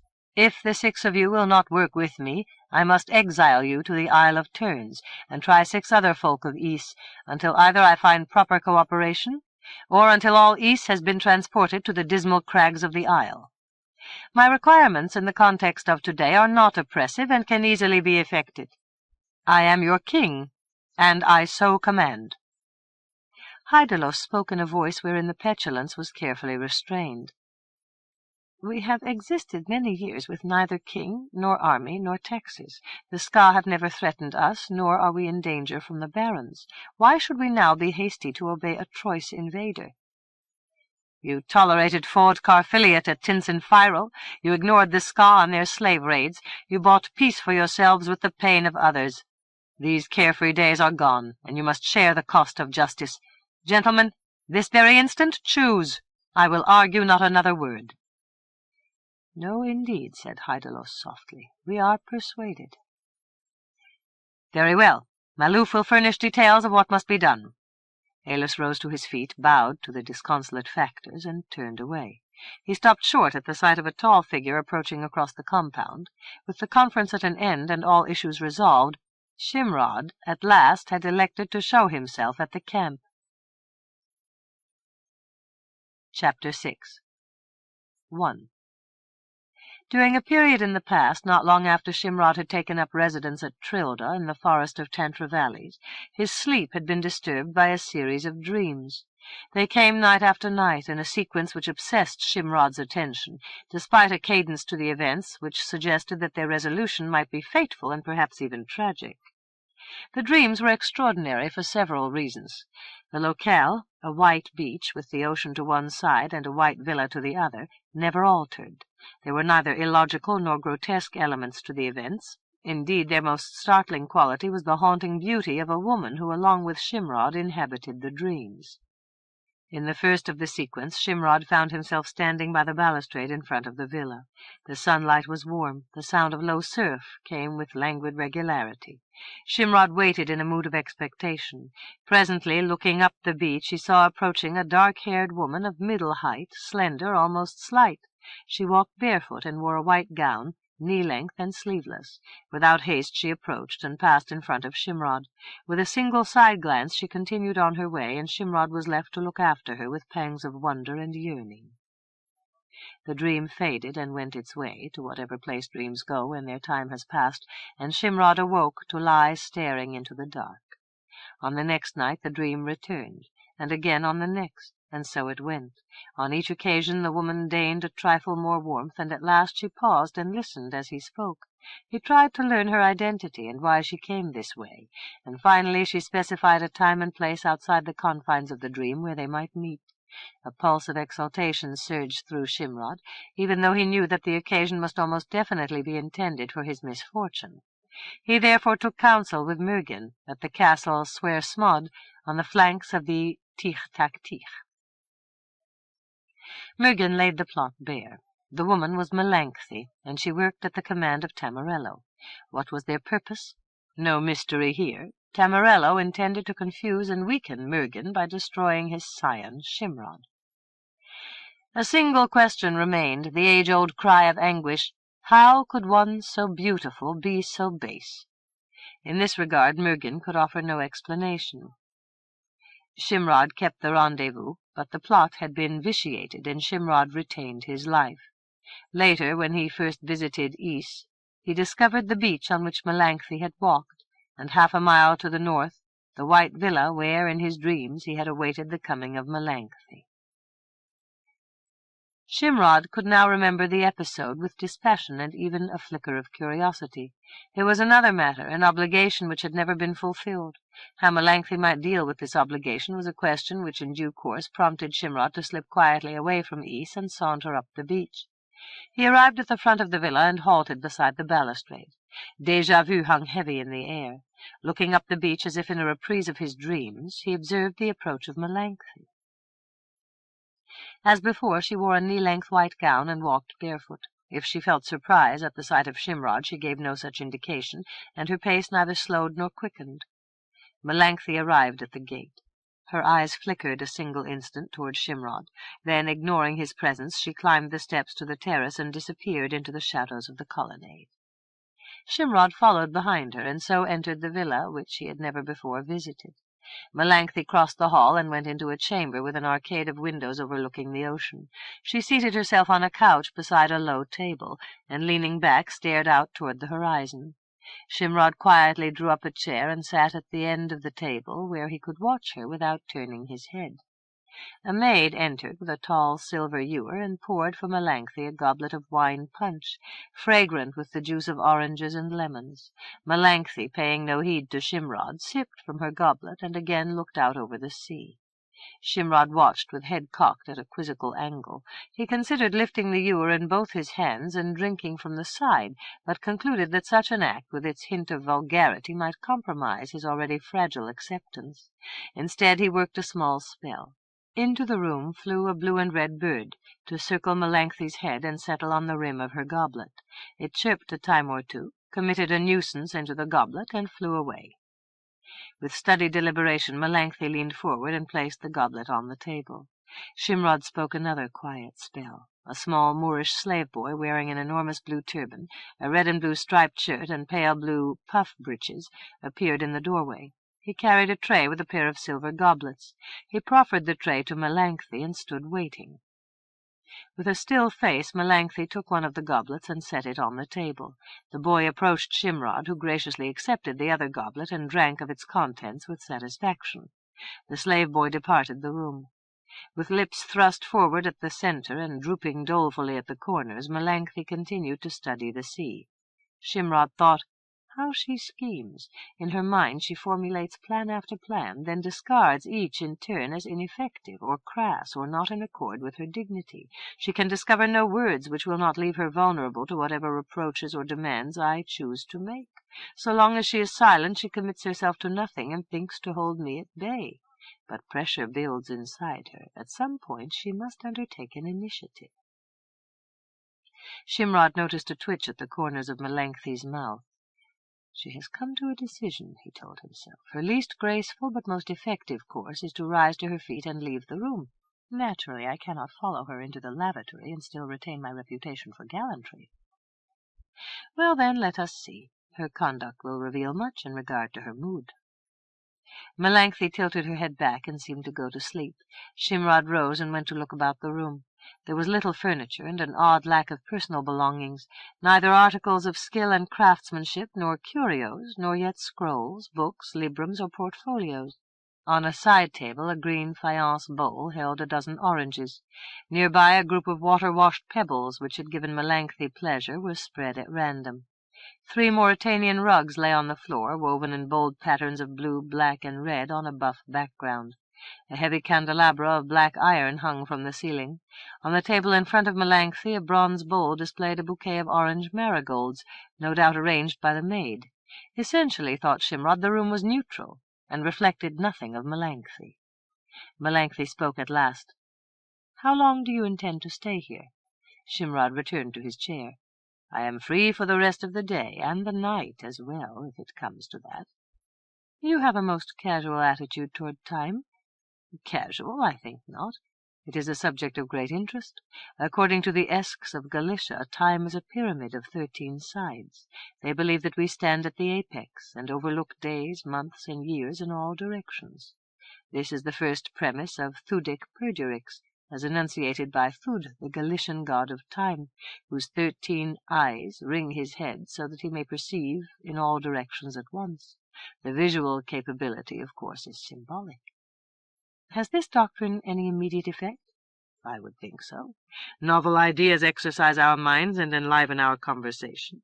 For instance, while we are still discussing Thud, you might be interested to learn that each year the Esque magicians alter 100 human fetuses, hoping that one may be born with 13 eyes in a circlet around its forehead, and thus would they know Thud's avatar. So far 9 eyes is their limit of capability, and these become priests of the cult." "I find no great interest in such things, nor in the conversation as a whole," said Melanthe. "You may leave as soon as you feel that courtesy makes this demand upon you." "At that time I will do so," said Shimrod. "As for now, if you permit, I will call your servant that she may bring us more wine, and perhaps prepare a pot of mussels cooked with oil and garlic. Served with new bread, this is a hearty dish consumed by folk of good conscience." Melanthe turned away from the table. "I am not hungry." "Are you tired?" asked Shimrod solicitously. "I will come rest with you on your bed." Melanthe turned him a slow golden glance from the side of her eye. She said presently, "Whatever I do, I prefer to be alone." "Really? It was not so in the old days. You sought me out with regularity." "I have changed completely since that time. I am in no way the same person." "Why this metamorphosis?" Melanthe rose to her feet. By living quietly alone, I had hoped to avoid intrusions into my privacy. To some extent I have succeeded." "And now you have no friends?" Melanchthon shrugged, and turning away, went to the window. Shimrod came to stand close behind her. The odor of violets came to his nostrils. "Your response is ambiguous." "I have no friends." "What of Tamarello?" "He is not a friend." "I hope he is not your lover." "Such relationships are of no interest to me." "What sort of relationship is of interest?" Melanchthon, glancing over her shoulder and finding Shimrod uncomfortably close, moved a step to the side. "I have given the matter no thought." "Do you wish to learn magic?" "I do not care to be a witch." Shimrod returned to his chair. "You are something of a puzzle." He clapped his hands, and the servant appeared. "Melanchthon, will you ask for the wine to be served?" Melanchthon sighed and gave a signal to the servant, and went back to the couch in a manner of strained resignation. The maid returned with wine and a pair of goblets, and served both Shimrod and Melanchthon. Shimrod said, "Once I thought of you as a child in a woman's body." Melanchthon smiled a cool smile. "And now?" "The child seems to have wandered away." Melanchthon's smile became a trifle wistful. "The woman is as beautiful as the dawn," said Shimrod. "I wonder if she realizes this. She seems to be clean. She uses a certain degree of effort to tend her hair. She carries herself like a woman who is well aware of her charm." Melanchthon spoke in a colorless voice. "You insist upon boring me." Shimrod paid her no heed. "It would seem that you are content with your life and yourself. Still, when I try to enter your mind, I am lost, as if in a jungle." Melanchthon responded flatly, "That is because I am not truly a human being." "Who taught you this, Tamarello?" Melanchthon gave an indifferent nod. "These are dull topics. When will you leave?" "Soon. But tell me this. Why did Tamarello teach you such extraordinary folly?" "He taught me nothing. I know nothing. My mind is empty like the dark places behind the stars." Shimrod asked, "Do you consider me human?" "So I would guess." "I am Mergen's scion." "This is something I do not understand." "At a time now far in the past, Mergen went abroad in this guise, that he might act and do and see as someone other than the fabulous Mergen. I know nothing of those times. Mergen controlled my deeds, and the memories are his. Eventually, through usage, Shimrod took on substance and became real, and no longer was he connected with Mergen. Now I am Shimrod. Should I not think myself a man? I look like a man. I hunger and thirst. I eat and drink, and in due course void the dross. I am gladdened by joy, and I weep tears for grief. When I see your beauty, I feel a wistful longing which is both sweet and hurtful. In short, I am all too human, and if not, I notice nothing of the lack." Melanchthon looked back to the sea. "My shape is human. My body, like yours, performs its functions. I see, I hear, I taste. But I am empty. I have no emotion. I do nothing but walk the beach." Shimrod moved to sit on the couch beside her. He put his arm around her shoulders. "Let me fill the emptiness." Melanchthon showed him a sardonic side glance. "I am well enough as I am." "You will be better when you are different. Far better." Melanchthon pulled away and went to stand by the window. Shimrod, with nothing more to say, chose this moment to depart, and did so without words of farewell. On the following day Shimrod went back to the White Villa, calculatedly at the same time. If Melanchthon followed her routine of yesterday, he would learn something of her mood. He waited beside the terrace for an hour, but Melanchthon failed to appear. At last he went thoughtfully back to Ys. During the late afternoon the fine weather failed before a fresh breeze from the west. A high mesh of cirrus flew at speed across the sky, and the sun sank into a purple bank of nimbus. In the morning, brightness and gloom struggled to control the landscape. Shafts of sunlight burst down through rents in the clouds, only to be constricted and shut off.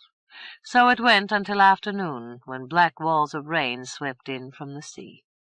Late in the day Shimrod, on impulse, threw a cloak around his shoulders, and after making a purchase at the market, strode down the beach to the White Villa. He climbed the steps, crossed the terrace, and made his presence known by rapping upon the carved wooden door. He discovered no response, and rapped again. At last the door opened a crack, and the serving-maid looked out. Lady Melanchthon is receiving no guests. Shimrod pushed through the door. Excellent. We will not be disturbed by intruders. I will be staying for supper. Here are some excellent cutlets. Broil them properly with herbs, and serve a good red wine. Where is Melanchthon? In the parlour with the fire. I will find my way. The maid went dubiously to her kitchen. Shimrod, looking from room to room, presently discovered the parlour, a chamber with white walls and an oak-beamed ceiling. Melanchthon stood warming herself by the fire. As Shimrod came into the room, she looked over her shoulder, then turned moodily back to look down into the flames. Shimrod approached. Without looking at him, she said, "I knew that you would come tonight." Shimrod put his arm around her waist and, drawing her close, kissed her.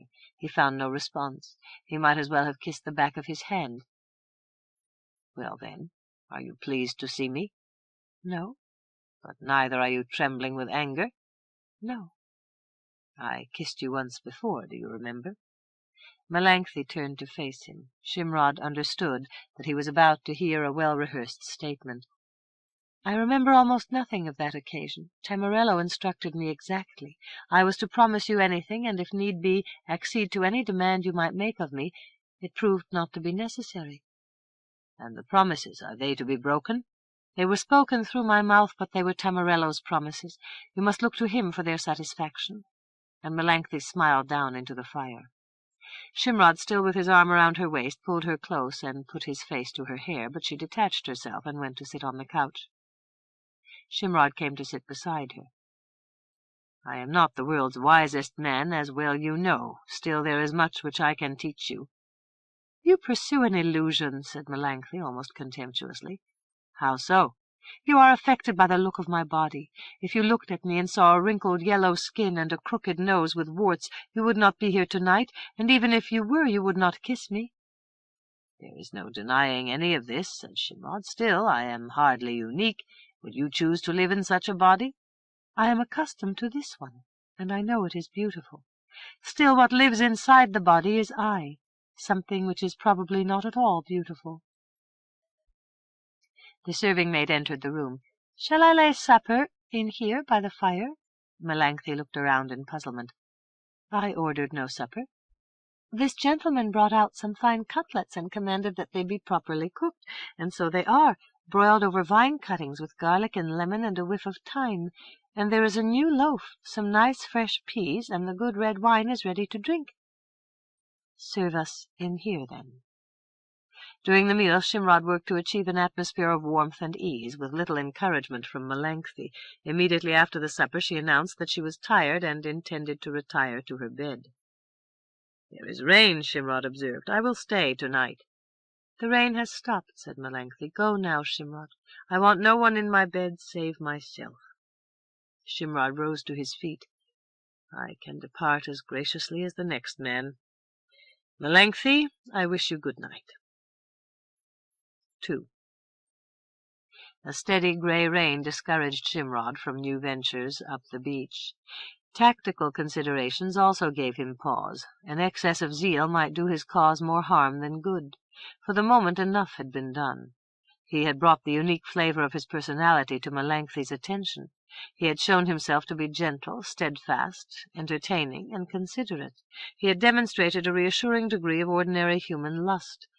More might have been considered coarse. Less would have demeaned Melanchthon's charm and caused her to wonder about both herself and him. Shimrod sat in the common room of the Rope and Anchor, his favourite of the dockside taverns, drinking ale, watching the rain, and musing upon Melanchthon. She was beyond question a fascinating case. Her beauty was a vast treasure. Her body seemed too slight to support so urgent a weight. Shimrod wondered, could this beauty alone be the source of her attraction? Where else was her charm? Looking out across the rain-swept water, Shimrod listed those endearing traits common to all lovable and beloved women. Melanchthon lacked them all, including the mysterious and indefinable quality of femininity itself. Melanchthon had asserted the emptiness of her mind.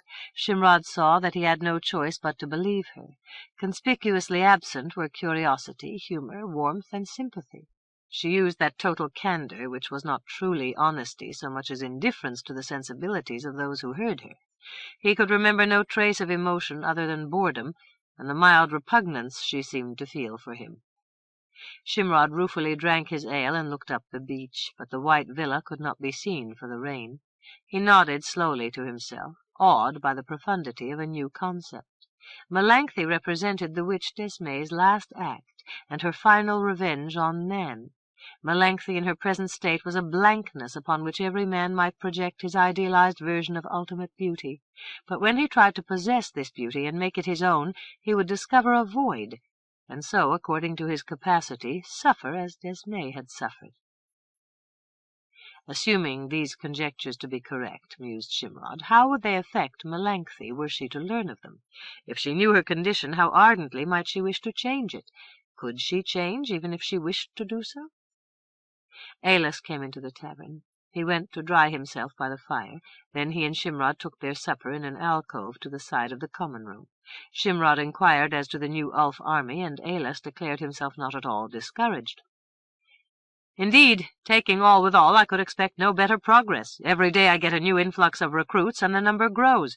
Today there were 55 strong young lads down from the moors and mountains, each as brave as a lion, and each prepared to teach me the lore of warfare, which is hiding in the gorse until a sufficient small group of the enemy happens to pass, after which throats are cut, purses are ransacked, and swift retreat is made. That is all there is to it." "And what of your 9 recalcitrant barons?" "I am happy to report that all presented themselves before the appointed time. None were precisely humble, but the point has been made, and I was not forced to march up into the moors. Not yet, at any rate." "They still watch and wait, and wonder how best to circumvent you." "True, and sooner or later I will be forced to hang a number of incredulous Ulfs, when I would much prefer that they kill themselves fighting the Ska. And even these young Ulf firebrands talk in subdued voices when the Ska are mentioned." "This should encourage them to learn Ska discipline." "Unfortunately, they are convinced that the Ska can eat them alive, and the battle is lost before the armies so much as face each other. I will have to bring them to it very gradually, and rely upon my Troyes troops until we win a few victories. Then their pride and manhood will be called into question, and they will be anxious to outdo the Troyes outlanders. Assuming, of course, that you can beat them with your Troyes army. I have few fears on that score. The Ska are military experts, no question as to this, but they are relatively few, and each man must fight like 5. On the obverse, each Ska casualty is like 5, and that is my plan, to bleed them white." "You seem resigned to a war with the Ska." "How can it be avoided? In the Ska program, South Ulfland must necessarily be next on the list. As soon as they feel strong enough, they will try us out, but not before I am ready for them, or so I hope." "And when hostilities occur?" "I will not attack their strength, that is certain. If I had the full support of the barons, my way would be easier." Aillas drank from his goblet. "Today I heard a strange report from Sir Caer, who is second son to Sir Cavan of Black Eagle Keep. 3 days ago a knight, purportedly Dot from Dohot's western march, stopped by Black Eagle Keep.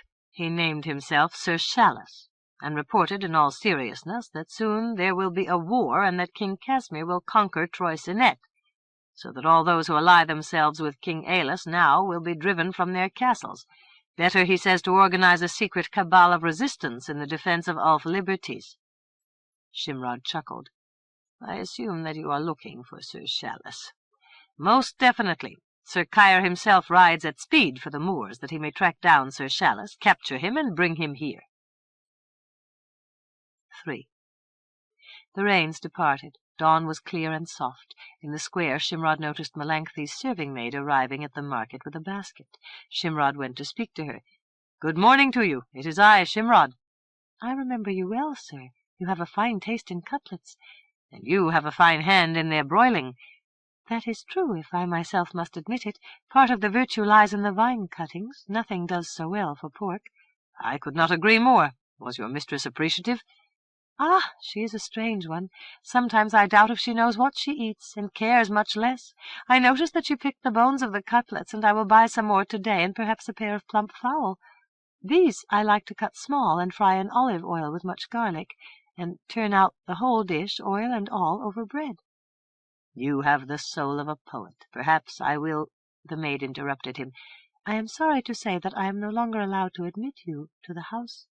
This is a pity, since the lady is in need of someone to admire her. She is so sad that I suspect an enchantment."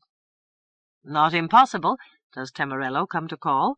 "In truth, I know of no one who visits her save yourself, and yesterday certain factors from the town, that they might mark her on their rolls." "Surely a most solitary life." The maid hesitated. "Perhaps I should not say this, but tonight is the night of the half-moon waning, and when the weather is fine, Lady Melanchthon leaves the house an hour before midnight, and returns somewhat later, after moondown. Truly I fear for her, since this is not altogether a kind coast." "You are wise to tell me this." Shimrod gave the maid a gold crown. "This will help when you marry." "Indeed it will, and my thanks to you. Please do not take it to heart if I say that you may not come again to the house." "I wonder why."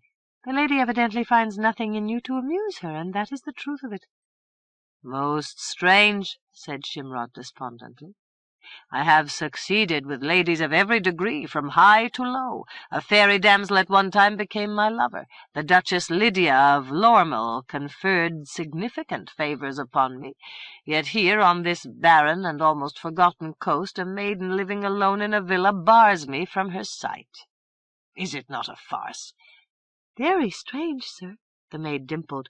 "Were you to come knocking on my door, I would not turn you away." "Aha! We must look into that." Shimrod seized the maid, kissed her soundly on both cheeks, and sent her smiling away to market. 4. Shimrod prepared with care for the night's adventure. He donned a black cloak and arranged the hood so as to cover his sandy brown hair and to shadow his face. At the last minute, almost as an afterthought, he rubbed the soles of his sandals with water spite, that he might be enabled to walk on water. Tonight he doubted if the facility would be needed, though at other times it had served him well, except in heavy surf, when the charm tended to be a nuisance. Afterglow gave way to dark night, and the waning half-moon started down the sky. At last Shimrod set off up the beach. Approaching the villa, Shimrod climbed the shore dune and settled himself where he could watch in comfort. From within the villa, yellow lamplight outlined a row of high windows. One by one the lamps were snuffed, and the villa went dark. Shimrod waited while the moon descended the sky. From the villa came a shape, conspicuous only as a blot moving across the sand. The size of the blot and the rhythm of its motion identified Melanchthon. Shimrod followed at a discreet distance. Melanchthon walked purposefully, but without haste. So far as Shimrod could determine, she showed no interest in the possibility of someone following. She walked half a mile, just above the reach of the glimmering surf, and presently arrived at a ledge of dark stone, which, thrusting into the sea, created a rough little peninsula something over 100 feet long. In bad weather waves would break over the ledge. In the calm of the dying moon the waves merely flowed over the low areas with intermittent sucking and gurgling sounds. Arriving at the ledge, Melanchthon paused a moment and took stock of her surroundings. Shimrod halted, crouched, and pulled the hood about his face. Melanchthon took no heed of him. She climbed up on the rock and picked her way out toward the end, where a smooth, wave-washed shoulder of stone created a vantage a man's height above the water. Melanchthon seated herself on the stone and looked out to sea. Crouching low, Shimrod scuttled forward like a great black rat and crawled up on the ledge. With great care, testing each step for loose footing, he moved forward. A sound behind him, the pad of slow steps. Shimrod threw himself to the side and huddled into black shade under the jut of rock. The steps shuffled close. Peering up from under the hood, Shimrod saw a creature half lit by moonlight, a squat torso, massive legs, a distorted head with a low crest. The air disturbed by the creature's passage carried a reek which caused Shimrod to hold his breath, then exhale slowly. The creature shuffled out toward the end of the ledge. Shimrod heard a muffled conversation, then silence. He raised himself to a crouching position and went cautiously forward. Melanchthon's silhouette blotted out the stars to the west. Nearby huddled the creature who had come after her. Both stared out to sea. Minutes passed. A dark shape, rising from below, broke the surface with a hiss and a soft coughing sound. It floated to the end of the ledge and pulled itself up to squat beside Melanchthon. Again there was a conversation, which Shimrod could not overhear.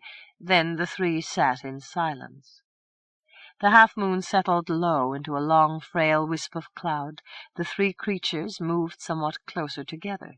The sea-thing produced a soft contralto tone. Melanchthon uttered a sound somewhat higher in register. The land-thing sang a vibrant, deep note. The chord, if such it might be called, persisted for 10 seconds. Then one after the other the singers changed their tones, and the chord altered, then dwindled into silence.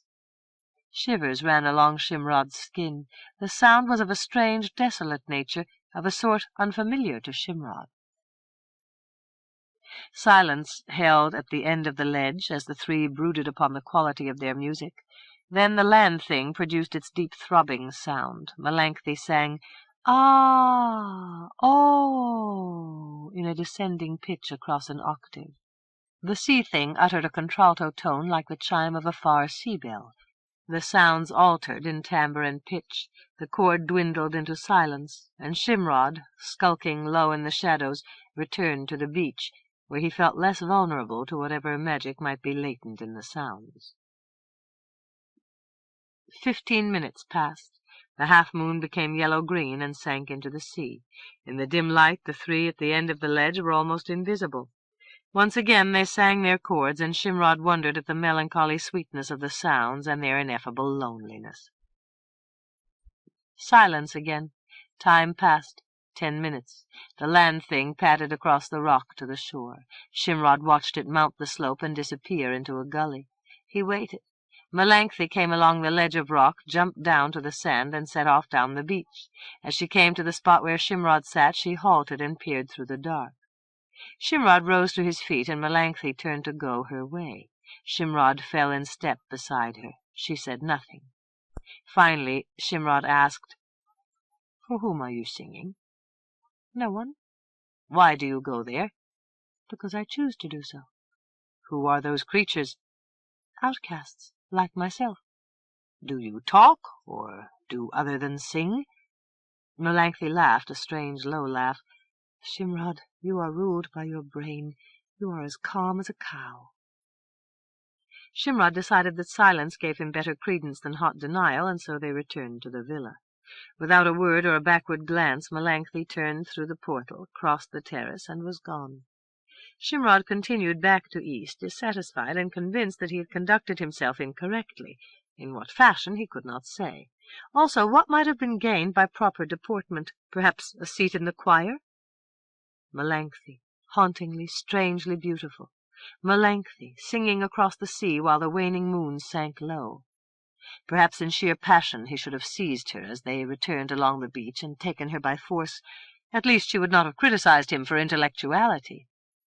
Even in this program, so superficially attractive, definite flaws existed. Even while repugning the charges of intellectuality, Shimrod still comported himself by the precepts of gallantry, which were uncompromising in such cases. Shimrod decided to think no more of Melanchthon. She is not for me.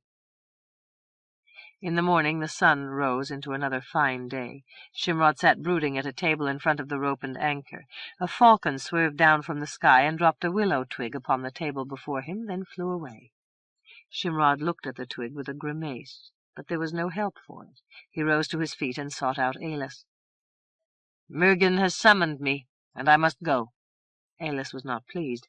"Where must you go, and why, and when will you be back?" "I have no answers for these questions.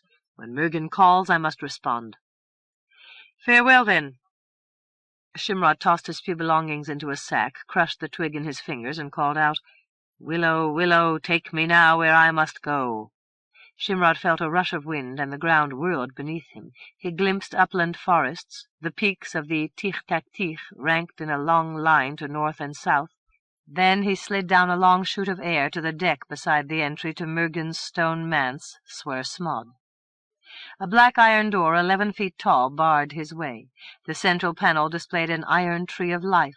Iron lizards clinging to the trunk hissed, and darting iron tongues scuttled to new vantages.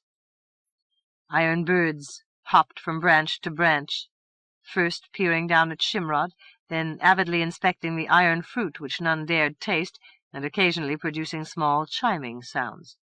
Shimrod spoke a cantrap to soothe the Sandestin who controlled the door. "Door, open to me, and let me pass unscathed. Heed only my true wishes, without reference to the mischievous caprices of my dark undermines." The door whispered, "Shimrod, the way is clear, though you are over-fastidious in your stipulations." Shimrod forbore argument and advanced upon the door, which swung aside and allowed him access to a foyer illuminated by a glass dome of green, golden-yellow, and carmine-red panes. Shimrod selected one of the passages leading away from the foyer, and so entered Mergin's private hall. At a heavy table sat Mergin, legs outstretched to the fire. Today he appeared in the semblance which so long before he had conferred upon Shimrod, a tall, spare form with a gaunt, bony face, dust-colored hair, a whimsical mouth, and a set of casual mannerisms. Shimrod stopped short. "Must you confront me as myself? It is distracting to be instructed, or worse, chided under these circumstances." "An oversight," said Mergin. "Ordinarily I would not work this prank upon you, but now, as I think of it, the exercise of dealing with unfamiliar concepts from your own mouth may be of ultimate value." "With due respect, I consider the point far-fetched." Shimrod advanced into the room. "Well, then, if you will not change, I will sit with my back partially turned." Mergin gave an indifferent wave of the hand. "It is all one. Will you take refreshment?" He snapped his fingers, and flasks of both mead and beer appeared on the table, along with a platter of bread and cold meats. Shimrod contented himself with a mug of beer, while Mergin elected to drink mead from a tall pewter tankard. Mergin asked, "Have the priests at the temple dealt courteously with you?" "You refer to the Temple of Atlanti? I never troubled to pay them my respects, nor have they sought me out. Is any gain to be had from their acquaintance?" "They have long traditions which they are willing to recite. The steps leading down from the temple are impressive and perhaps merit a visit. On a calm day when the sun is high, a keen eye can look down through the water and count 34 steps before they disappear into the murk. The priests claim that the number of steps above the surface is dwindling. Either the land is sinking or the sea is rising. Such is their reasoning." Shimrod reflected.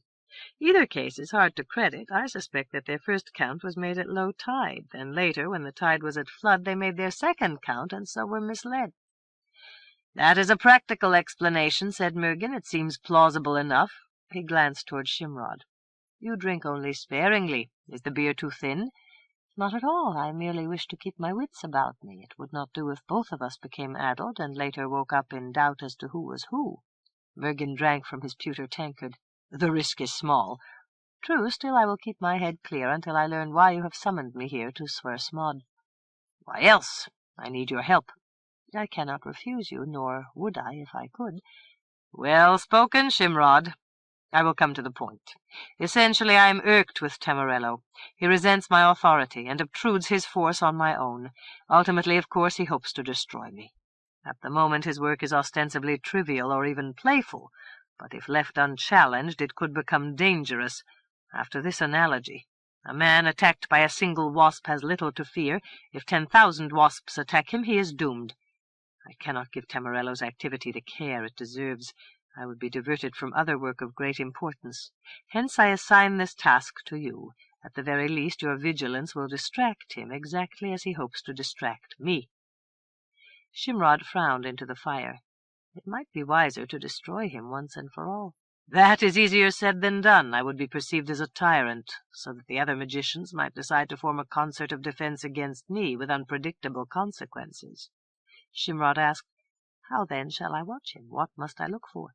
"I will instruct you in due course. Tell me how things go in South Ulfland." "There is nothing much to report. Aillas trains an army of lummoxes and has had signal success. Now, when he cries out, 'March right,' most of them do so. I have attempted a social relationship with Melanthe, to no avail. She feels that I over-intellectualize. No doubt I could win her approval if I chose to sing a fourth part with her choral group." "Interesting. Melanthe, then, is musical?" Shimrod related his experiences on the night of the waning moon. Mergin commented, "Melanthe is woefully confused as to her identity, which Desmay purposely left empty in derision and revenge against the masculine race." Shimrod glowered into the fire. "I will think no more about her. She is as she is." "A wise decision. Now, in connection with Tamarello, Mergin issued his instructions, after which Shimrod was once again sent whirling through the sky, this time south and east, to Trilda, his manse at the edge of forest Tantravales. 5. The ancient road known as Old Street traversed Lyonesse from Cape Farewell in the west to Bulmer Scheme in the east. At a place halfway along its length, not far from the village Ton Twillet, a lane branched off to the north. Up hill and down dale went the lane, by hawthorn hedges and old stone fences, past drowsy farmsteads, and across the river Sip by a low stone bridge. Entering the forest of Tantravales, the lane wound through sun and shadow for another mile, then broke out into Lally Meadow, passed by Shimrod's manse, Trilda, and ended at a woodcutter's dock on Lally Water. Trilda, a stone and timber cottage at the back of a flower garden, was notable for its 6 dormers in a high-gabled roof, 2 to each of the upstairs front bedrooms. The ground floor included a foyer, 2 parlors, a dining saloon, 4 bedchambers, a library and workroom, a kitchen with an attached pantry and buttery, and several rooms of convenience. 4 bays with diamond-paned windows overlooked the front garden, and all the glass of all the windows had been enchanted by spells of low magic, so that they remained at all times sparkling and clear, with no trace of dirt, fly-speck, streak, nor the dimness of dust. Trilda had been designed by Hilario, a minor magician of many quaint notions, and built overnight by a band of goblin carpenters who took their pay in cheeses. Some time later Trilda became the property of Mergin, who eventually gave it to Shimrod. An old peasant couple tended the gardens and ordered the chambers during Shimrod's absences. They avoided the workroom as if demons stood waiting behind the doors, which was the conviction Shimrod had been at pains to fix into their minds. The creatures who in fact stood there, fangs glistening, black arms raised on high, while resembling demons, were merely harmless phantasms. Arriving at Trilda, Shimrod found all in order. The housekeepers had maintained full cleanliness, with not so much as a dead fly on the window-sills. The furniture glowed to the use of beeswax and patient rubbing. In the chests and presses the linens lay crisp and smelled fragrant with lavender. Shimrod's only complaint was over-tidiness. He threw open doors and casements so that air from the meadow might banish the fust of stagnant days and silent nights, then went from room to room, shifting this and moving that, to disturb the unrelenting exactitude imposed by his housekeepers. Arriving in the kitchen, Shimrod kindled a fire and brewed a pot of tea, using horehound for heart, pennyroyal for savour, and lemon verbena for zest, then took the tea into his day-parlour. Trilda seemed very quiet. From across the meadow came the chirrup-chee-chee-chee of a lark. At the end of the song the silence seemed more profound than ever. Shimrod sipped the tea. At one time, so he remembered, solitude had been an adventure to be enjoyed for its own sake. Since that time events had altered him. He had found within himself a capacity for love, and of late he had become accustomed to the merry company of Droon and Glyneth, and more recently to that of Aillas. Melancholy? Shimrod made an ambiguous sound. In connection with Melancholy, the word love would seem to have a most dubious application. Beauty compelled admiration and erotic yearning. Such was its organic function, but never by itself could it command love. So Shimrod assured himself. Melancholy was a shell, empty inside. Melancholy was no more than a warm, breathing symbol of great power, but no more than this. Over-intellectualization? Shimrod made a sound of disgust. Did she expect him not to think? Shimrod continued to drink tea. The time had come when he must put aside his obsession and address himself to the program defined by Mergin, work which might embroil him in more excitement than he had bargained for, so that he would think back upon this placid interlude with longing. Mergin had so warned him. "You will be impinging yourself upon Tamarello's notice. You will be rudely interrupting his work and arousing his anger. These are not trivial acts, make no mistake. He will find a means, crude or subtle, to retort, and you must be prepared for amazement." Shimrod put aside the tea, which no longer soothed him. He went to his workroom, dismissed the guardians, and entered. The room was aptly named. Everywhere work cried out for sympathetic attention. The center table supported stuffs and articles confiscated from Tinsinfiro, thaumaturgical equipment, materia magica, books and paraphernalia, all to be inspected, classified, then either retained or discarded. First and most urgently, Shimrod must set out monitors to scrutinize Tamarello and his conduct, as required by Mergin. These devices, when they came to Tamarello's notice, as they inevitably must, would dissuade him from other bold and arrogant mischiefs. So went Mergin's theory, and Shimrod had no reason to fault it, save that it put him in the position of a goat staked out in the jungle for the purpose of enticing a tiger. Mergin had waved aside Shimrod's misgivings. Tamarello's bravado must be curbed, and this will be the effect of our program. Shimrod had proposed another objection. When he feels the scourge, he will merely use new tactics or a clever subterfuge. Footnote: scourge, untranslatable into contemporary terms. Generally, susurration along the nerves. Psychic abrasion, half unnoticed or sublimated uneasiness in a mind already wary. Scourge is the stuff of hunches and unreasoning fear. End of footnote. Still, he will be inhibited from truly grandiose ventures, and these are the efforts I fear the most. And meanwhile he will take pleasure in wreaking a multitude of small harms in such a way that they cannot be imputed to him. We will estimate his crimes and punish him accordingly, and soon Tamarello will be acclaimed the meekest of the meek. Tamarello is not one to turn the other cheek, grumbled Shimrod. More likely he will send a Sandestin with a plague of stag-beetles for my bed. Footnote: Sandestin, a class of halfling which wizards employ to work their purposes. Many magical spells are effected through the force of a Sandestin. End of footnote. Anything is possible, Mergin agreed. Were I you, I would maintain double vigilance. Dangers which can be imagined can be refuted. With Mergin's dictum in mind, Shimrod surrounded Trilda with a network of sensitive tendrils to achieve at least a modicum of security. Then once more in his workroom he cleared the clutter from one of his work tables and spread out a sheet of buff-colored parchment provided by Mergin. The substance of the parchment merged into the oak, so that the tabletop became a great map of the Elder Isles, with each of the domains tinted a different color. At Feroli, Tamarello's manse, a point of blue light glittered to indicate Tamarello's presence. Should Tamarello travel near or far, the blue light would trace his movements. Shimrod had solicited other lights from Mergin that he might know the movements of other folk. Mergin would hear nothing of this. You must concentrate your attention upon Tamarello and nowhere else. Shimrod continued to argue. We should use the instrument to its full scope. Assume that a red light marked your whereabouts. Assume further that one of your lady-loves seduced you into a dungeon. I could find you easily and release you from the cell to your minimum inconvenience. The contingency is remote. In such a fashion the map was arranged, and by the evidence of the blue light Tamarello remained in residence at Feroli. Days passed. Shimrod refined the techniques of his surveillance, using unobtrusive methods which Tamarello, if he so chose, could ignore and still maintain his dignity. Tamarello, however, refused to tolerate the inspection gracefully, and attempted several artful mischiefs upon Shimrod, which were vitiated by Shimrod's protective system. Meanwhile Tamarello worked to blind Shimrod's optical wisps and shatter his listening shells with concentrations of sound. Shimrod, warming to his task, introduced a whole new order of sensitive devices to cause Tamarello a new set of vexations.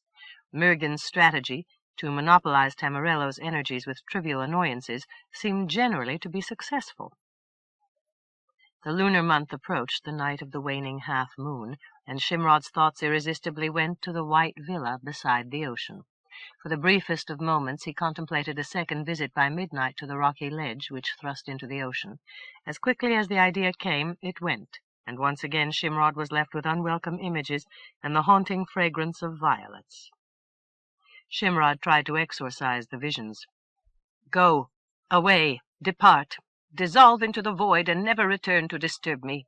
Were it not absurd, I might think you another of Tamarello's tricks, as he does to me what I try to do to him. On the night itself Shimrod became restless and went out to observe the moon. The meadow was quiet. Nothing could be heard but crickets and a few far frogs. Shimrod wandered across the meadow to the old dock on Lally Water, where the moon already had started its decline down the sky. The water was calm and dark. When Shimrod threw a pebble, the expanding ripples gleamed silver. A watch-wisp floating over his head issued a sudden warning. Someone stands near. Magic has come and gone. Shimrod turned, and not altogether to his surprise, discovered by the shore a slight figure in a white gown and a black cloak. Melanthe. She stood looking up at the moon and seemed not to see him. Shimrod, turning away, paid her no heed. She came down the dock and stood beside him. "You do not seem surprised to find me here." "I only wonder how Tamarello could induce you to come." "He found no difficulty. In fact, I came of my own volition." "Strange. Tonight you were to sing with your friends on the rocks." "I decided to go there no more." "How so?" "It is simple enough. I had a choice, to live or to die. I chose to live, which brought me to new choices. Should I continue as an outcast and sing on the rocks, or should I assimilate the ways of the human race? I decided to change." "You do not regard yourself as human?" Melanthe said softly, "Tamarello has informed me that I am a neutral intelligence of no great vigor in a female mask." She looked up into Shimrod's face. "What do you think?" "I think that Tamarello listens and smiles." "Wisp! Look sharp, high and low. What listens, and what watches?" "I apprehend nothing." Shimrod gave a dubious grunt. "And what were Tamarello's instructions to you?" "He said that humanity in the main was crass, stupid, boorish, and vulgar, and that I could learn at least this much from you." "Some other time. Now, Melanthe, I will bid you good night." "Wait, Shimrod. You told me that I was beautiful, and you took pains to kiss me. Tonight I have come to Trilda, and you are the one who now backs away. That is a curious contradiction." "Not at all. I am taken aback and cautious. Tamarello's motives are clear enough, but yours are in doubt. I believe that you exaggerate my crassness and stupidity. And now, Melanthe, if you will excuse me." "Where are you going?" "Back to Trilda. Where else?" "And you will leave me alone in the dark?" "You have been alone in the dark before." "We will go to Trilda together, since I have no other place to go. And as I have already mentioned, I came here of my own volition." "You show little overt warmth. It is more as if you had steeled yourself to a great challenge." "It is a new experience for me." With an effort, Shimrod controlled his voice. "I might have welcomed you more gladly had you not told your maid to bar the door in my face. When one is judging the disposition of another, this sort of act would seem a significant straw in the wind." "Possibly so, but the inference might be wrong. Remember, you had intruded into my life and had troubled my mind with your persuasions. At length I was swayed, and now I am here at your behest." "At Tamarello's behest." Melanthe smiled. "I am I, and you are you. How does Tamarello concern us one way or another?" "Is your memory so short? I have reason for concern." Melanthe looked off across the water. "He gave no orders. He said that you were here at Trilda making a nuisance of yourself. He said that if not for Murgen, he would have long since sent you riding to the far side of the moon on a sawhorse. He said he would be pleased if I beguiled and besotted you until your eyes looked like boiled eggs, and you fell asleep at breakfast with your face in the porridge. He said that you had a low-order mind, and could deal with no more than one thought at a time, and that if I were at Trilda you would completely forget your meddling, to his great satisfaction, and now you know all of it." "Just as well." Shimrod looked moodily out over the water. "I wonder what calumnies another 5 minutes might have brought." Melanthe moved a step back. "Well, then, here I am. What is it to be? Shall I go away? Consult the factions of your brain, and perhaps you will find a consensus." "I have already decided," said Shimrod. "You shall come to Trilda." And Shimrod, with grim emphasis, added, "There we shall discover who most notably distracts whom, and every morning Tamarello will receive a cheerful greeting. Notice the waning moon. Already it declines into the west, time that we returned to Trilda." The two went silently back along the lane, and as they walked, a new and disturbing possibility entered Shimrod's mind. Might this creature beside him, which used the name Melanthe, be a guise for another, of a different sort, which at some delicate moment might reveal itself in its true form, and so punish Shimrod for his impudent surveillance? The concept was not on its face improbable. Luckily, the trick could readily be detected. Once in the parlor at Trilda, Shimrod took Melanthe's cloak and poured 2 goblets of pomegranate wine.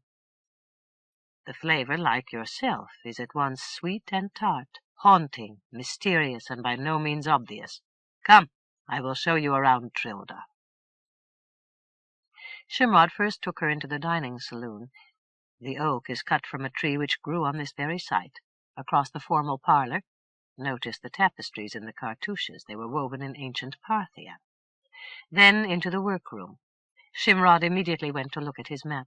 The blue point of light glittered from the site of Feroli, far to the north into Haut. So much for one of his suspicions, that the woman at his side might even be a guise of the Epicene Temerello. This was clearly not the case. Melanchthon looked here and there without great interest.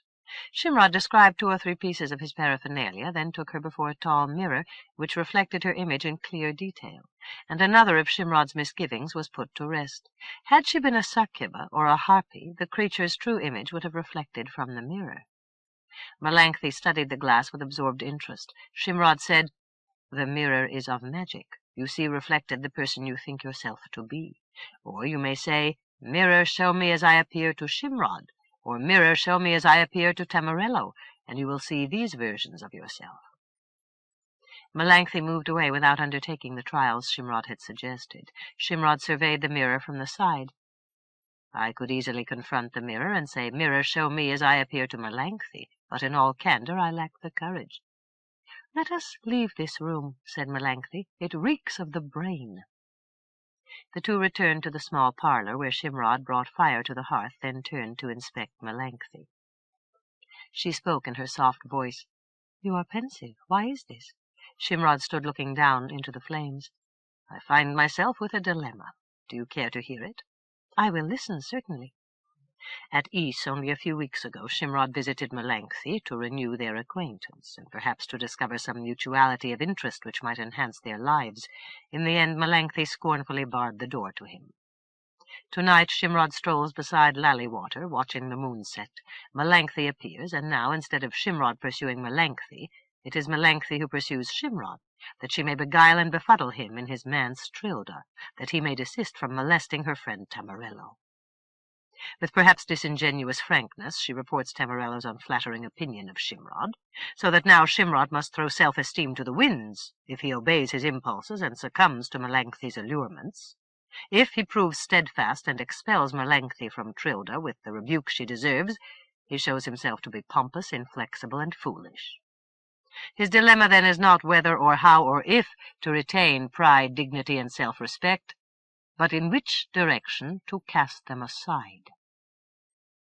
Melanchthon asked, "How long do you intend to ponder? I have no self-esteem whatever, and I can make up my mind instantly according to my inclinations."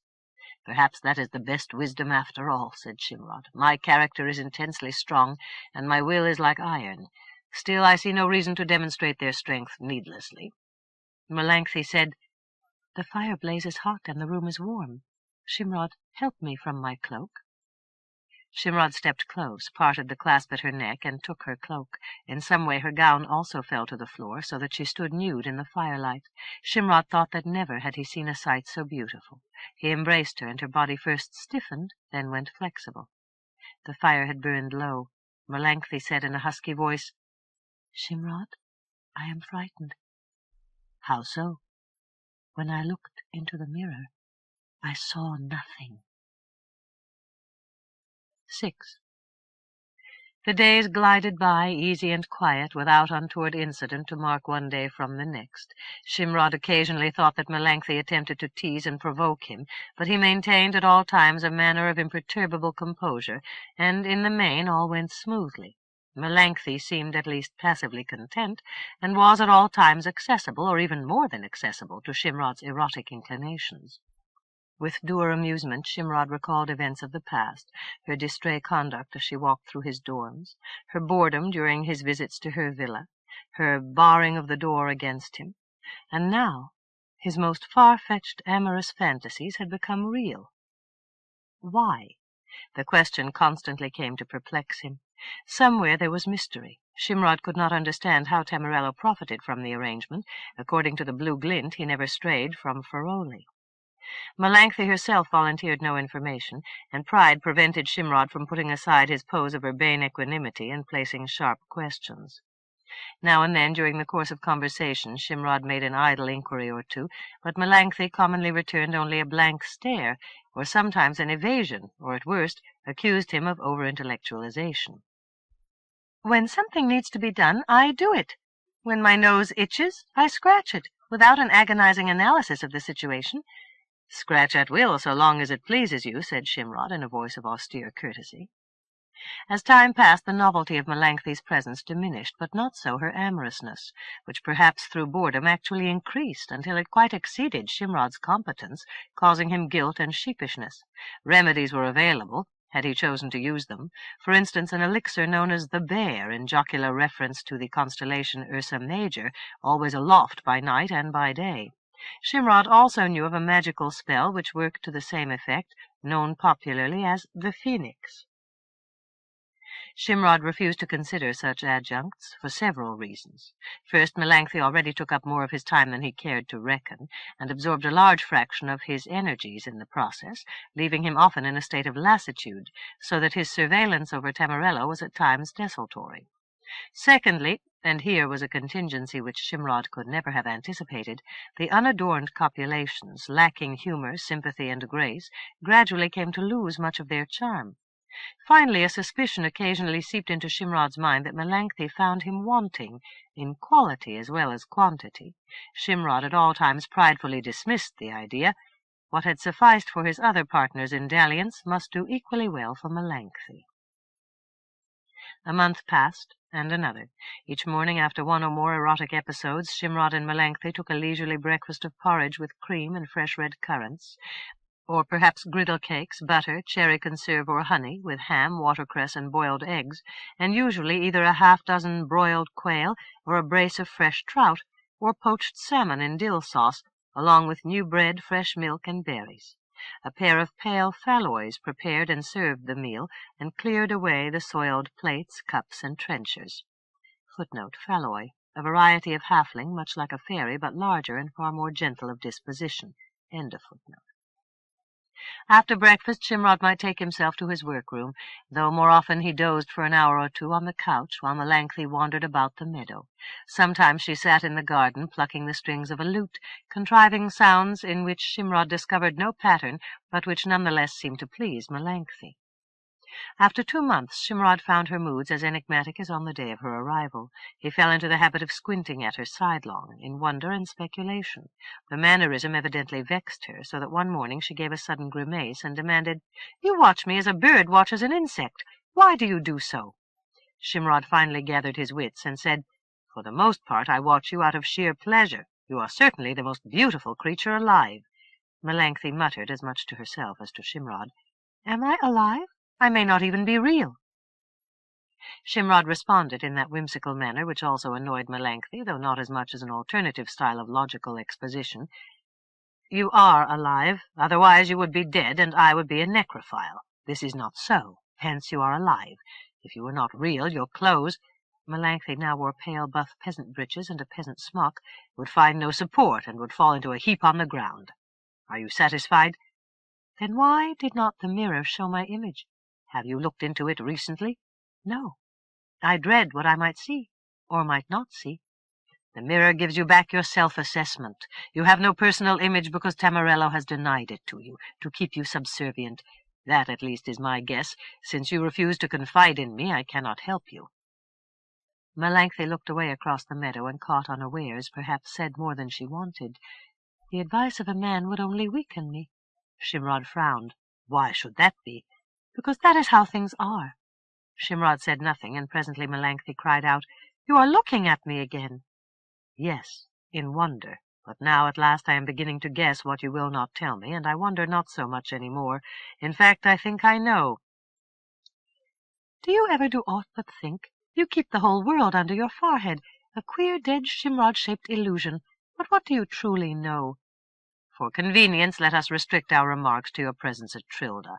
Tamarello sent you here to distract me. This is so clear as to be rudimentary. Am I wrong?" "You would never believe otherwise, no matter what I told you." "You are clever. Of course I am wrong. You evade my question in order to fool me. Why should I be surprised?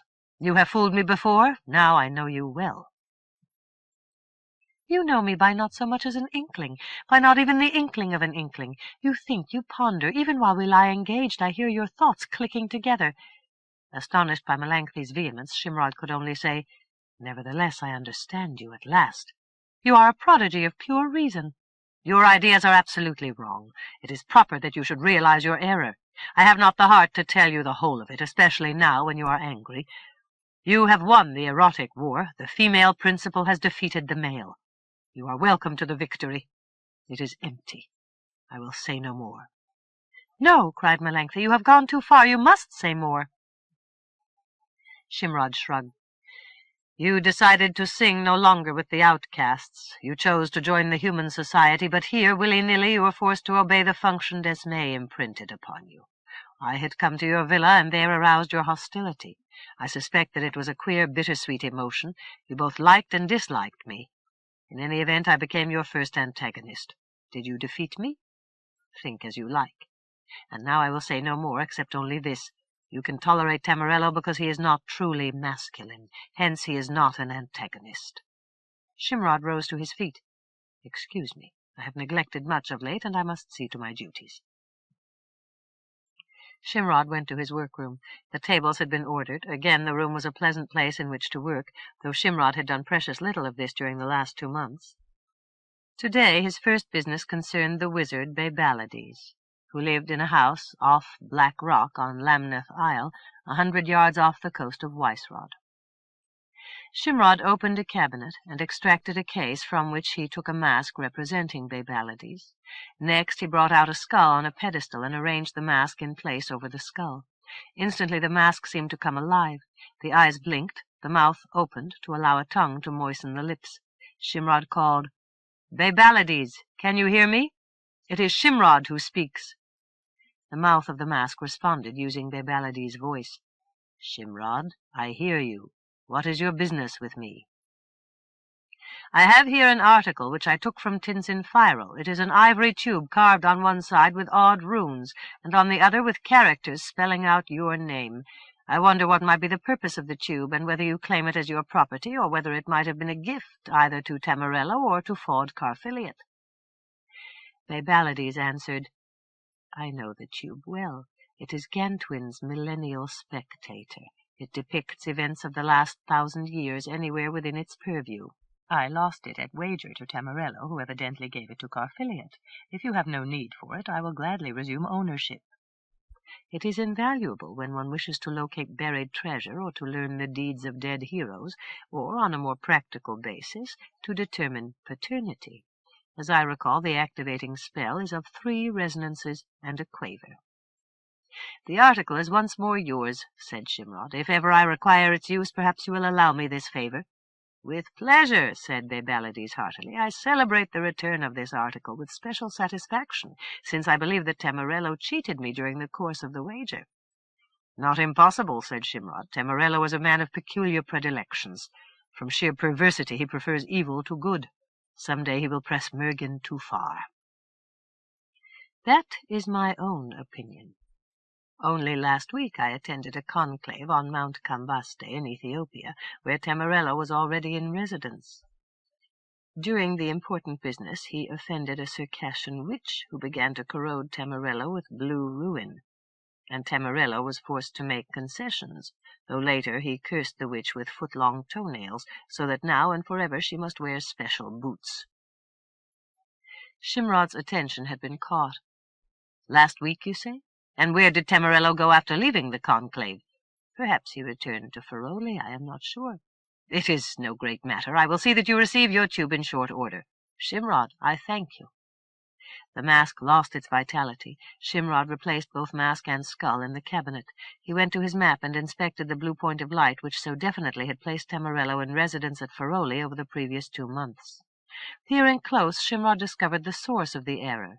A small section of adhesive membrane had been applied to the map, immobilizing the blue glint in place. Shimrod, turning slowly away from the map, examined each of the other instruments, which, so he believed, kept a vigilant watch upon all phases of Tamarello's activities.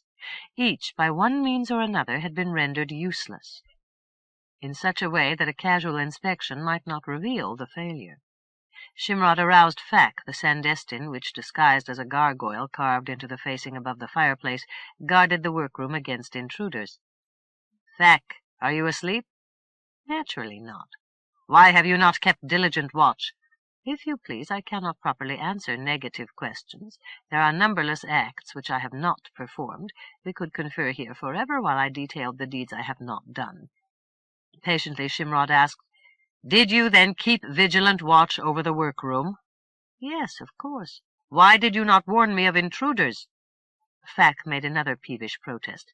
"Must you again and again ask questions presuming non-existent facts?" "Did you notice intruders? Or better, who has during the past 2 months entered the workroom?" "You, Mergen, and the female who has been sent here to bemuse and befuddle you." "Has the woman come in alone while I was not present?" "On several occasions." "Did she tamper with my map and my instruments?" "She stilled the light in place and interfered with other devices." "Did she do anything else?"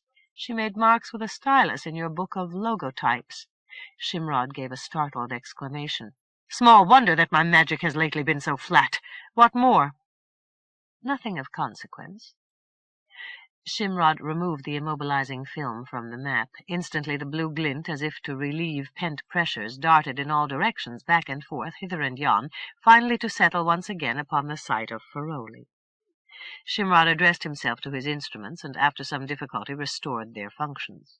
Once again he called out to Fack, "Awake!" "I am awake. I never sleep." "Has Tamarello or anyone else installed instruments of surveillance or any other function here at Trilda?" "Yes. The woman may fairly be included into that category. Secondly, Tamarello has commissioned me to report upon your activities, and lacking instructions to the contrary, I have obliged him. Thirdly, Tamarello has attempted to use mayflies for purposes of espionage, but without any great success." "Fack, I hereby instruct you, definitely and without qualification, to desist from reporting information of any sort to anyone save Mergen or myself, especially and specifically to Tamarello, or to any of his agents or instruments, or to the air at large, on the theory that it might by some means be collected and directed to the attention of Tamarello." Fack said, "I am pleased that you have clarified this point. In short, Tamarello is not to receive information of any kind." "Exactly so, and this includes both positive and negative information, or the use of coded silences, or the manipulation of any device or signal or musical selection from which Tamarello could elicit information. You must neither initiate nor make response in any wise whatever, and I include all types and permutations of communication I have overlooked." "At last I understand your requirements," said Fack. "All is now in order." "Not quite," said Shimrod. "I must decide how to deal with Melanchthie." "Spend no great effort in this regard," advised Fack. "It would be time wasted." "How so?" "You will find that the woman has left the premises." Shimrod rushed from the workroom and looked everywhere, but Melanchthie was nowhere to be seen, and Shimrod somberly returned to his workroom. 7.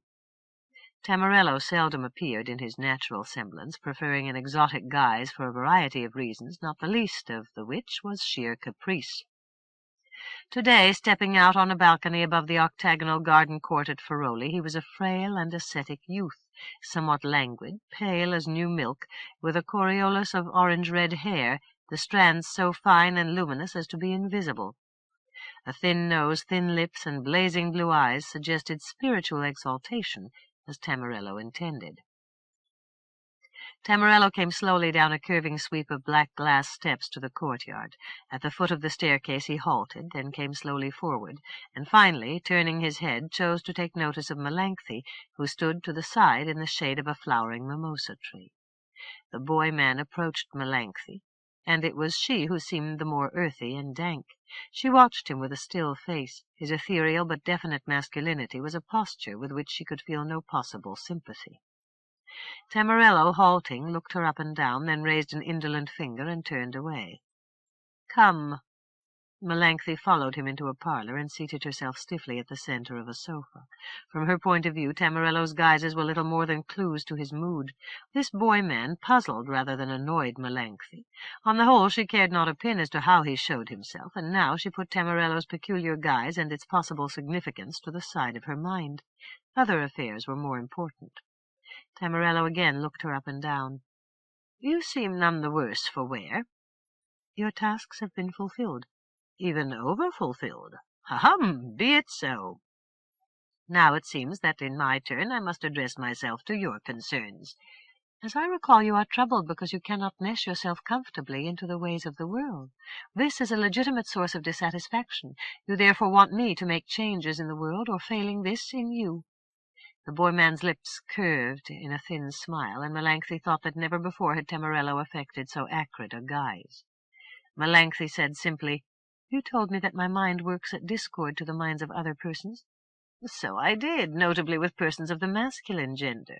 This is Desmai's attempted revenge upon the cosmos, and particularly that segment with external genital organs. What a joke!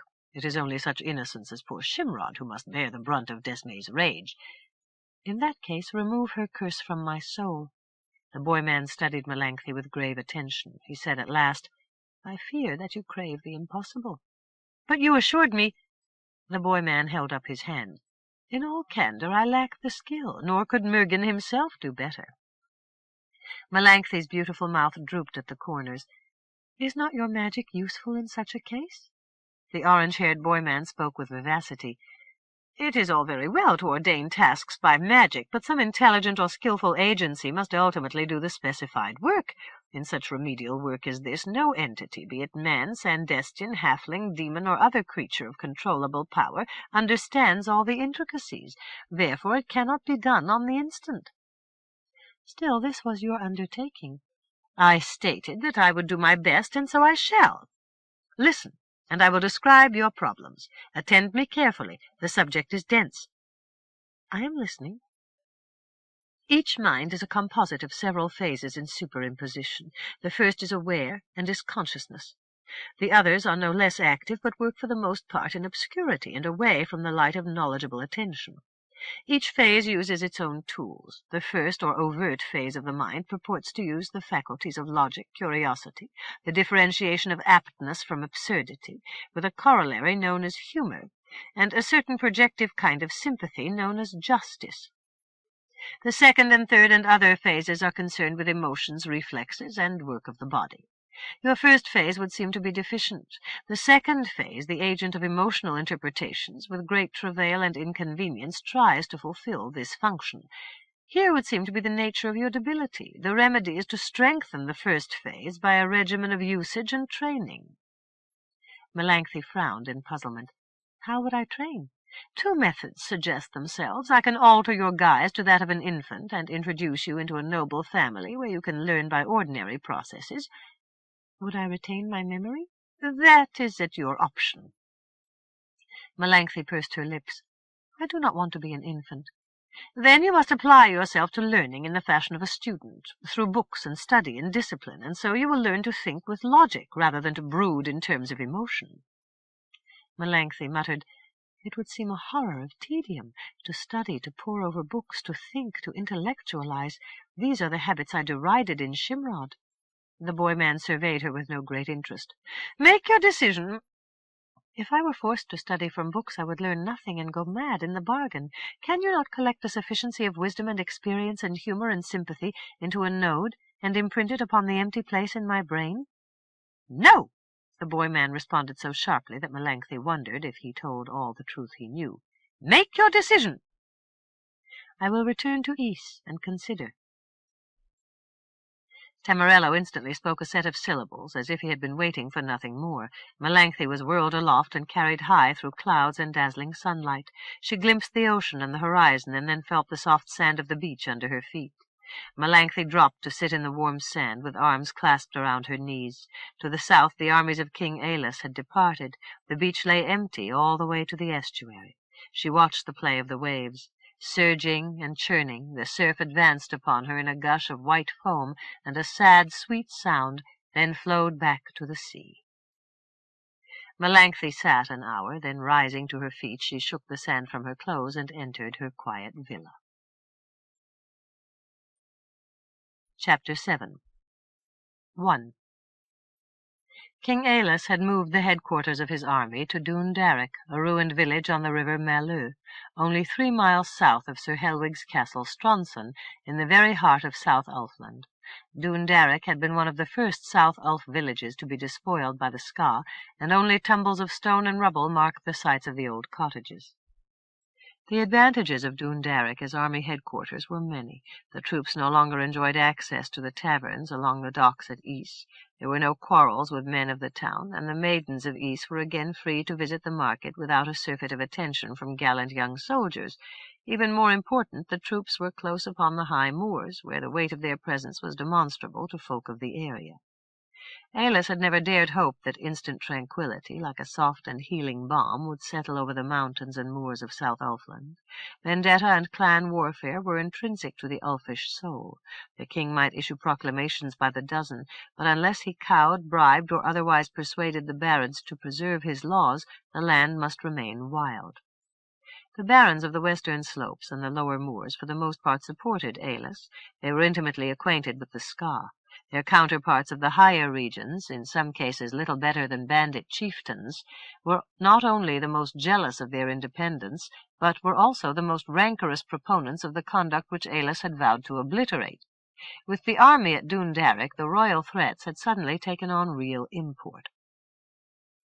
Almost immediately Aillas decided to make Dundalk a permanent base. From everywhere across the land came masons and carpenters to build suitable appurtenances. Meanwhile old Dundalk began to be resurrected, first in temporary style by the workmen themselves, and then to a plan more or less casually drawn up by Sir Tristano, as one evening he exercised his fancy over a bottle of wine. He ordained a market square alongside the river, with shops and inns around the periphery, broad streets with sewers after the Troyes system, and cottages of good quality, each with its own garden. Aillas, taking note of Sir Tristano's sketches, saw every reason why they should be realized, including augmentation of the royal prestige. Aillas disliked Oaldys, the ramshackle and generally slovenly seat of the former kings, and Yss was unthinkable as the capital of South Ulfland.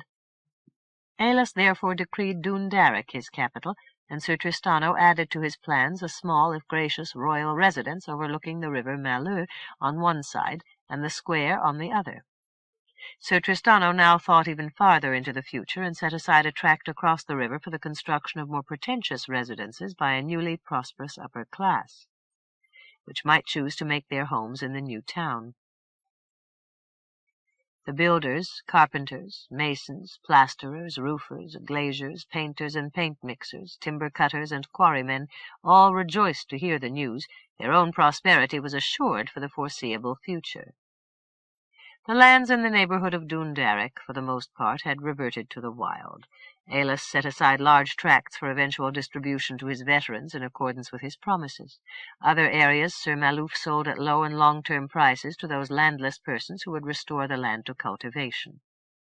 Such tangible evidences of permanency tended to support the authority of the king, who no longer could be labelled a foreign adventurer, intent on wringing South Ulfland dry of what little wealth remained to it.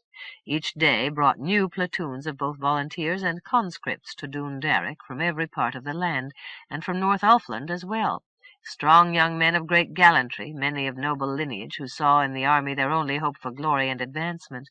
These newcomers were uniformly taught with pride and courage, and often displayed the concomitant qualities of obstinacy and truculence.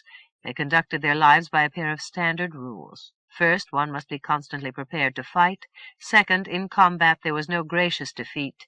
The loser surrendered, fled, or died, each outcome equally hateful. Aillas had learned a few of the intricacies and interactions of the Highland feuds. Plainly, many of his new troops would find themselves working in consort with their old enemies, which would seem an invitation to bloodletting. On the other hand, to reckon upon the animosities and to segregate hostile factions seemed to Aillas the worst of all solutions, since it would give the feuds official recognition. The new recruits were notified only that ancient quarrels had no place in the king's army and must be forgotten, after which the topic received no more attention, and the soldiers were billeted without reference to their past. Typically, the erstwhile enemies, now wearing the same uniforms, after a brief period of jutting jaws, curled lips, and sidelong glances, accommodated themselves to circumstances for lack of practical alternative.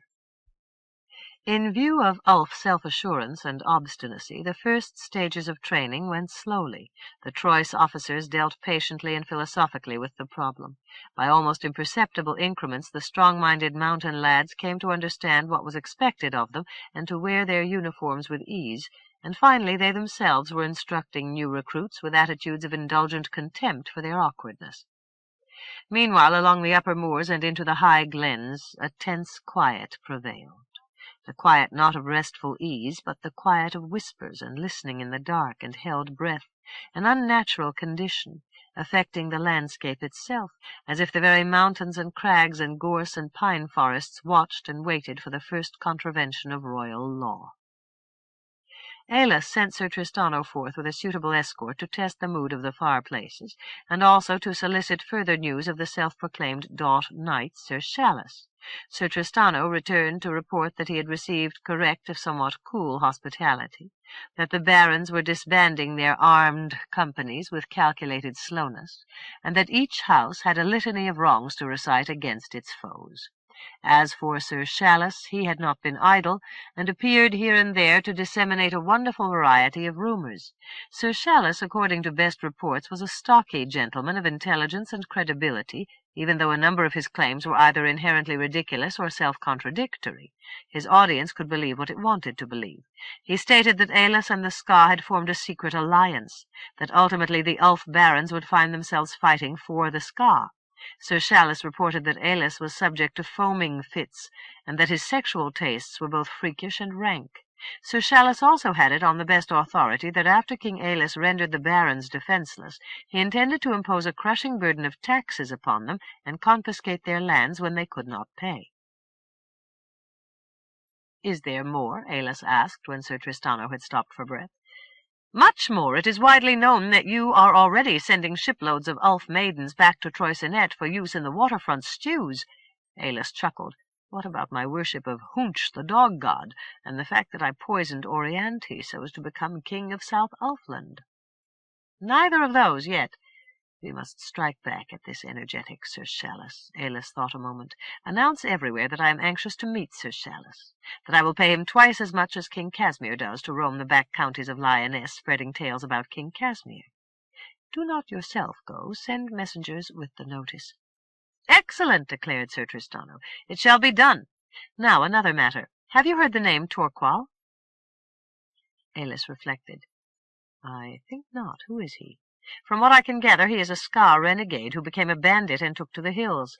Recently I was told he went to ply his trade in Lyonesse, but now he is back, in a secret keep close on the border between the Ulflands. There he has recruited a band of human brutes and raids into South Ulfland. He has let it be known that he will attack, waylay, besiege, and destroy any baron who obeys your rule. For this reason, those barons situated near the North Ulfland frontier are more than normally reluctant to fly your flag. All the while Torqual takes sanctuary in North Ulfland, where you cannot go, at risk of arousing the Ska." "A pretty problem," muttered Aillas. "Have you a solution?" "Nothing practical. You cannot fortify the border. You cannot usefully garrison all the castles. A sortie into North Ulfland could only amuse Torqual." "These are my own thoughts. Still, if I cannot protect my subjects, they will not think me their king." "It is a problem without a solution," said Sir Tristano. "Is that opinion helpful?" "Eventually Torqual will die of old age," said Aillas. "That might be my best hope." 2.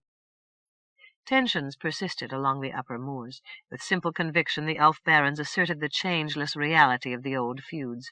They were neither forgotten nor forgiven. Passions were dissembled, retaliations were held in abeyance, while all waited to discover who first would defy the young king, and with even more interest how Aillas would respond to the challenge. The tension broke suddenly with a majestic doomsday inevitability to the circumstances. The party at offence was none other than doughty Sir Hune of Three Pines House. In full and ponderous defiance of the law, he waylaid Sir Dostoy of Stoygaw Keep, when Sir Dostoy ventured out on the moors for a morning's sport with his hawks. One of Sir Dostoy's sons died in the skirmish, another fled with wounds. Sir Dostoy himself was trussed and flung over the back of a horse like a sack of meal. His captors carried him up the slope of Mulk Mountain to Goat Skull Cap, down across Blacken Moor, through Caw Forest, and so across Lamon's Meadow to Three Pines House. There Sir Hune made good his threat, and nailed Sir Dostoy high on the door of the hay barn, after which Sir Hune called for his supper and ate with gusto, while squires of the house used Sir Dostoy as a target for their birding arrows. Aillas learned of the deed when the wounded second son rode reeling into Dún Darroch. He was well prepared. Almost before Sir Dostoy's corpse was cold, a strike force of 400 men, large enough to discourage intervention by Sir Hugh's clan fellows, yet not so large as to be cumbersome, was on its way to Three Pines House. Up Malheur Valley with its train of wagons, rumbling at best speed in the rear, along the Tin Mine Road with Moke Mountain looming into the clouds still to the east, then below Caw Forest and out upon Lamon's Meadow. A half-mile to the east, on a hummock of rock, stood Three Pines House, behind its fortifications. Sir Hugh received news of the royal reaction by messenger, and was taken aback somewhat by the swiftness of response. He admitted as much to Thrumbo, his chief archer. "Ha! He moves hard, and he moves fast. Well then, what of that? We will hold a parley. I will declare my error and vow to mend my ways. Then we will spit a bullock and swallow a tun of good wine, and all will be well. Let the Stoigor curs yelp as they may." Such was Sir Hugh's first thought. Then, becoming uneasy, he wrote out a letter and dispatched it in haste to the houses of his clansmen.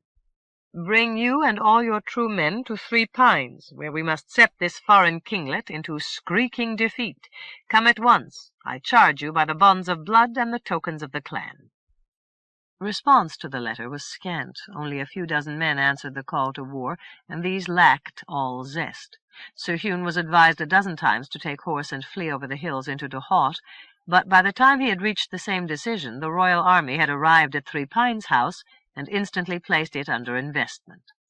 Sir Hugh had pulled up his gate and waited glumly for the summons to parley. He waited in vain, while with sinister efficiency the Troyes contingents made their preparations.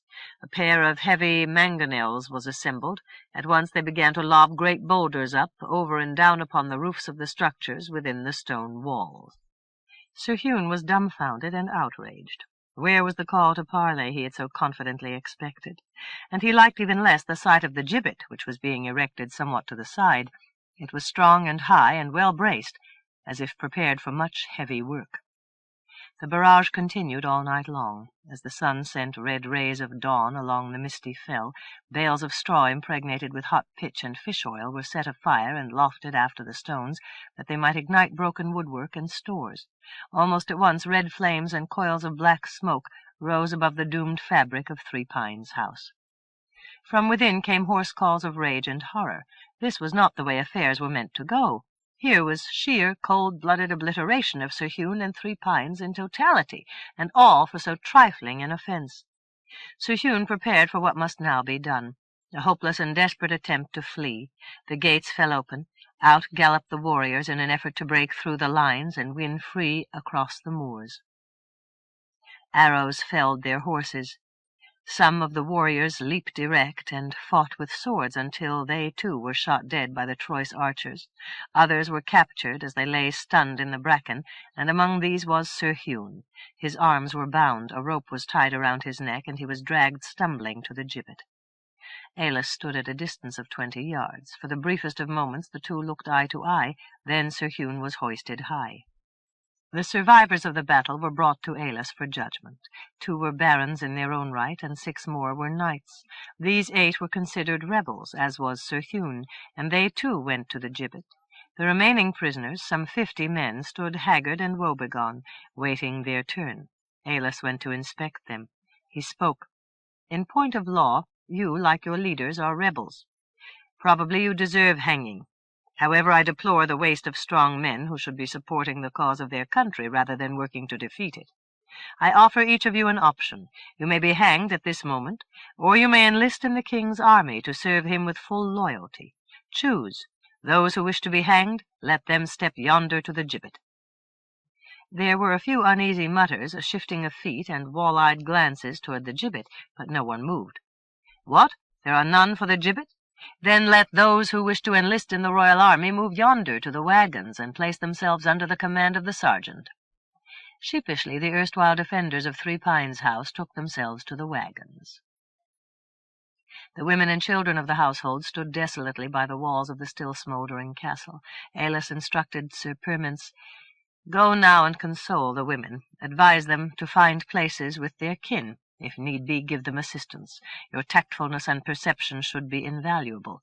Sir Tristano, make sure that no survivors remain within the castle, whether invalids or persons whom we might wish to know better, such as Sir Aillas of Troicinet. Sir Maluf, where are you? Here is scope for your own rare talents. Speak with persons of the household and discover Sir Hune's treasure vault, together with all other precious gems, coins, and objects of gold and silver. Make an inventory, then confiscate all to the interest of the royal exchequer, which should bring at least a trifle of pleasure to this melancholy day. Sir Maluf found little enough treasure, a few salvers, cups, and plates of silver, 100 gold coins, and some trinkets of garnet, tourmaline, and jasper. Sir Permance consoled the bereaved women with great skill, and sent them off to the places of their kin. Sir Tristano returned with grisly news. I find no invalids, nor persons in hiding. No one survives in the house, save only those in the dungeons. I counted 8 prisoners and 3 torturers. Then I could no longer bear the stench. Aillas' heart went cold. Torturers, then? I might have suspected as much. Tristano, you must do more. Take some men of strong stomach and go down into the dungeon. Liberate the prisoners and clap the torturers into chains. Then make use of our new soldiers. Aillas indicated Sir Hune's former henchmen. Order them to bring into the light of day all those implements and instruments now in the dungeons, and we will make sure that no one else puts them to use. The 8 prisoners were brought up from the dungeons, limping, hopping, sidling, some moving their legs with tender delicacy, groaning and whimpering with each step, the legacy of overmuch familiarity with the rack. 2 could not walk in any fashion whatever, and were carried out on pallets. All 8 were in sorry state. Their garments were rags. They stank with encrustations of filth and ordure, and hair lay matted and pasted against their scalps. The 6 who could walk huddled together, peering from the side of their faces, half fearful, half apathetic. The 3 torturers stood apart, surly, uncertain, but feigning a disdainful detachment from the situation. One was a ponderous, big-bellied hulk, chinless, and with only a hint of neck. The second was elderly, with high shoulders, a tall forehead, and long chin. The third, who seemed no more than Aillas' own age, smiled with unconvincing bravado, first out at the troops, then up at the bodies on the gibbet. Aillas spoke in a sad voice to the former prisoners. "Be easy. You are free. No one will harm you now." One of the men responded in a husky whisper. "Now is now, but then is gone. My name is Knowles. I know that only so I may hide when I am called. The rest is like a dream." Another looked in wonder at the gibbet. He pointed a claw-like finger. "There hangs Sir Hune, heavy as lard. Is it not a marvel? Dead Sir Hune, sweet dead Sir Hune, as dear to my eyes as the face of my mother." Knowles also pointed. "I see Gisses and Nook and Luton. Are they still to be our jailers?" "Indeed not," said Aillas. "They are to be hanged, which is perhaps too easy an end for them. Sergeant, hoist high these 3 horrors." "Hold!" cried the young torturer Luton in a sudden sweat. "We obeyed orders, no more. Had we not done so, a dozen others would have leapt forward to take over our posts. And today they would dangle from the gibbet instead of you. Sergeant, take them aloft." "Hurrah!" quavered Knowles, and his fellows joined him in a gasping chorus of cheers. But what of Black Thrumbo? Why does he go free, and see him standing there with so kind and gentle a smile on his face? "Who is Black Thrumbo?" "There he stands, chief archer to Sir Hune. He favours the whip because its song is true. Oh, Black Thrumbo, I see you there. Why do you not greet me? You have been so familiar with me and my parts. Now you are so distant." Aillas looked where Knowles pointed. "Which is Thrumbo?" "In the leather helmet, with a face like the moon. He is chief among the torturers." Aillas called out, "Thrumbo, you may step over to the gibbet if you will. I have no need for torturers in my army." Thrumbo turned and made a desperate dash for the hillside, hoping to scramble to freedom, but as he was somewhat corpulent and short of breath, he was quickly captured and dragged sobbing and cursing to the gibbet. An hour later Aillas returned with his troops to Doon Darroch. 3. The barons of South Ulfland were convened in a second conclave at Doon Darroch. On this occasion beef turned on the spit, and a tun of good wine stood ready for the broaching. Today there were no truants. All the barons of South Ulfland were on hand. Their mood, as they conferred privately and sat at the table, was somewhat different than on the previous occasion. They seemed glum and thoughtful, troubled rather than truculent. Before too much wine was consumed, Aillas delivered his message. Today he sat quiet while a fanfare from a pair of clarions commanded silence. Then a herald, climbing onto a bench, read from a scroll. "All hear these words, which are those of King Aillas. I speak in his voice. Recently Sir Huon of Three Pines House disobeyed my explicit orders, and all present know how went the aftermath. In his dungeons he kept prisoners, contrary to the spirit, if not the letter, of my law. I will shortly issue a code of justice, uniform with that of Troicinet and Dacinet. In each county of the land, sheriffs and magistrates will be designated. They will administer all justice, high, middle, and low. The persons here today will be relieved of what can only be an onerous responsibility. That responsibility is terminated.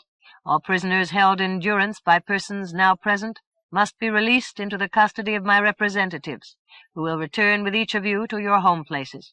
Hereafter you may no longer immure, incarcerate, nor confine any of my subjects at the risk of royal displeasure, which Sir Huon discovered to be swift and definite. I further discovered that Sir Huon indulged himself in the torture of his enemies. This is vile and ignoble, no matter what the justification. I hereby declare torture in all its categories to be a capital offense, punishable by death and confiscation of property. In all fairness, I cannot punish crimes committed before my proscription, despite my inclination. You need fear no such reprisal. At this time either Sir Permence, Sir Maluf, or Sir Tristano will interview each of you in turn. You must give information regarding prisoners in your custody, with their names and condition, and also the names of torturers in your employ. Then you will immediately depart for home, and the listed prisoners will be delivered to my representatives, who will also take your torturers into custody. Since I do not want these persons loosed into the general population, they will be brought here to Dun Darrick, and probably enlisted into a special corps of my army. Those among you who employed the torturers are no less culpable than they, but as previously stated, I cannot punish you for crimes committed before my proscription. Sir Permence, Sir Maluf, and Sir Tristano are now at work among you. I urge that you cooperate and impart exact information, as these declarations will be verified.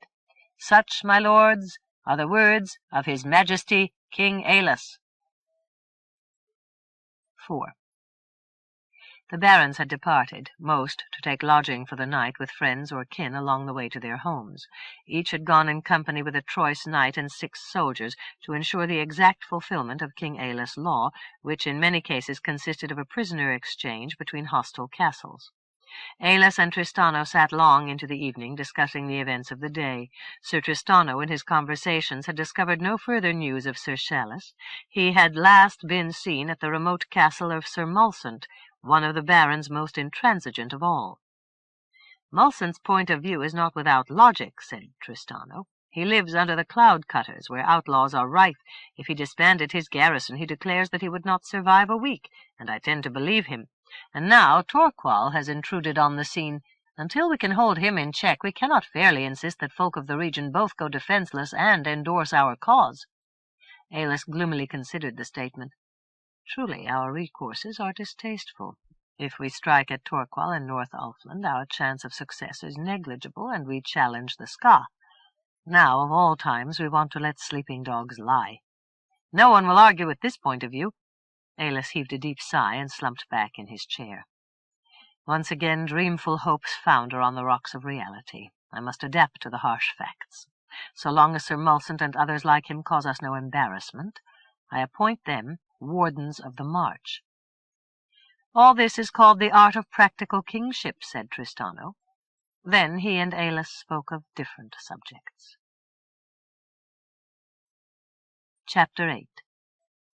1. Chalice, arriving in Lyonesse town, went directly to Hadion, and in due course was taken to a small sitting-room in the Tower of Owls, where King Casmir sat studying charts and maps. Chalice performed a suitable bow and waited while King Casmir closed his portfolio, using a ponderous deliberation which anyone with a guilty conscience could only find ominous. At last King Casmir swung about and looked Chalice over from head to toe, as if he had never seen him before. He gestured to a chair. When Chalice had seated himself, Casmir said, "Sir Chalice, I see that you have been travelling hard. What have you to tell me?" Encouraged by Casmir's use of the honorific, Chalice, who had been sitting on the edge of his chair, relaxed a trifle back into the seat. He considered his words carefully, since they might well make his fortune, or yield him nothing if he failed to gain King Casmir's approval. "In general, sir, I cannot fairly give you an amplitude of good news. King Aillas has acted with decision and to good effect. He has kept his opponents off balance and denied them a basis for insubordination. He is popular with the common folk and also the aristocracy of the lower fells and the shore, who value order and prosperity more than an unqualified franchise, which they never had in any case." "Has there been measurable resistance to an alien king?" "The most noteworthy example is that of Sir Hume of Three Pines House. He openly violated the new laws. Almost before he did the deed his castle was in ruins, and he swung high on a gibbet. This is language which the Ulfs understand." Casmir gave a sour grunt. Chalice continued, "Aillas discovered full dungeons at Three Pines House. He called a conclave, where he banned private justice and emptied every dungeon in the land. By and large, the edict won him approval, since the barons fear nothing more than their enemies' dungeons, where, if captured, they are punished for the sins of their grandfathers. In clearing the dungeons, Aillas confiscated all their gear. I am told that he took 40 racks, 7 tons of tools, and 100 torturers. These are now a special corps in the royal army. Their cheeks are tattooed black, their uniforms are black and yellow, and they wear mad dog helmets. They are considered pariahs, and live apart from the other troops." "Bah!" muttered Casmir. "There is a reek of over-niceness to this milksop king. What else?" "I will now render an account of my own activities. They have been diligent, dangerous, and miserably uncomfortable." With a somewhat forced enthusiasm in the face of King Casmir's unresponsive stare, Chalice described the range of his activities, and did not fail to mention the perils he encountered almost daily. "With a price on my head, I finally decided that I could do no more. My slanders, while always popular, were never corroborated, and exerted no lasting influence. During the course of my work I discovered a strange fact, to this effect: the staid, stark, stupid truth carries more conviction than the most entrancing falsehoods, even though the latter sometimes receive more currency. Still, I was sufficiently irksome that Aillas tried with might and main to capture me, and I was constantly skipping away, just barely clear of apprehension." With hooded eyes and in the mildest of voices, King Casmir asked, "And what do you suppose might have been your fate had you been captured?" Chalice's sensitivities were keen. After only the most imperceptible of hesitations, he said, "That is hard to say. Aillas bruited about and offered to pay me twice your own stipend if I became a turncoat. He intended, so I suspect, only a disparagement of my reputation, and in fact the ploy reduced my credibility to nothing." King Casmir gave a thoughtful nod. "A rumor of this offer reached me through other sources. What of Torqual?" Chalice paused to gather his thoughts. "I have seen Torqual at various times, though not as often as I wished. He goes his way without reference to my advice, but he seems to be serving your good interests. He is insatiable in his demands for gold, that he may the better augment his power. We were together at the reduction of Three Pines House. We stood with peasants across the meadow. Torqual tells me that first he has been learning the terrain, and second that he has recruited the nucleus of a following. He has found a bolt hole in North Ulfland from which he can penetrate South Ulfland on raids. He has let it be known that his favoured victims will be those who obey the king's command, a tactic which persuades the Ska to ignore him. Gradually he thinks to extend his power over all the high moors." Here Chalice gave a shrug. King Casmir asked, "You would seem to doubt his success?" "In the long run, yes. He thinks only of destruction, which is not a sound basis for a stable rule. Still, I cannot read the future. In the Ulflands anything can happen." "So it seems," mused King Casmir. "So it seems." Chalice said somberly, "I wish I could bring you news kinder to your ears, since my fortune depends upon pleasing you." King Casmir rose to his feet and went to look down into the fire. At length he said, "You may go. In the morning we will talk further." Chalice bowed and departed in a cheerless mood. Lacking compliments from King Casmir, he had not dared bring up the subject of reward. In the morning King Casmir again conferred with Chalice and attempted to glean more information about Torquil, but Chalice could only reiterate his statements of the day before. Finally King Casmir tendered him a sealed packet. "At the stable a good horse awaits. I have another small mission for you. Ride north into Pomperol by Ichneod Way. At the village Honriot, turn left, and ride through to Hot, into Forest Tantravalis. Go to Feroli and give this message into the hand of the wizard Tamarello. I expect that he will have a response for you." 2. In due course Chalice returned to Haedion. He was at once admitted into the presence of King Casmir, to whom he delivered a parcel. King Casmir appeared in no haste to learn the contents of the parcel. He laid it on the table, and turning to Chalice in an almost gracious manner, asked, "How went the journey?" "The journey went well, sir. I rode at speed to Feroli, which I found without undue difficulty." "And what do you make of Feroli?" "It is a splendid manse of silver and glass and precious black wood. Silver poles support the roof, which is like the roof of an enormous many-sided tent, but for its sheathing of green-silver tiles.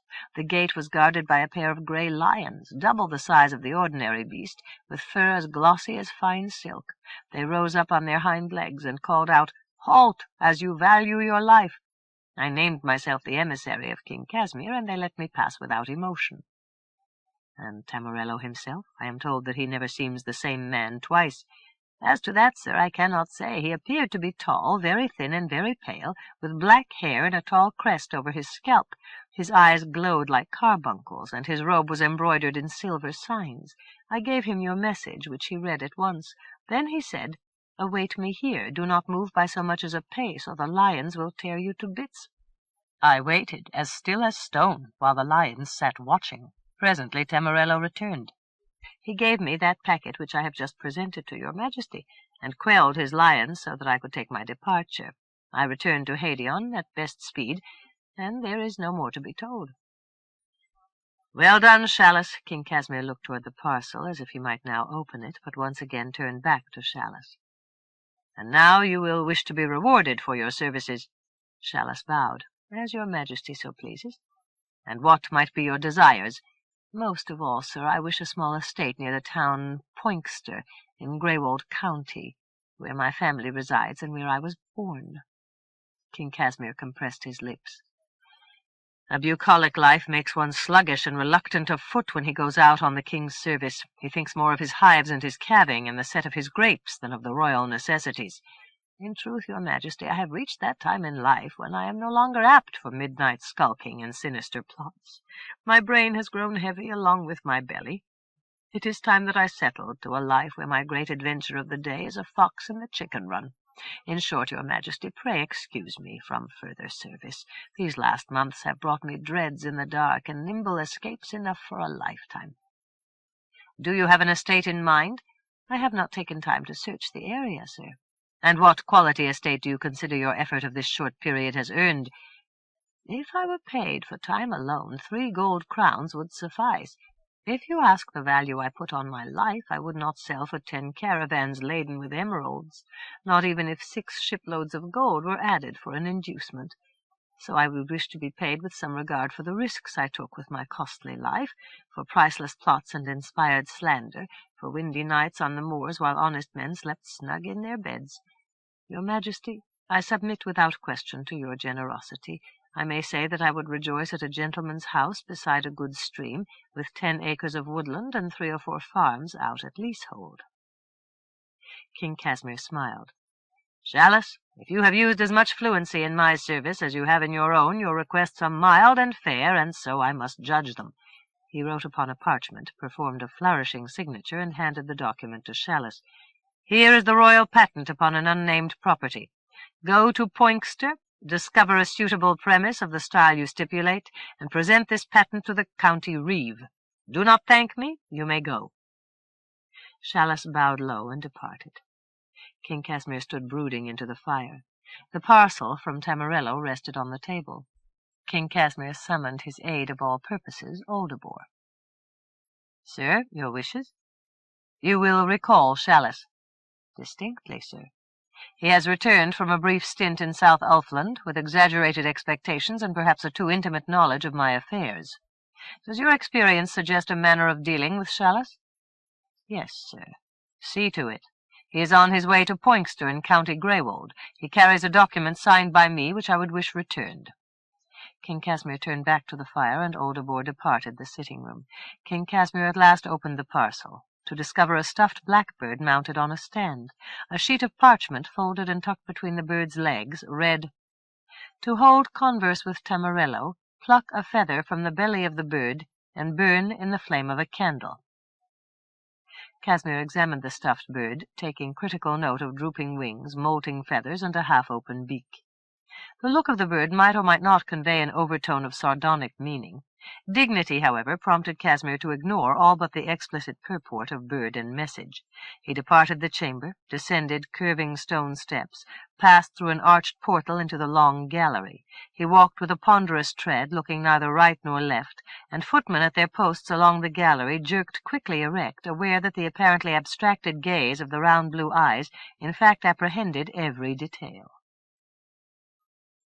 King Casmir entered the Hall of Honours, a vast, high-ceilinged chamber reserved for the most solemn of state occasions, to which King Casmir had vowed to restore the throne Ivandig and the table Caerbran Miadan. The Hall of Honours was now furnished with his own ceremonial throne, a long central table, and around the walls 54 massive chairs representing the 54 noble houses of Lyonesse. To Casmir's annoyance, he discovered the Princess Madouc playing alone among the chairs, jumping from seat to seat, balancing on the arms, squirming through the underbraces. For a moment Casmir stood watching. A curious child, he thought, self-willed to the point of intractability. She never cried, except sometimes in small, furious gasps of vexation when someone dared to thwart her. How different, yet how alike, were Madouc and her mother Suldrun. Such was Casmir's understanding of the case, whose dreamy docility had masked an obduracy as hard as his own.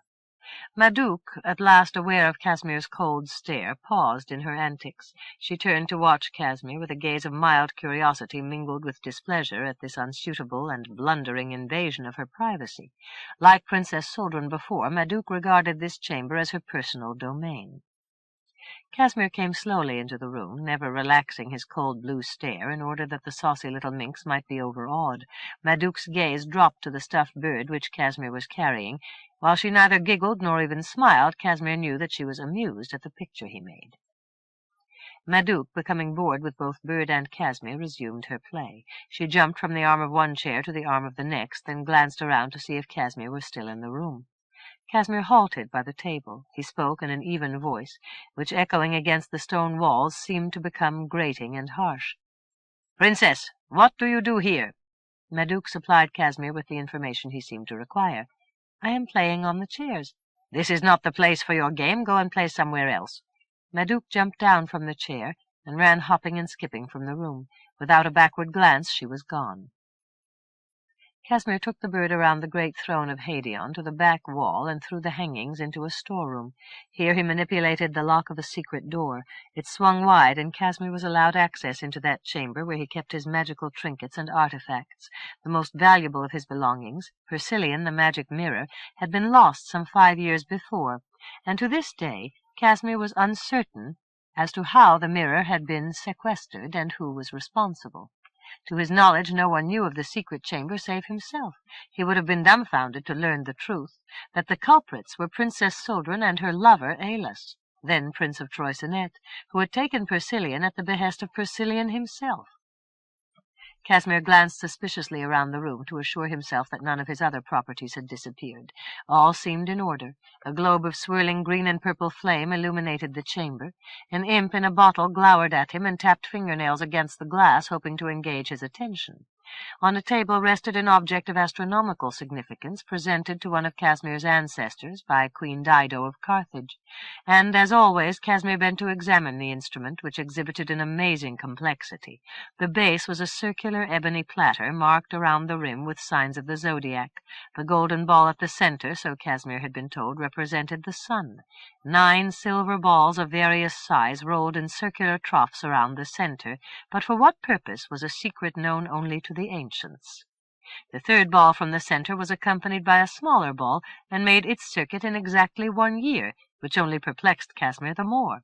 If the object were a chronometer designed to measure yearly intervals, then why the other balls, some of which moved almost imperceptibly? Casmir no longer speculated in regard to the object, and now gave it only a cursory survey. He placed the stuffed bird on a shelf and considered it a moment. At last he turned away. Before initiating a conversation with Tamarello, he must decide carefully what he wished to discuss. Departing the secret chamber, Casmir passed through the Hall of Honours and stepped out into the gallery. Here, as luck would have it, he encountered Queen Solace and Father Umfred. They had been out together in the royal carriage, inspecting sites for a cathedral. Queen Solace told Casmir, "The optimum site is clear. We have seen it and measured it, that area just to the north of the harbour entrance." Father Umfred spoke in enthusiasm. "Already a sweet sanctity surrounds your remarkable spouse. I would like to see, flanking the grand front entrance, 2 statues worked in imperishable bronze. On one hand the noble King Casmir, and on the other the saintly Queen Solace." "Have I not declared the project impractical?" demanded King Casmir. "Who will pay for such nonsense?" Father Umfred sighed and raised his gaze to the ceiling. "The Lord will provide." "Indeed?" asked King Casmir. "How, and in what style?" "Take no other gods before me. So spoke the Lord on Mount Sinai. Each new Christian may properly atone for his years of sin by dedicating his wealth and his labor to the construction of a great temple. Thus will be eased his way into paradise." Casmir shrugged. "If fools so want to spend their money, why should I complain?" Queen Solace gave a glad cry. "Then we have your permission to proceed?" "So long as you faithfully adhere to each and every provision of royal law." "Ah, your Majesty, that is glorious news," cried Father Umfred. "Still, to which provisions of the law are we susceptible? I assume that ordinary custom will here prevail." "I am unacquainted with these ordinary customs," said King Casmir. "The laws are simple enough. First, under no circumstances may moneys or other articles of value be exported from Lyonesse to Rome." Father Umfred winced and blinked. "From time to time," King Casmir spoke on, "all moneys collected must be declared to the Chancellor of the Royal Exchequer, who will levy the appropriate tax, which will be deducted in advance of all else. He will also fix the annual rent upon the land." "Ah," groaned Father Umfred, "that is a discouraging prospect. It cannot be. No secular power may levy tax upon property of the Church." "In that case I retract and renounce my permission. Let no cathedral be built at Lyonesse town, now or ever." King Casmir went his way, with Queen Solace and Father Umfred looking disconsolately after him. "He is a most obstinate man," said Queen Solace. "I have prayed that the Lord bring the balm of religion into his heart, and today I felt that my prayers had been answered. But now he is settled. Barring some miracle, he will never change." Father Umfred said thoughtfully, "I can supply no miracles, but I know certain facts which Casmir would go to great lengths to learn." Queen Solace gave him a questioning look. "Which facts are these?" "Dear Queen, I must pray for guidance. Light from above must show me the path." Queen Solace's face took on a petulant droop. "Tell me, and allow me to advise you." "Dear Queen, dear blessed lady, it is not so easy. I must pray." 3. 2 days later, King Casmir returned to the secret room. He plucked a feather from the belly of the stuffed blackbird and took it away to his private parlour at the side of his bedroom. Lighting a candle from the fire, he thrust the feather into the flame, where it burned with little puffs of acrid smoke. King Casmir watched the wisps dissipate into the air. He called, "Tamarello, do you hear me? It is I, Casmir of Lyonesse." From the shadows spoke a voice. "Well then, Casmir, what now?" "Tamarello, is it you whom I hear?" "What do you wish of me?" "A sign that I truly speak with Tamarello." "Do you remember Chalice, who now lies sightless in a ditch with his throat cut?" "I remember Chalice." "Did he tell how he saw me?" "Yes." "I showed him the wizard Amach ac Ail of Caerwithin in the full of my black droiwi." Footnote: droiwi, from the ancient Welsh and untranslatable. Approximately a self-induced mood of morose extra-human intensity in which any grotesque excess of conduct is possible, full identification of self with the afflatus which drives the eerie, the weird, the terrible. The adepts of the so-called Ninth Power conceived of Droiwi as a condition of liberation in which their force reached its culmination. Tamarello mentions the idea apparently in a spirit of mockery, or as an extravagant flourish in response to Casmir's rather heavy insistence upon identification. End of footnote.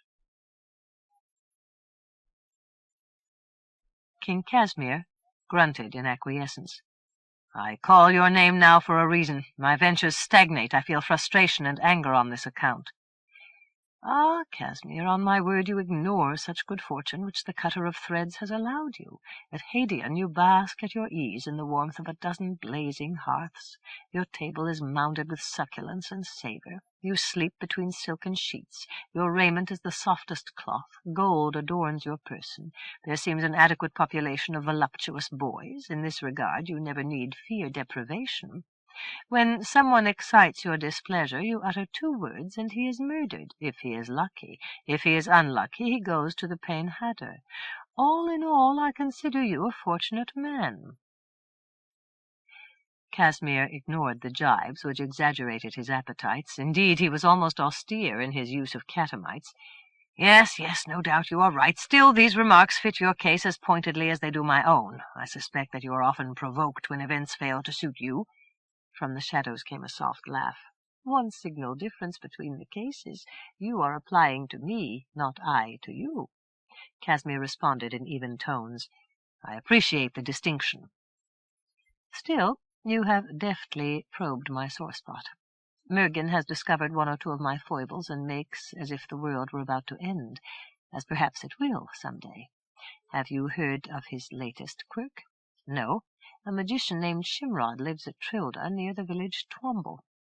I am acquainted with Shimrod. If you can believe it, Mergin has appointed Shimrod to be my monitor and overseer, to ensure my deference to Mergin's will. That would seem an irksome case." "No matter. Should Shimrod swallow himself like a revolving snake, it is all one with me. He is easily confused. I will do as I did before, and poor Shimrod will go sprawling down uncharted abysses." King Casmir made a cautious suggestion. "Our destinies may well go hand in hand. Perhaps we can profit by an association." Again the soft laugh from the shadows. "I can put toad heads on your enemies. I can change the stone of their castles to suet pudding. I can enchant the surf to bring sea warriors with mother-of-pearl eyes charging ashore out of each breaking wave, but never may I do so, even if, through some folly, I thought it advisable." King Casmir said patiently, "I understand that this must be so. Still this. Persilian the magic mirror once spoke out to me, though I had put no charge upon him. The utterance defies both fact and reason, and causes me a great puzzlement. And what was the utterance? Persilian spoke like this: 'Suldrun's son shall undertake, before his life is gone, to sit his right and proper place at Caebra an Miadan. If so he sits and so he thrives, then he shall make his own the Table Round to Casmir's woe, and Evandig the throne.' So spoke Persilian, and would say no more. When Suldrun bore the girl Madouc, I went to question Persilian, but then he was gone. I have long brooded over this matter. Somewhere among those words lives wisdom, had I the wit to search it out." After a moment the voice responded, "I care nothing for you or your prospects, and I will listen to no reproaches should your affairs go badly. Still, I am driven by my own forces in a direction which may for a time run parallel to your own. My impulse is detestation. It fixes upon Mergin, his scion Shimrod, and King Aillas of Troicinet, who at Tinsinfiro did me savage and irreparable harm. Count me not your friend, but the enemy of your enemies." Casmir gave a grim chuckle. At Tinsinfiro, Aillas had hanged Tamarello's lover, Ford Carfiliet, on a gallows grotesquely high, and gaunt as a spider's leg. "Very well, you have made yourself clear." "Do not be too sure," said the voice, speaking sharply. "Your surmises in regard to me will surely be incorrect. At this time Mergin's calculated affronts cause me a great wrath. He uses the charlatan Shimrod as counterpoise to me, and sets him to bait me with his surveillances. Shimrod becomes self-important and pompous. He expects me to make a daily report upon my conduct. Ha! I will show him conduct to scorch his backside." "All very well," said Casmir. "What of Persilien's prediction? He spoke of son, but Suldrun bore a daughter only. Is the prediction false?" "Uncertain. These apparent contradictions often are masks for startling truth. If so, what might be such a startling truth?" "I suspect that she bore another child." Casmir blinked. "That cannot be so." "Well then, who was the father? A nameless vagabond. In anger I did away with him." "He might have had much to tell you. Who else could recite precise facts?" "There was the serving woman and her parents, who nurtured the baby." Casmir frowned as he thought back across the past. "The woman was a stubborn cow. She would tell me nothing." "She might be tricked or inveigled. The parents might also know facts not yet revealed." Casmir grunted. "This seems to me a dry source. The parents were old. They might be dead." "Perhaps so. Still, if you like, I can send you a man who is a ferret for smelling out secrets." "That will suit me well." "Let me instruct you. His name is Visbium. He is a wizard of very limited skill and certain curious habits, owing perhaps to yellow bloom in the cracks of the brain. You must overlook his peculiarities and give precise orders, since at times he is flighty.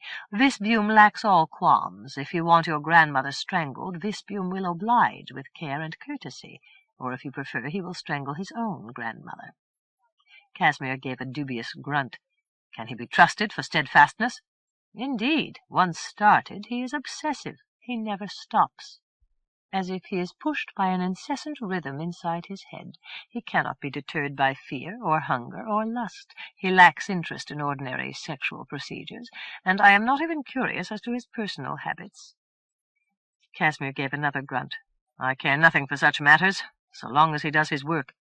"He is single-minded. Still, supervise him closely, as his is a strange personality." 4. Once each week King Casmir sat to deliver royal justice in the cold grey juridical chambers beside the old great hall. His chair was placed on a low dais at the back of a massive table, with a man-at-arms, halberd at the ready, posted to either side. At these occasions King Casmir wore always a black velvet cap encircled by a light silver crown, together with a flowing cape of black silk. This costume, so he believed, and correctly so, augmented the mood of sombre and implacable justice which already hung heavy in the room. During testimony King Casmir sat motionless, staring with cold blue eyes at the witness. He pronounced his decisions tersely, in a flat voice, without regard for rank, status, or connection, and for the most part fairly, without extreme or harsh penalty, that he might enhance his reputation across the land as a wise and equable ruler. At the end of the day's assizes an under-chamberlain approached the table. "My lord, a certain Visbium awaits audience. He states that he is here by your command." "Bring him here." Casmir dismissed the court officials and ordered the guards to take up their stations outside the door. Visbium, entering the dour and solemn chamber, found himself alone with the king. He advanced on long, bent-kneed strides to halt close by the table, where he inspected King Casmir with placid bird-like curiosity and a total absence of awe. King Casmir drew back from Visbium's appraisal, which seemed over-familiar and even brash. He frowned, and at once Visbium put on an ingratiating smile. King Casmir pointed to a chair. "Sit." As Tamarello had indicated, Visbium made no immediately favorable impression. He stood tall, with narrow shoulders, a gaunt chest, and large hips, and hunched forward as if in eagerness to get on with the duties at hand. His head and nose were both narrow and long. Black hair seemed painted upon his scalp and made a stark contrast with his pasty skin. Arsenical shadows outlined his eyes. His mouth hung in loose-lipped folds over a sharp chin. Visbium seated himself. King Casmir asked, "You are Visbium, sent here by Tamarello?" "Sir, I am he." King Casmir folded his hands and fixed Visbium with his most gelid stare. "Tell me something of yourself." "Gladly. I am a person of many talents, some unusual or even unique, though to the casual eye I seem a person of ordinary gentility. My skills transcend my appearance. I am astute and subtle. I study the arcane sciences. I have an exact memory. I am clever at dissolving mysteries." "That is an impressive catalogue of attributes," said King Casmir. "Were you then born to nobility?" Sir, I have no knowledge of my birth, though certain indications lead me to suspect that I am the byblow of a ducal amour. My earliest recollections are a farm to the far north of Dohot, hard by the Weisrod March. As a nameless foundling, I was forced into a life of stultifying toil. In due course I fled the farm and became first servant, then apprentice to Hippolito, the magician, at Maul. I learned axioms and principles of the grand art. I was well on the way to great affairs. Alas, all things change. 10 years ago, on Glamis Eve, Hippolito flew away from Maul on a shingle and never returned. After a respectful interval, I took command of the premises, and perhaps I was too bold, but that is my way. I march to music unheard by ordinary ears, urgent trumpets clashing. King Casmir made an impatient movement. I am interested less in your inner sounds than in concrete details of your abilities. Very well, sir. My ambitions aroused the malice of a jealous cabal, and I was forced to flee for my life. I hitched Hippolito's iron-legged goat to a cart and rode at a gallop away from Maul. In due course I allied myself with Tamarello, and we have taught each other our special lores. At this moment I find myself at loose ends, and when Tamarello mentioned your troubles and prayed that I relieve your distress, I gave my assent. Explain, then, your difficulties, that I may subject them to my best analysis. The case is simple, said King Casmir. 5 years ago, the then Princess Suldrun gave birth to a daughter, the present Princess Madouc. Certain circumstances in regard to the birth remain a matter for conjecture. For instance, might twins have been born? By the time these matters had come to my attention, both Suldrun and the father were dead. And you were vouchsafed the single baby? Correct. The child originally was taken by one Hermie, a serving woman, and given into the care of her parents, from whom we recovered it. I wished to learn all the facts relevant to the case, which I neglected at the time. Aha, and quite rightly so. Who was her father? This fact was never clarified. I see no other point of attack to the case than the serving woman, who at the time occupied a small farmstead south down Lurlong Way. The facts are now 5 years old, still their traces may persist. So I am confident the full truth will surely be forthcoming. 5. Visbume came once more to Hadeon, and there reported his findings. In his lively enthusiasm he came forward to stand in almost intimate proximity to King Casmir, and there thrust his head forward. Hermie, the serving woman, with her entire family, has removed to Troicinet. King Casmir leaned pointedly back from the waft of Visbume's breath and pointed to a chair. Be seated. Troicinet, you say. Where did you learn this? Visbume, with many a nice flourish, seated himself. I had the news from Hermie's sister, whose spouse fishes out of Took's hole. Further, here Visbume tilted his head archly sidewise. Can you guess? No, say on. Graith and Wynas are the father and mother of Hermie. They, too, have taken themselves part and parcel to Troicinet. The sister says that they all prosper and live as gentry, and herein I detect more than a trace of envy which may colour the testimony. Indeed. Here was scope for rumination. Might King Aillas be taking an interest in his private affairs? How long have they lived in Troicinet? Several years. The woman is indefinite, and I truly believe has no sense of time. Well, no matter. It seems that now you must cross the Lyre to Troicinet. Visbume called out plaintively, Ah, woe and dismay! But I will go, though I detest the uncertain motion of a boat, nor is it easy for me to overlook the wet depths below, which were never meant for man. So it must be. Aillas still performs his spoliation in South Ulfland, and works opposition to my plans. Go then to Troicinet, learn the full scope of this business, since it bears upon the succession to my throne. Visbume leaned forward, twitching in curiosity. How can that be? Prince Cassander is your heir. Quite so, said King Casmir. For the moment you need concern yourself only with the problems I have outlined. What are the exact details surrounding the birth of Suldrun's child? Might there have been twins? If so, where is the other child? Are you clear on this? Yes, of course, Visbume stated. I am instantly off to Troicinet, despite my dread of every wave of the cruel Black Sea. Now, I say, let them rear their highest. Never will they stay my passage. Casmir, I bid you farewell. Visbume turned and marched on long prancing steps from the chamber. Casmir gave his head a sour shake and turned to other business. An hour later the chamberlain announced a messenger newly arrived at Lyonesse town. He says he has come at haste. His message is reserved for your ears alone. His name? He states that it would mean nothing either to you or to me. Bring him here." Into the chamber came a thin young man with a hideously scarred face. His garments were dusty and travel-worn. His station in life would not appear to be high, and he spoke with a thick peasant's accent. "Your Majesty, I have been sent to you by Torqual, who says that you know him well." "True, speak on." "He is in need of gold crowns, that he may do your bidding. He states that he sent this message by Chalice, and he would learn whether you dispatched gold in the custody of Chalice or did not do so." King Casmir rubbed the bridge of his nose. "I gave Chalice no gold for Torqual. He asked for none. Why does Torqual need gold?" "He has not confided his business to me." "And you are his associate?" "I am. The new king has forbidden that men should fight, nor may they take their just revenge. But see what Sir Elphin of Floon Castle has done to me. I care nothing for Aillas, and less for his law. Once I do my work on Elphin of Floon, Aillas can kill me as dead as he likes." "So what is this to Torqual?" "We are outlaws. We roam the far fells like a wolf pack. Recently we have found a den where none can pursue us, and now we need gold to furnish this den and buy a store of victual, which is easier to buy than to steal." "How much gold do you come for?" 100 gold crowns. "What? Do you plan to feed on ortolans and the honey of jasmine flowers? I will supply you 40 crowns. You must eat barley porridge and drink ewe's milk." "I can only take what you give me."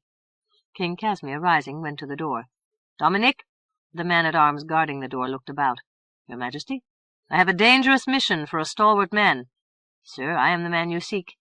"Prepare yourself, then. You must ride the road north with a bag of gold, and bring me news of its delivery. This gentleman, I do not know his name, will guide your way." "It shall be done, sir." Chapter 9. 1. Castle Clary stood in one of the most remote areas of South Ulfland, 20 miles from the North Ulfland border, and close under the Cloud-Cutters, 3 desolate peaks of the Teach Tak Teach. The master of Castle Clary and its lands was Lord Loftus, one of the barons least malleable to the rule of the new king. He based his intransigence upon the facts of recent history, namely the raids of Ska slave-takers. These episodes had become less numerous of recent years. Nevertheless, parties of Ska, intent on one errand or another, still passed along the high road only a few miles to the east. Further, Lord Loftus' neighbours included some, like Mott of Motterby Keep, and Elphin of Floon, who were no less intractable than himself, and many were members of a hostile clan. Castle Clary's traditional enemy had for centuries been the Goss family of Fian Goss, a castle in a glen 20 miles south of Clary. Unlike Lord Loftus, the young Lord Bodwy had decided to support King Aillas in all his programs, hoping to find a cessation to the bloody tangle which had killed his father, uncles, and grandfather, and innumerable kin long before their time. At the Dún Darrick conclave, Bodwy had approached Lord Loftus of Clary, and expressed the hope that trust and amity might grow between their two houses, and he pledged all his efforts to nurture a reconciliation, stating that the interests of no one were served by continued hostility. Lord Loftus had made a rather stiff response, to the effect that he would take no new initiatives against the Goss. Therefore, a month later, Lord Bodwy listened with surprise to the tale of his herdsman Sturdivant. They wore clary green, with the clary epaulets. There were 4, though I could recognize none by sight. Still, they were absolutely insolent and most cruel in their treatment of your good bull Black Butts, and dragged him away toward Clary at the run, with a chain to the ring in his nose. Lord Bodwy at once rode to Castle Clary with Sturdivant, where not for a century had one of the Goss family come in peace. Lord Loftus received him with courtesy, and Lord Bodwy looked about the great hall of Castle Clary with curiosity, and gave admiration to a fine hanging on the wall. "I wish this were my only motive for coming," said Lord Bodwy. "In truth, I am anxious for my bull Black Butts. Sturdivant, tell your story." Sturdivant said, "Sir, to make a long story short, yesterday Black Butts was taken from his pasture by 4 men in Clary Green." Lord Loftus instantly became haughty. "What? Now, in spite of all, you accuse me of stealing your cattle?" "By no means," declared Lord Bodwy. "I give you far more respect than that, but you must agree that the circumstances are most puzzling. Sturdivant clearly saw the Clary Green on men he could not recognize. The tracks lead into your lands, but fail at the river Swirling." "You are at liberty to search my premises high and low," declared Sir Loftus, in the frostiest of voices. "I will question my herdsman at once. Sir Loftus, I am far less anxious to find Black Butts than to discover the motives for this peculiar act and its perpetrators."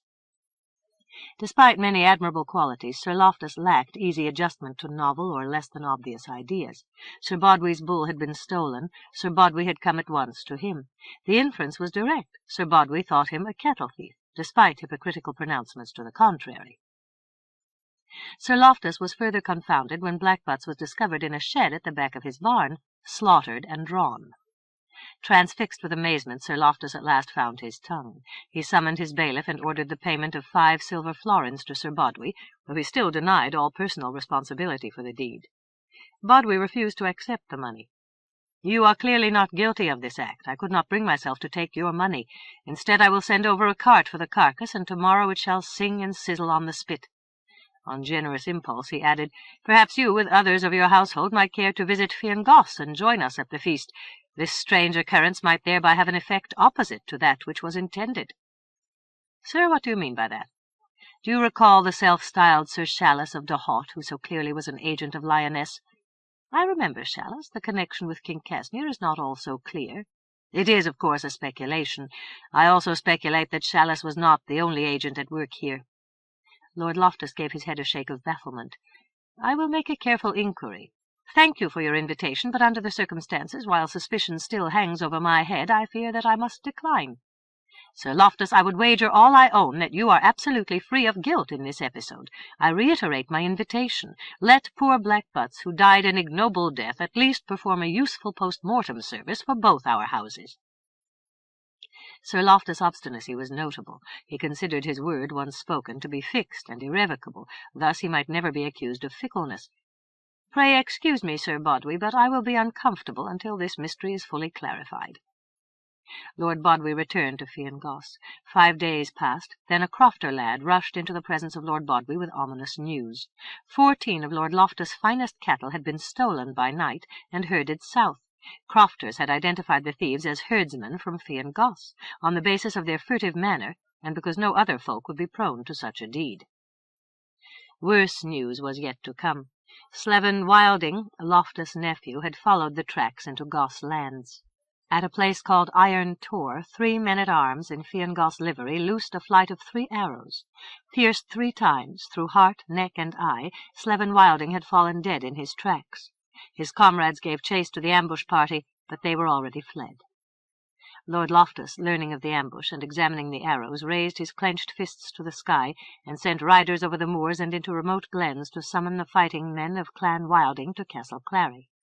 King's law or none, he vowed to avenge the death of Slevin Wilding and punish those who had stolen his cattle. Lord Bodway instantly sent messengers riding at speed for Dún Darroch, then made Fionn Goss ready to withstand both assault and siege. The riders came into Dún Darroch on dying horses, arriving at midday. By good fortune, a battalion of 200 horsemen had been ready to ride toward the North Ulfland border on general manoeuvres. Aillas ordered them instead to Fionn Goss at top speed. All through the bright afternoon rode the troop, halting at sunset for an hour's rest, then up once more to ride by the light of the full moon, across Brudon Moor, up Whirling River Road to Deadman's Moor, and away at a slant to the northeast. At midnight winds began gusting and clouds obscured the moon. There was danger of plunging into a bottomless bog or riding headlong into a gully, and the troop took shelter in a spinney of tamarack to huddle over reeking fires. At dawn the troop rode again, despite a driving wind and spatters of cold rain. With cloaks flapping, they pounded hard up Blue Murdoch Fell, and galloped under heavy grey clouds by a track across the heather. 2 hours into the afternoon they arrived at Fionn Goss, only an hour after the investment of the place by Lord Loftus and his clansmen in the number of 100. For the nonce they had assembled out of arrow range, and were occupied at the building of ladders, particularly effective here, since the Fionn Goss walls were low and the defenders few. Lord Loftus doubted nothing but what the place must fall to the first onslaught, which he decided to conduct by the light of the moon. The appearance of the king's troops and the king himself destroyed his plans, and instantly he knew the bitterness of total defeat. If blood flowed now, the deepest torrent would be Wilding blood. What now, he asked himself. Withdraw? Fight? Parley? He could see nothing but humiliation. In dejection and defiance, Lord Loftus stood facing the king's troops, helmet thrown back, hands resting on the pommel of his sword, point down in the turf between his feet. A herald rode forward, dismounted with a brave flourish, and faced Lord Loftus. "Sir, I speak with the voice of King Aillas. He commands you to sheathe your sword, then come forward and render an explanation for your presence here. What message shall I bear to King Aillas?" Lord Loftus made no reply. With savage force he sheathed his sword and marched across the ground. Aillas dismounted from his horse and stood waiting.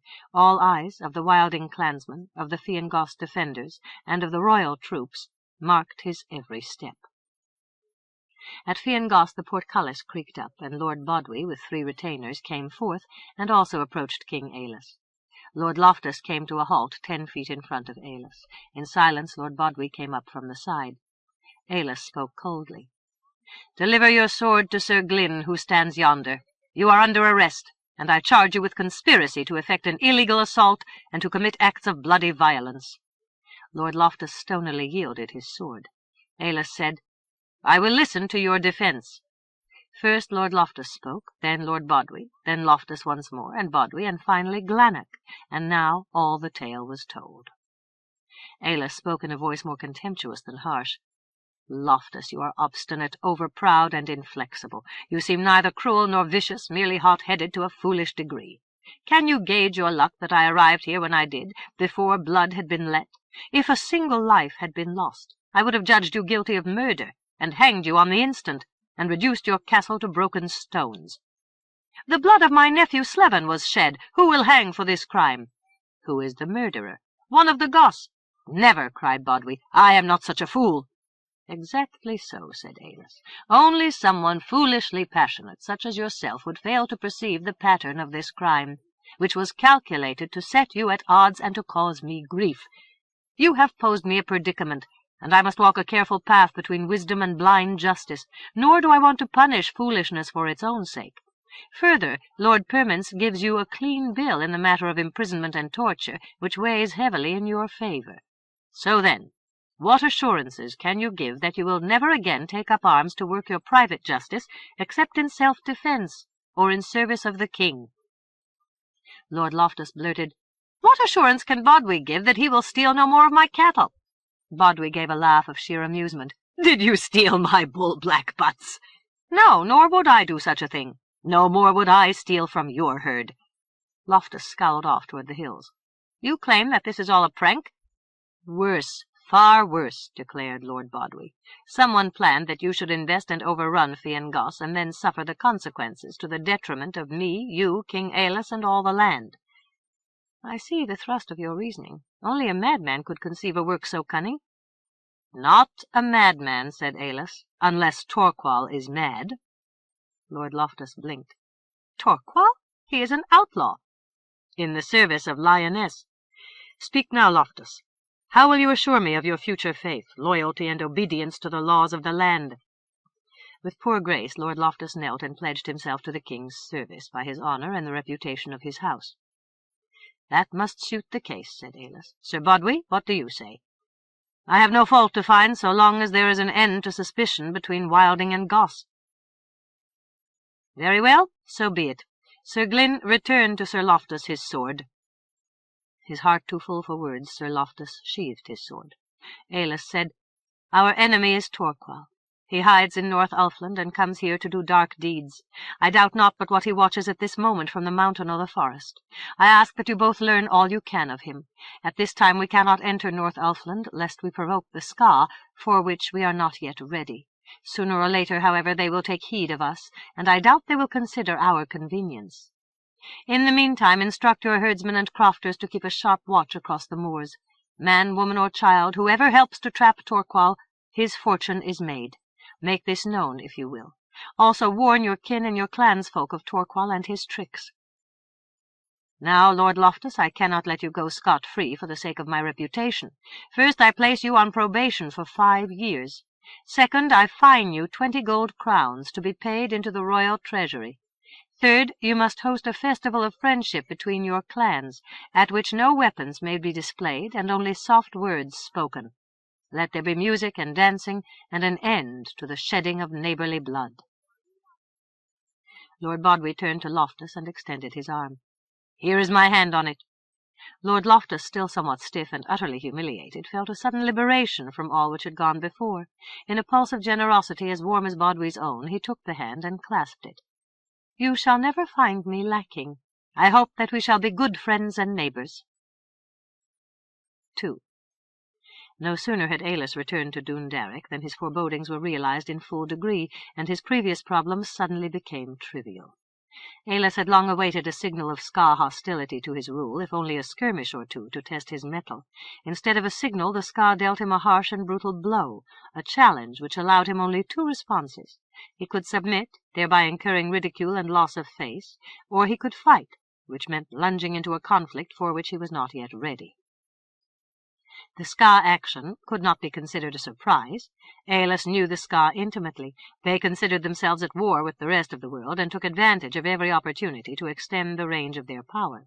Since South Ulfland under King Aillas could only become stronger, his rule must be expunged promptly.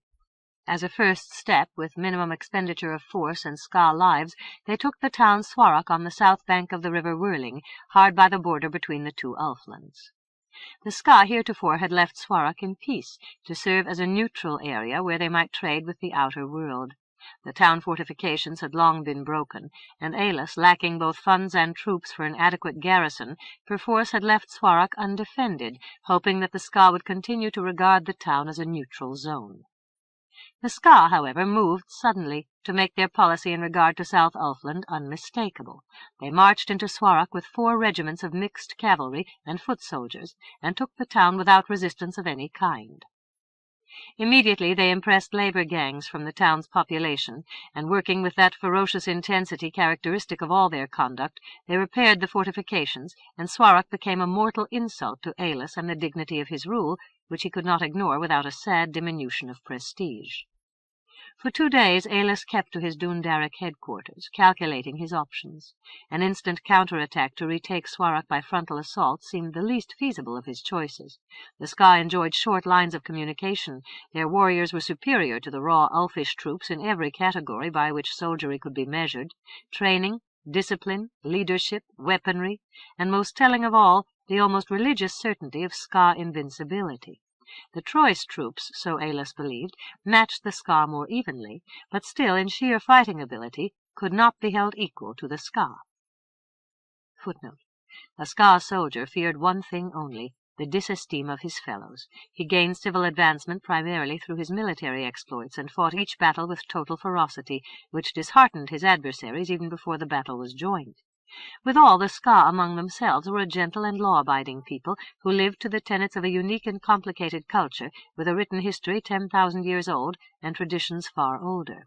Originally a small tribe which followed the retreating glaciers north, they became the true indigenes of Scandinavia, only to be at last thrust out by the Urgoths, later the Scandinavians and Vikings, who adopted many Ska traits and skills, including the Ska longboat.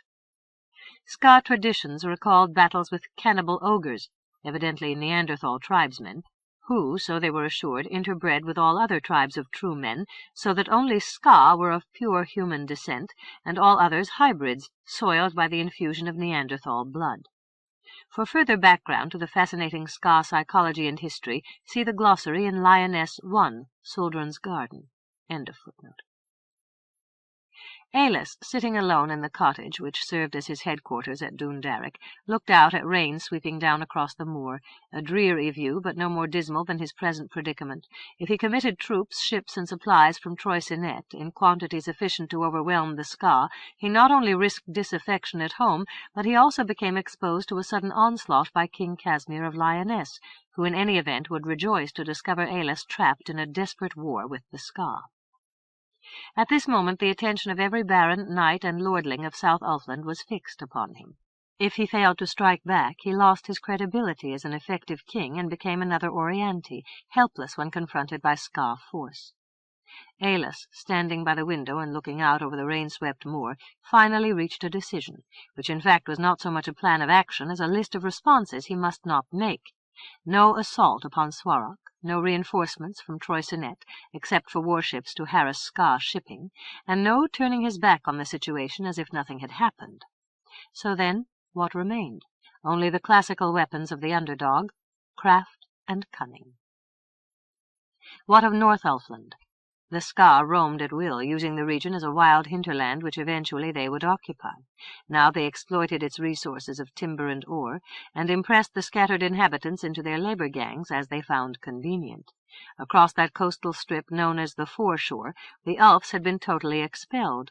In their stead the Ska had come in numbers to build their curious many-gabled villages, and to cultivate not only the fertile acreages but also those ranges which the Elves had relegated to grazing land. Elsewhere a few peasants clustered in squalid villages, hiding at the approach of the Ska press gangs, even though at Zounges King Gax still maintained his nominal rule. Darkness settled over the sodden moor. Aillas was served a supper of bread and lentils, then sat alone by the fire for another 2 hours before taking to his couch, and eventually the soft sound of rain on the thatch lulled him to sleep. In the morning, by some miracle, the sun shone bright from a keen blue sky, and the moors, glistening with sun-struck raindrops, seemed not so bad a place. Aillas took his breakfast, then dispatched a message to Domreyse, commanding that 6 warships instantly make ready and set sail for Ys, and thereafter scour the narrow sea for Ska shipping. Aillas next met with his military command. He spoke for a period, defining problems and explaining how he hoped to deal with them. The reaction of his staff surprised and gratified him. Indeed, Aillas' concepts coincided generally with their own predispositions. There were even voices raised in full defiance of the Ska. "We have truckled to these black-hearted devils long enough. Now at last we will show them the stuff that elf warriors are made of. They have beat us before, true, and why? Because they are skillfully trained, which gives each man the force of 3. Now we too are trained. I say march now, full and hard, into North Elfland, then let us seek out their armies. We are not the bleating sheep they take us for." Aillas, half laughing, cried out, "Ah, Sir Redyard, if only the whole army knew your determination, our problems would be gone. But for the present we must fight with intelligence rather than emotion. The Ska's single vulnerability is lack of numbers. They cannot afford large losses, no matter how many they take with them. But I value each of our men no less, and I do not care to trade them lives, especially our 2, for their 1, even if it gains us victory. We must strike like bandits, take our toll, then retreat before suffering harm of our own. The war will be won gradually but surely. On the other hand, if we attempt to battle the Ska face to face, we play their preferred game, and we shall take many losses and still not win." "That is a tactful way of putting the facts," Sir Gahan noted. "Also, since a good half of your soldiers began as bandits, we can take many a shortcut in their training." "Training, always more training," grumbled Sir Redyard. "When do we fight?" "Be patient, sir. You shall fight soon enough, I assure you." A week later a message came to Aillas from Castle Clary. "Here is information to interest you. One of my herdsmen discovered 3 of my stolen cattle high in the hills close under Mount Knock. We rode out by stealth and managed to capture one of the thieves by reason of an arrow in his side. Before he died he told us more of Torqual, who now commands a score of cutthroats from Ang, an ancient keep in a place called Devilshriek Gorge, which is invulnerable to attack. He spends gold for good weapons, and for good food and drink, and it seems that this gold comes, as you averred, from King Casmir of Lyonesse, with whom Torqual maintains communication." 3. King Casmir, so it happened, was not altogether pleased with Torqual's efforts. Once again Torqual sent a messenger demanding gold, and on this occasion King Casmir had asked for an accounting of funds already spent and results already achieved. "I am not convinced that my monies are being spent efficiently," said King Casmir. "In sheer point of fact, my informants tell me that Torqual's style of living approaches luxury, and that he and his company of cutthroats dine on the best the land has to offer. Is my gold spent thus on sweetmeats and raisin cakes?" "And why not?" demanded the messenger. "Our bolt-hole is Ang, which offers little more comfort than a pile of stones. Are we to starve while doing your work? When rain blows through the windows and the fire gutters for lack of dry fuel, Torqual can at least offer his band the solace of good food and wine." Casmir grudgingly paid out another 20 crowns, with instruction to Torqual that he learn to live off the country. "I suggest that he plant vacant lands to oats and barley, and that he keep cattle and sheep, and run fowl, as do the other denizens of the region, and so mitigate this remorseless erosion of my treasury." "Sir, with the fullest respect for your wisdom, we can grow neither oats nor barley on vertical surfaces of stone, nor will cattle thrive in these areas." While unconvinced, King Casmir said no more. Several months went by while events of importance occurred in the Elflands. Secret dispatches from Dundarach and elsewhere made no mention of Torquil, and King Casmir could only speculate as to Torquil's work. The messenger at last returned, and again required gold, on this occasion in the amount of 50 crowns. For once King Casmir's icy composure failed him. His jaw dropped in amazement. "Have I heard you aright?" "Sir, if you have grasped the figure 50 crowns, you have heard me aright. The company at Ang now numbers 22 strong warriors who must be fed, clothed, and armed during all seasons. Our other sources of revenue are failing us. Meanwhile Torquil recuperates from a wound. He sends this message: if I am to maintain my force and work in your service, I must have gold." King Casmir sighed and shook his head. "You shall have no more of mine, not till I see evidence that your work is worth its cost. Can you supply this information? No? Roscoe, this gentleman is departing." Toward evening of this same day, Roscoe, one of King Casmir's under-chamberlains, using a nasal voice of deprecation, announced to King Casmir that a certain Visbume demanded private audience. "Bring him in," said King Casmir curtly. Visbume entered, thrusting past the startled Roscoe and advancing with a dancing tiptoe stride of pent energy released. As before, he wore a rusty black cloak, and today a black, long-billed hunter's cap, which, with his darting black eyes, long crooked nose, and forward-leaning posture, gave him a look of eager curiosity. He halted close to King Casmir, doffed his hat, then, showing an arch and confidential smile, performed a bow of several flourishes. King Casmir pointed to a seat at some distance. Visbume's breath was far from fresh. Visbume seated himself with the easy attitude of a man who has done his job well. King Casmir dismissed Roscoe with a wave, then asked Visbume, "What is your news?" "Sir, I have learned much." "Speak, then." "Despite my dread of the cruel sea, I crossed the Lyre in all bravery, as befits the private agent of your majesty." Visbume saw no need to mention that he had spent the better part of a month inspecting the vessels which plied the Lyre, hoping to learn which offered the speediest, most secure, and most comfortable passage. Visbume spoke on. "When service or duty is the call, then I respond with the insensate certainty of the rising sun." "That is good to hear," said King Casmir. "Upon my arrival at Domrase, I took lodging at the Black Eagle Inn, which I conceived to be—" King Casmir raised his hand. "You need not describe each incident, merely describe your findings." "As you wish, sir. After a month or more of extremely subtle investigations, I learned the general area of Hermie's present residence. I made my way to this locality, and there, after weeks of further inquiry, I discovered the houses of both Hermie and her parents. To my surprise, I found that Hermie's sister had exaggerated not at all. These folk have been accorded the condition of gentry, and live in luxury, with servants to sweep the hearth and scour the doorstep. It is now Dame Hermie to all the world, and her spouse is Squire Dickon. Her parents are the Right Honourable Graith and Dame Lyonesse. There is clear glass in their windows, and 4 chimneys to their roofs, and you cannot see the ceiling to their kitchens for the sausages." "That is an extraordinary elevation of place," said King Casmir. "Proceed, with somewhat greater compression of the weeks and months. Otherwise we will be sitting here an exactly equal period of time." "Your Majesty, I will be brief, even terse. Local inquiry yielded nothing germane to our interests, so I decided to put my questions directly to Dame Hermie. Here I found difficulty, as she cannot speak with clarity." "I cut her tongue in half," said King Casmir. "Here is the explanation. Her spouse is surly, and as chary of words as a dead fish, and I took my questions to Graith and Lyonesse, where I again encountered offensive taciturnity. But now I was prepared, and in the guise of a wine merchant I poured them a libation which made them docile, and they babbled all they knew." Visbume jerked his head and grinned widely at the recollection. King Casmir waited, making no comment, until at last Visbume gave over his pleasant memories. "Ah, what a triumph!" Visbume declared. "And now hear this news. The child, originally brought out to Graith and Lyonesse, was a boy. When they carried the basket into the woods one day, the fairies of Thripsy She took the boy and left a girl. The changeling is the Princess Madouc." King Casmir closed his eyes and held them shut for 10 seconds, but otherwise evinced no emotion, and when he spoke his voice was even as ever. "And the boy?" "They never saw him after, near or far." King Casmir spoke softly, as if only for the hearing of his own ears. Persilian revealed truth more than I could guess. Visbium assumed an air of judicious wisdom, as might befit the king's trusted adviser.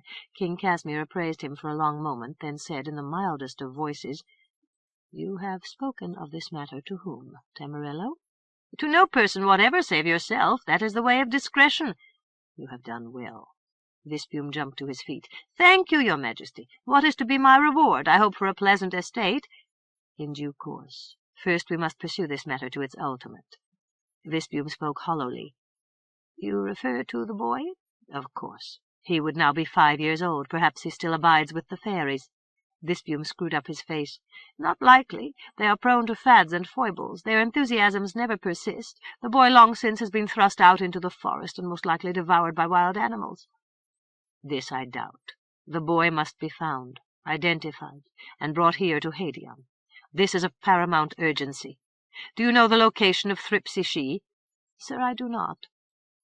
King Casmir smiled a grim smile. "Clearly it is close by the old residence of Graith and Wynas, which is to say beyond the village Glimwode, at the edge of the forest. Find the She and put your questions to the fairies. Subdue them with a libation of docility, if necessary." Visbium uttered a high-pitched sound of dismay. "Your majesty, a word!" King Casmir, slowly turning his head, fixed Visbium with a stare cold and blue as a glacial lake. "You have further information to impart?" "No, your majesty. I must think long and well on how best to fulfill your goals." "Waste no time. This matter is of great importance. Why do you wait?" "Your majesty, I have needs." "In what regard?" "Certainly I will require a steed suitable to my condition, as well as a sum of money for needful expenses."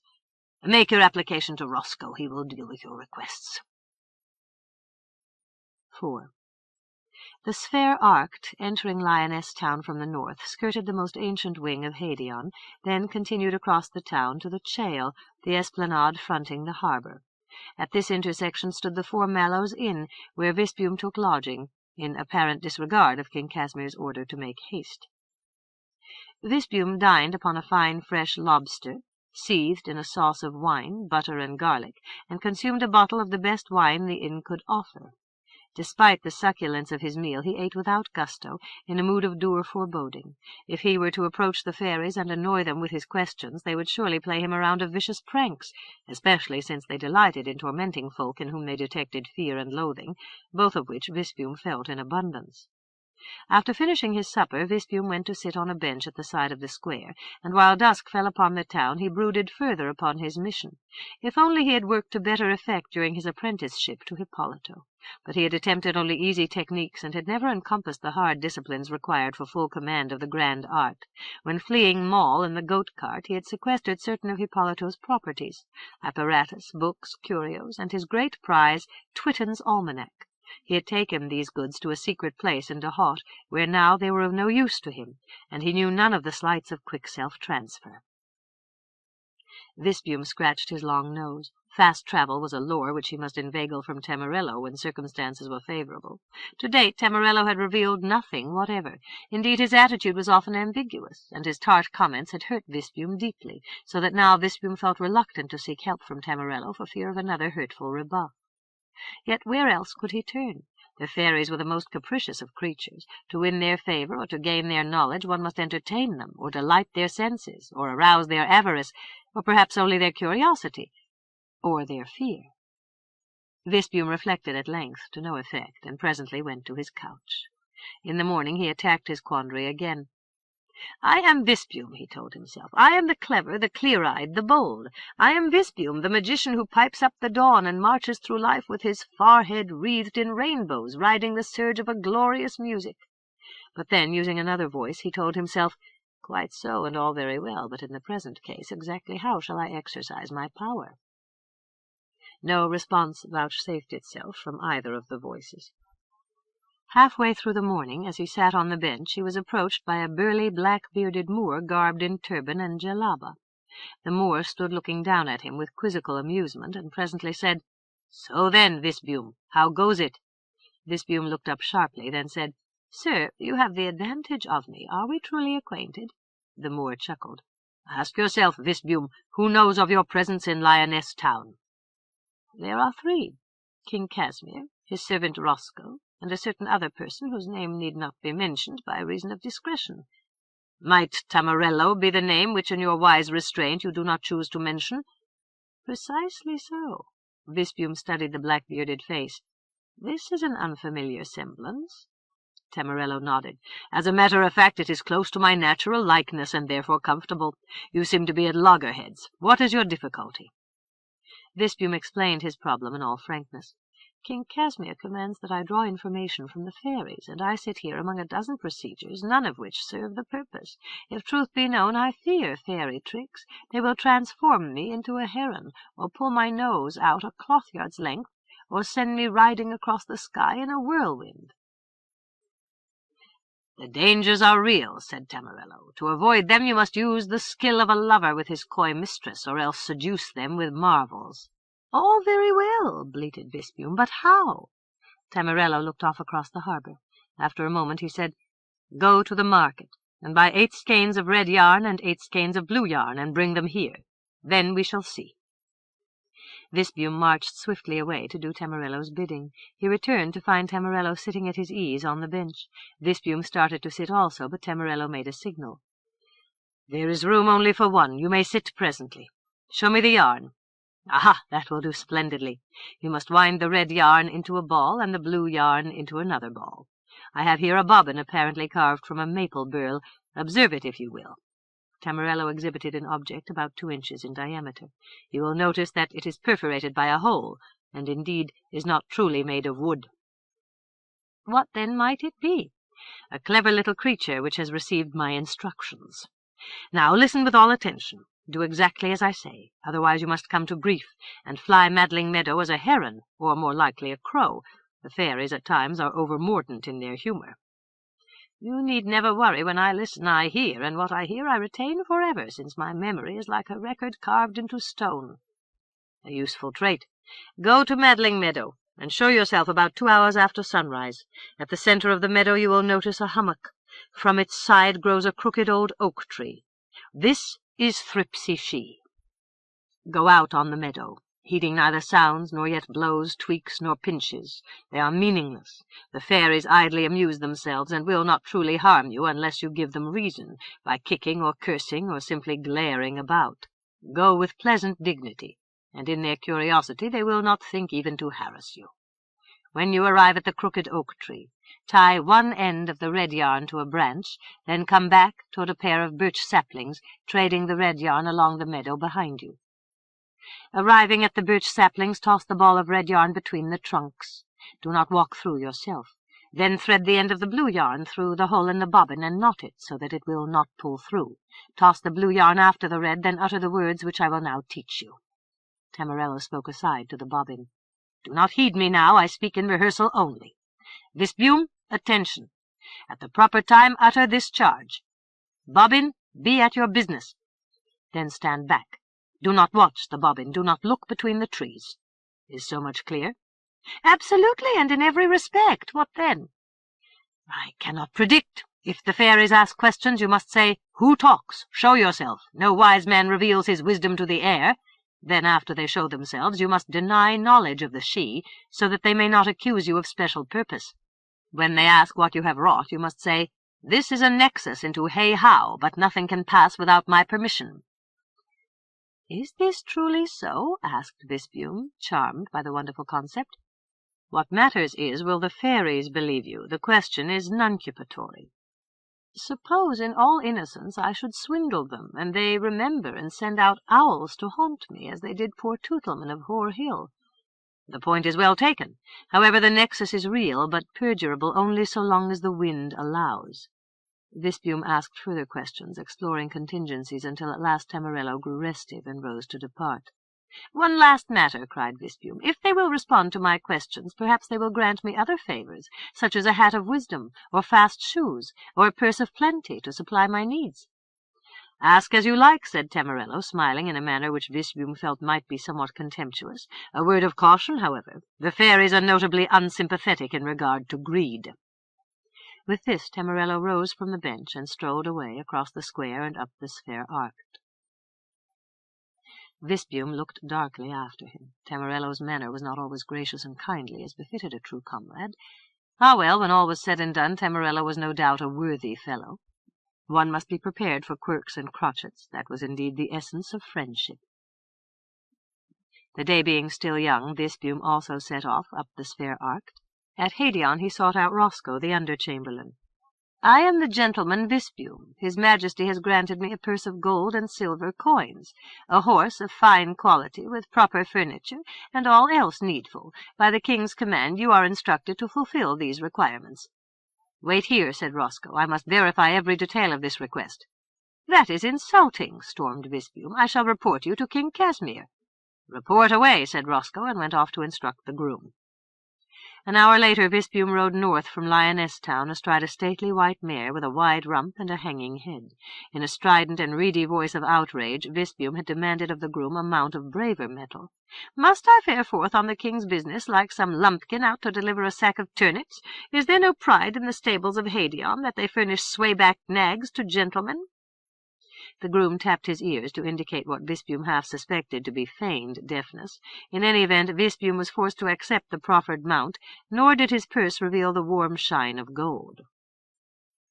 Coming into Old Street, he turned eastward and rode until sunset, arriving at the village Pinkersley, where he took lodging at the Fox and Grates. On the following day he came to Little Saffield, and at the crossroad turned north. He passed the night in Ton Timble, and the next day proceeded to Glimwoad. During the afternoon he reconnoitred the neighbourhood, and by dint of careful questions learned the location of Madling Meadow, a mile along a woodcutter's track into the forest of Tantra Valleys. Visbium returned to Glimwoad and passed the night at the Yellow Man Inn. Early in the morning Visbium set forth, riding up the woodcutter's lane, and presently came to Madling Meadow. He alighted and tied his horse to a tree, then, standing in the forest shade, surveyed the meadow. He perceived a scene of bucolic peace, with no sound but the hum of insects. Buttercups, daisies, mallows, cornflowers, and a dozen other flowers spotted the green grass with color. In the soft blue sky floated a few puffs of white cloud. At the center of the meadow rose a hummock on which grew a gnarled old oak. No living creature could be seen. Visbium readied his balls of yarn, then, stepping forward from the concealment of the forest shade, walked out into the sunlight. The silence seemed even more intensive than before. Visbium marched confidently across the meadow, looking neither right nor left. At the hummock he halted, and now something tugged at his cloak. Visbium paid no heed. He brought out the ball of red yarn and tied an end to a low branch of the old oak. From behind the hummock came a small mewing laugh, quickly stifled. Visbium seemed not to hear. He turned about, and paying out the red yarn, walked back toward two young birch saplings not far from the edge of the meadow. At his back came a rustling sound and muted whispers. Visbium seemed to hear nothing. Again something tugged at his cloak.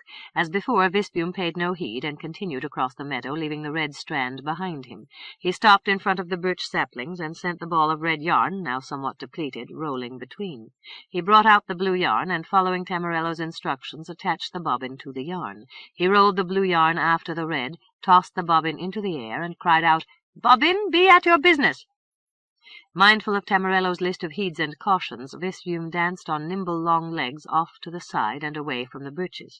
With eyes half closed and mouth pursed in a beatific smile, Visbium gazed benignly across the meadow, while from somewhere beyond the scope of his vision came a shrill keening sound, as of an awl drawn smartly along a taut wire. Visbium's narrow shoulder blades twitched and crawled for curiosity, but even more intense was the emotion of fear. He hunched down his neck as a dog might draw its tail between its legs. A sorry fool I would be to ignore the admonitions, so Visbium told himself, and more than all else I am not a fool. Something kicked at his lean shank. Visbium paid no heed. A pair of fingers tweaked his buttocks, provoking from Visbium both a startled squeak and a reflexive jerk, which evoked a sputter of quiet titters. Indignant words rose to Visbium's lips. The fairies were taking overly broad liberties with his person. Visbium stalked 10 paces to the side. Half turning, he glanced across Madling Meadow, and marvel of marvels! Through bright mist swirling around the hummock, he glimpsed a wonderful structure of jet and milk-glass. Slender columns supported domes and tall arcades and higher domes, and still more, ranked one above the other, along with 100 terraces and balconies, and higher yet a cluster of towers flying pennons and banderoles. In the shadowed halls hung chandeliers encrusted with diamonds and moonstones, which gave off glints of red, blue, green, and purple light. So much Visbium thought to see, but as soon as he tried to trace out a form in all clarity, it swam away into the mist. Other shapes blurred in and out of focus. The strand of red yarn which Visbium had laid across the meadow he now apprehended as a fairy avenue of polished red porphyry between a pair of splendid balustrades. Along this avenue fairies ran back and forth, testing the footing, pointing first to the bobbin's pattern, then to the she. Others ran and hopped and performed foolish antics on the top of the balustrades, and all seemed to approve this marvelous novelty. At closer hand, arranged in solemn contemplation of the bobbin's work, sat clusters of fairies, quarrelling, nudging, and teasing, or simply frolicking among the grasses. But most of all they pondered the pattern created by the bobbin, which held a whole throng caught up in wonder. From the corner of his eye, and almost beyond his volition, Visbium sensed a most peculiar configuration, which even at a fleeting glimpse fascinated his mind. A voice spoke, thin and clear. "Low human fellow, mortal fellow, intrusive fellow, why do you do what you have done?" Visbium looked here and there, feigning bewilderment. He spoke, as if apostrophizing the sky. "How oddly the winds rustle the leaves! Almost I thought to hear a voice. Ah, voice of the wind, speak and tell me of your wild roaming. Speak, wind." "Fool, the wind speaks no words." "I heard a voice. Voice, did you speak? If so, be brave. Show yourself, as I cannot compromise myself at random." "Look, then, mortal, and see what you see." The mists swirled away from the hummock, revealing the full splendor of the fairy castle. A host of fairies surrounded Visbium, some sitting, others hiding in the grass. At a distance of 20 feet stood King Throbius and Queen Bossum in full regalia. Throbius wore a crown worked from celione, that fragile metal forged from water-reflected gleams of moonlight. Slender cusps surrounding the crown terminated in pale blue sapphires. The robes of Throbius were blue velvet woven from the bloom of willow catkins. They trailed 10 feet behind him, and were carried by 6 round-faced, skew-eyed implings, smirking sidelong with noses wrinkled. Some lagged, others tugged at the robe to bring up the laggards. Sometimes they played a sly game of tug-of-war with the train, always with one eye on Throbius, the better to avoid his chastisement should their game be detected. Queen Bossum's robes were a saffron yellow, rich as new butter, and her crown was set with topaz prisms. Her train was carried by girl imps, whose conduct was primly correct, while they watched the antics of Throbius implings sidelong with haughty disapproval. Directly in front of King Throbius and Queen Bossum stood Breen, the royal herald, who spoke again in a voice now shrill and clear. "Mortal fellow, do you know that you trespass upon Madling Meadow? Behold their Majesties King Throbius and Queen Bossum. Explain to the royal ears and to those of the assembled notables the purpose of your investiture here on this meadow, which we include in our domain." Visbium performed a bow of 6 flourishes. "Inform their Majesties of my pride and delight that they have deigned to notice my little concatenation, which in fact is a nexus unto hey-how." The herald spoke the message. King Throbius responded, and the herald turned back to Visbium. "The magnificences wish to learn your name and your worldly status, that they may justly assess your conduct and mete out the penalty for your offense, if offense it be." "Offense? Surely here is no guilt whatever," cried Visbium in poignant contralto tones. "Is this not Stangle Meadow, where I may test my wonderful nexus?" Footnote. Stangle, the stuff of dead fairies, with implications of horror, calamity, and putrefaction, a term to excite fear and disquiet among halflings, who prefer to think of themselves as immortal, though this is not altogether the case. End of footnote. "Foolish mortal, you have compounded your solecism. Such words are not to be uttered in the presence of the sempiternals. It is considered in poor taste. Secondly, this is not Stangle Meadow, but rather the halcyon Madling Meadow, and before you is Thripsy She." "Ah, it seems that I have blundered, and for this my apologies. I know of Thrixie and its remarkable folk. Did they not even provide the royal house of Lyonesse with the Princess Madouc?" Breen the herald looked uncertainly toward King Throbius, who signaled to Visbium. "Mortal, come forward. Why have you established your nexus on our meadow?" "Sire, I seem to have wandered astray. The nexus was not intended for Madling Meadow, despite its many fascinations. But I wonder of the boy whom you nurtured so wisely 5 years ago. Where is he now? I would speak with him." "What boy is this?" Then, after Queen Bossum whispered in his ear, "He is gone. He is away through the forest. We know nothing of him." "That is a pity. I have long felt curiosity on his account." To the side stood a fairy with a boy's body and a girl's face, who scratched himself incessantly, head, belly, leg, buttock, nose, elbow, neck. Looking up from his scratching, he took time to call out, "It was that little braggart we called Tippet. Ah, but I punished him properly with a fine mordant." Footnote: Mordant, a fairy invocation, usually of bad luck, a curse. End of footnote. King Throbius spoke to the side. "Where is good Skeep of the long arm?" "I am here, sire. Cut a fine switch and dust Falael's breeches with 3 1/2 smart celebrations." Falael instantly set up a howling cry. "Let fairness prevail. I spoke only truth." "Hereafter, when you speak truth, use less gusto and vainglory. Your mordant caused our humiliation. You must learn tact." "Ah, your majesty, I have already been taught tact by your august example. Perhaps I already know too much, so that I cloak my awe at your majesty's transcendent might with a possibly all too transparent film of bravado. I beg that you re-instruct Skeep from his work." From everywhere around the meadow came a thoughtful and approving murmur, and even King Throbius was affected. "Well spoken, Falael. Skeep, diminish by 1 full stroke your effort." Falael called out, "That is good news, your majesty, but still, it is only a start. May I continue my remarks?" "I have heard enough." "In that case, sire, I will say no more, especially if you will agree to mitigate my itch." "Impossible. The itch shall proceed in order to cure that waspish malice which has wearied so many of us." Visbium called out, "Your majesty, if you will allow me a word aside with Falael, I believe that I can persuade him to remorse." King Throbius stroked his fine green-gold beard. "That would seem a kindly act, and surely could do no harm." "Thank you, your majesty," Visbium signaled to Falael. "Step over here, if you will." Falael dealt with an itch under his left armpit, then followed Visbium to a place somewhat aside. "Mind you, I will hear no preachments, and if you touch me with a Christian cross, I will transform all your teeth into barnacles." Skeep spoke hopefully to King Throbius. "If I find them standing properly side by side, may I come up quietly behind and catch them 2 at a blow?" King Throbius reflected, then signified in the negative. "Your switch is far too short." Visbium, overhearing the conversation, took pains to stand with Skeep in his range of vision. He spoke in low tones to Falael. "I will intercede for you with King Throbius if you satisfy my curiosity in regard to the boy Tippet, although naturally I cannot promise that he will heed my advice." Falael laughed scornfully.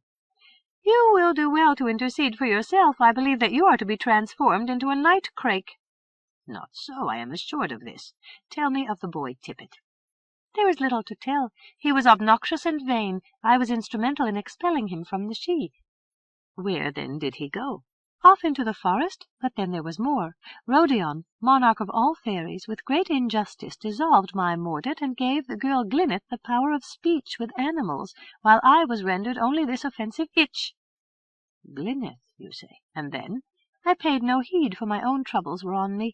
If you must know more, go to the girl Glyneth." "And who was the boy's father, and who the mother?" "Woodcutters, peasants, simple human folk. Bother me no more, as I know no more." Falael made as if to turn away, but was delayed by a severe itching of the groin. Visbium cried out, "But where is the boy now? How is he known?" "I care not a whit, and I hope not to see him again, for I should surely do him a mischief, and suffer new vexations in consequence. Now then, intercede for me, as you promised. If you fail, I will visit a mordant upon you." "I can only do my best." Visbium turned back to face King Throbius. "Your Majesty, I find that Falael is basically congenial. He has been misled by his companions, who have brought him into disgrace. As a disinterested party, before I remove the nexus and causeway from your domain, I wish to urge that your Majesty on this occasion temper justice with mercy." "It is a large demand which you make of me," said King Throbius. "True, but since Falael feels true remorse, further demonstration of your displeasure must be futile." "A favour for a favour," said King Throbius. "I agree to forgive Falael, and in return you must leave your fascinating nexus here on Madling Meadow." Visbium bowed. "Your Majesty has spoken. I am in accord." The company of fairies gave a great yelping chortle of delight for the victory astute King Throbius had won over the peculiar mortal. There was capering, somersaults, clicking of the heels in mid-air, and small, joyous jigs. Visbium bowed low. "Your Majesty, though I have surrendered my valuable nexus, it has been in a good cause, and now I crave your leave to depart." "First things first," said King Throbius. "A single matter hangs in the air. Skeep, administer 3 1/2 strokes minus 1 stroke to Falael, as specified." "Your Majesty," cried Visbium in shock, "it was precisely this beating which you agreed to spare poor Falael." "Not so. I agreed to forgive Falael, which I have done, fully and freely. The beating will be for other pranks which have gone undetected, and which Falael no doubt richly deserves." "Would this guilt not be cancelled by your forgiveness?" "Perhaps so, but a weight still hangs in the air. 2 1/2 strokes have been ordained. They must be effected. Since you have forfended these strokes from Falael, the logic of circumstances diverts them to your own crawling hide. Dango, Pume, Thwither, down with Visbium's breeches. Let him hold his backside at the ready. Now then, Skeep, do your duty." "Ai-hi-ai!" cried Visbium. 1. "Ai-ha!" 2. "Oo-oh-oo-ha!" "Zapirtsug muiglenka groahateka." Footnote: untranslatable. Curses in the pre-Celtic dialect of the Weisrod peasantry, who were renowned for their mouth-filling epithets. Scholars will note that in this particular dialect the elision of vowels is very far advanced. End of footnote.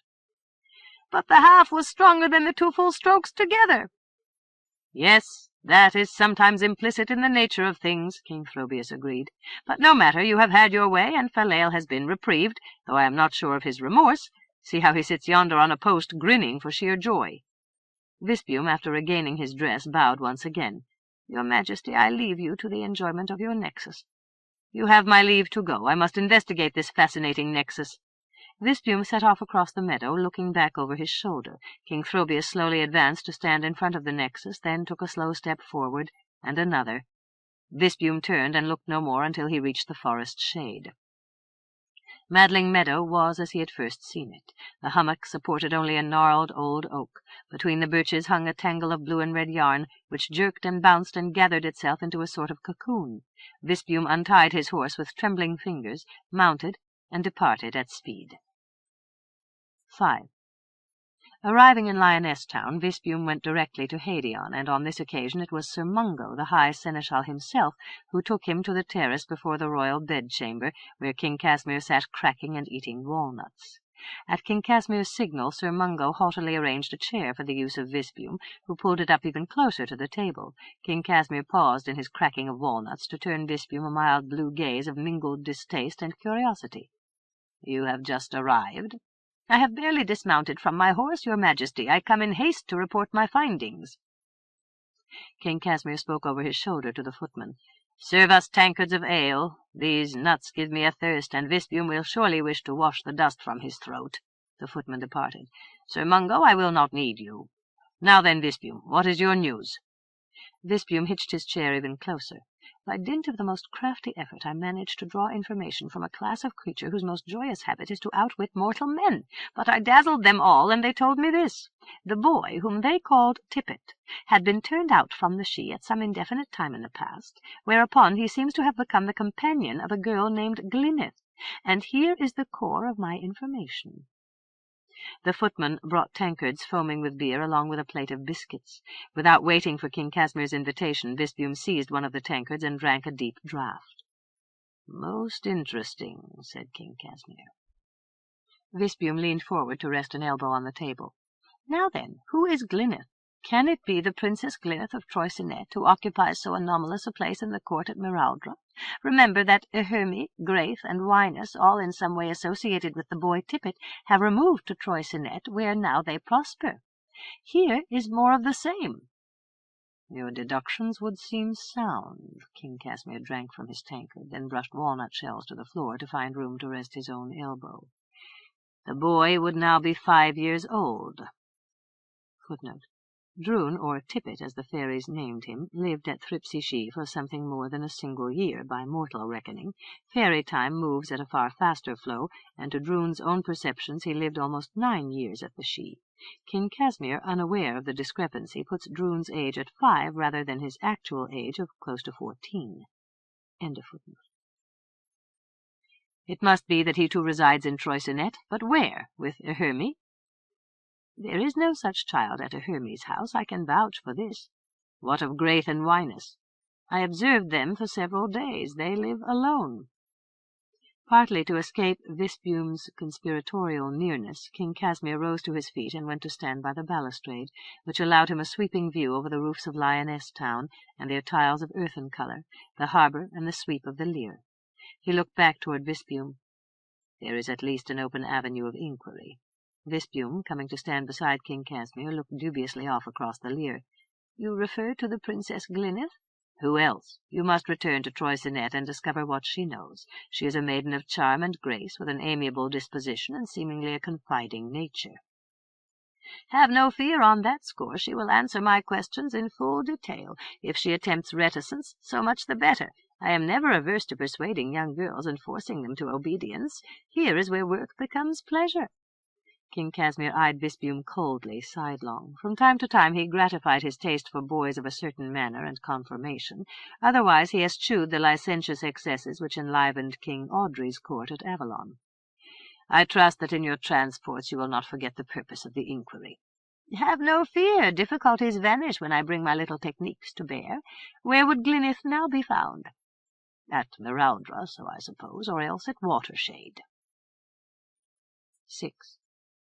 Visbum took lodging once again at the Four Mallows. He dined early, then went out upon the square to sit on the same bench as before. But on this evening no burly Moor approached him, nor Tamarello in any of his other guises.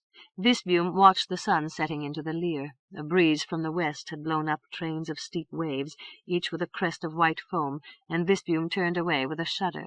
Were Tamarello truly a good and faithful comrade, he would have provided Visbum means of quick transit from place to place, so that Visbum might travel without suffering the heaving, sliding, toppling, wallowing motion of a ship, nor yet the staid gait of a sway-backed white mare. Visbum reflected upon the cache of magical apparatus which he had stored into Haught. Some of the simpler items functioned in a manner which he understood. Others, like Twitten's almanac, might well respond to his closer investigation. The use of other objects and adjuncts remained beyond his present capabilities. Still, who could say? Among these items might be an effectuant to provide Visbum the swift and easy transit for which he yearned so deeply. Visbum came to a firm decision. In the morning, instead of taking ship for Troicinet, as King Casmir might well have preferred, he rode up the Sfair Arct to the north, then off at a slant to Old Street, then east to Icknield Way, north through Pomperol into de Haught. Arriving at the village Glimwillow, he went to a secret place and retrieved the large brass-bound chest containing the goods which he had taken away from Moll. Visbum lodged himself in a private chamber at the Sign of the Mandrake, and for 3 days worked among the contents of the chest. When at last he returned south along Icknield Way, he carried a yellow leather wallet containing a variety of those articles he deemed most accessible to his use, and a few others of fascinating potentiality, like Twitten's almanac. He found no obvious device or method by which he might be conveyed at speed directly to Troicinet or elsewhere, and so rode the stately white mare as before. At Sloot Scheme he sold the white mare, and with many misgivings took passage aboard a lumbering cargo vessel bound for Domrece. 3 days of cautious inquiry at last yielded information that in the absence of Prince Drun, now making a ceremonial visit to Dacinet, the Princess Glyneth had taken herself off to Watershade. In the morning Visbum set off along the coast road. A storm of roaring winds and driving rain persuaded him to break his journey at the town Hag's Head, under Cape Hayes, where he took lodging at the Three Lampreys. To pass the time he composed himself to a study of Twitten's almanac, and became so enthralled by the vistas of opportunity suddenly displayed before his imagination that he extended his visit another day, and yet another, and another, even though the weather had once again become fine. Meanwhile, the three lampreys was comfortable and convenient. Visbium ate well, drank well, and sat long hours in the sunshine, pondering Twitten's wonderful calculations, and the no less remarkable conversion of theory into fact. Visbium called for ink, quill, and parchment, and attempted calculations of his own, to the wondering curiosity of others at the inn, who at last decided him to be an astrologer calculating the moods, surges, and retrogressions of the several planets, a conjecture which pleased Visbium and which he took no pains to disabuse. Visbium enjoyed other activities as well. He dozed in the sunlight, took short strolls along the shore, and tried to induce the serving-maids to accompany him on these strolls.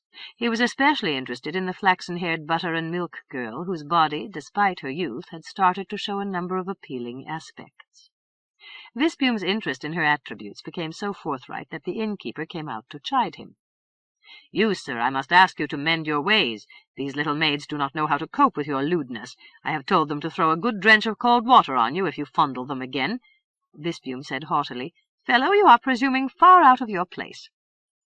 "That is as may be. In any case, let us have no more of your leers and probing fingers and invitations down the shore." "This is sheer insolence," stormed Visbium. "Be warned. I am almost prompted to take my custom elsewhere." "Do as you like. There will be no grief at Three Lampreys. Truth to tell, with your constant tapping and prancing of the feet, you are alarming my regulars. They think you unnatural, and as I reflect on it, so do I. By the statutes of law, I cannot turn you out unless you commit a nuisance, and you have veered yourself very close. Beware." Visbium declared in all dignity, "Innkeeper, you are surly and dull. The girls enjoy my little play. If not, they would never come so often, lilting and tittling, flirting and showing their things, just so." "Aha! You will find how they like it when they cool your play with good cold water.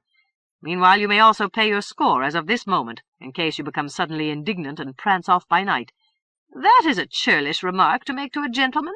"No doubt. I am careful never to do so." "You have offended me," said Visbium. "I will pay the score and depart your premises at once. As for your gratuity, expect not even a groat."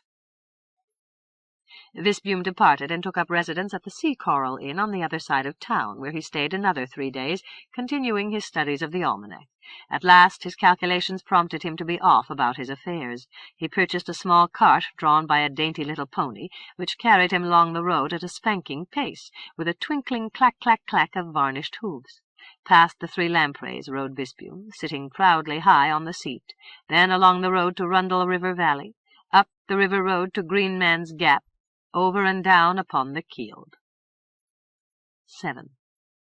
A strange, sweet mood had come over Glyneth of late, when in the company of her friends, or even with Drun, she often would have preferred solitude, and sometimes when she had slipped away and was truly alone, then, perversity of perversities, an indefinable uneasiness afflicted her, as if somewhere wonderful events were in progress, and there she longed to be, though, poor forlorn girl, she had not been invited, and no one even noticed her absence. Glyneth became wistful and restless. At times fascinating images came to tease her, glimpses less substantial than daydreams, figments and fancies, of madcap revelries by moonlight, of fates where she was adored by gallant strangers, of drifting over land and sea in a magic ship of the air, in the company of the one she loved most of all, and who loved her no less. With Drun gone from Domrace and their schooling at recess, Glyneth dithered and wavered for a day or so, but without the presence of Drun or Aillas, Miraldra held no charm, and she took herself to Watershade, where she resolved that she would read all the books in Ospero's library. She made a brave start, and read Lagronius his Chronicles, and Memories of Nausicaa, and even started to pick her way through the Iliad, but the dreamy moods came on her often, and the books were put aside.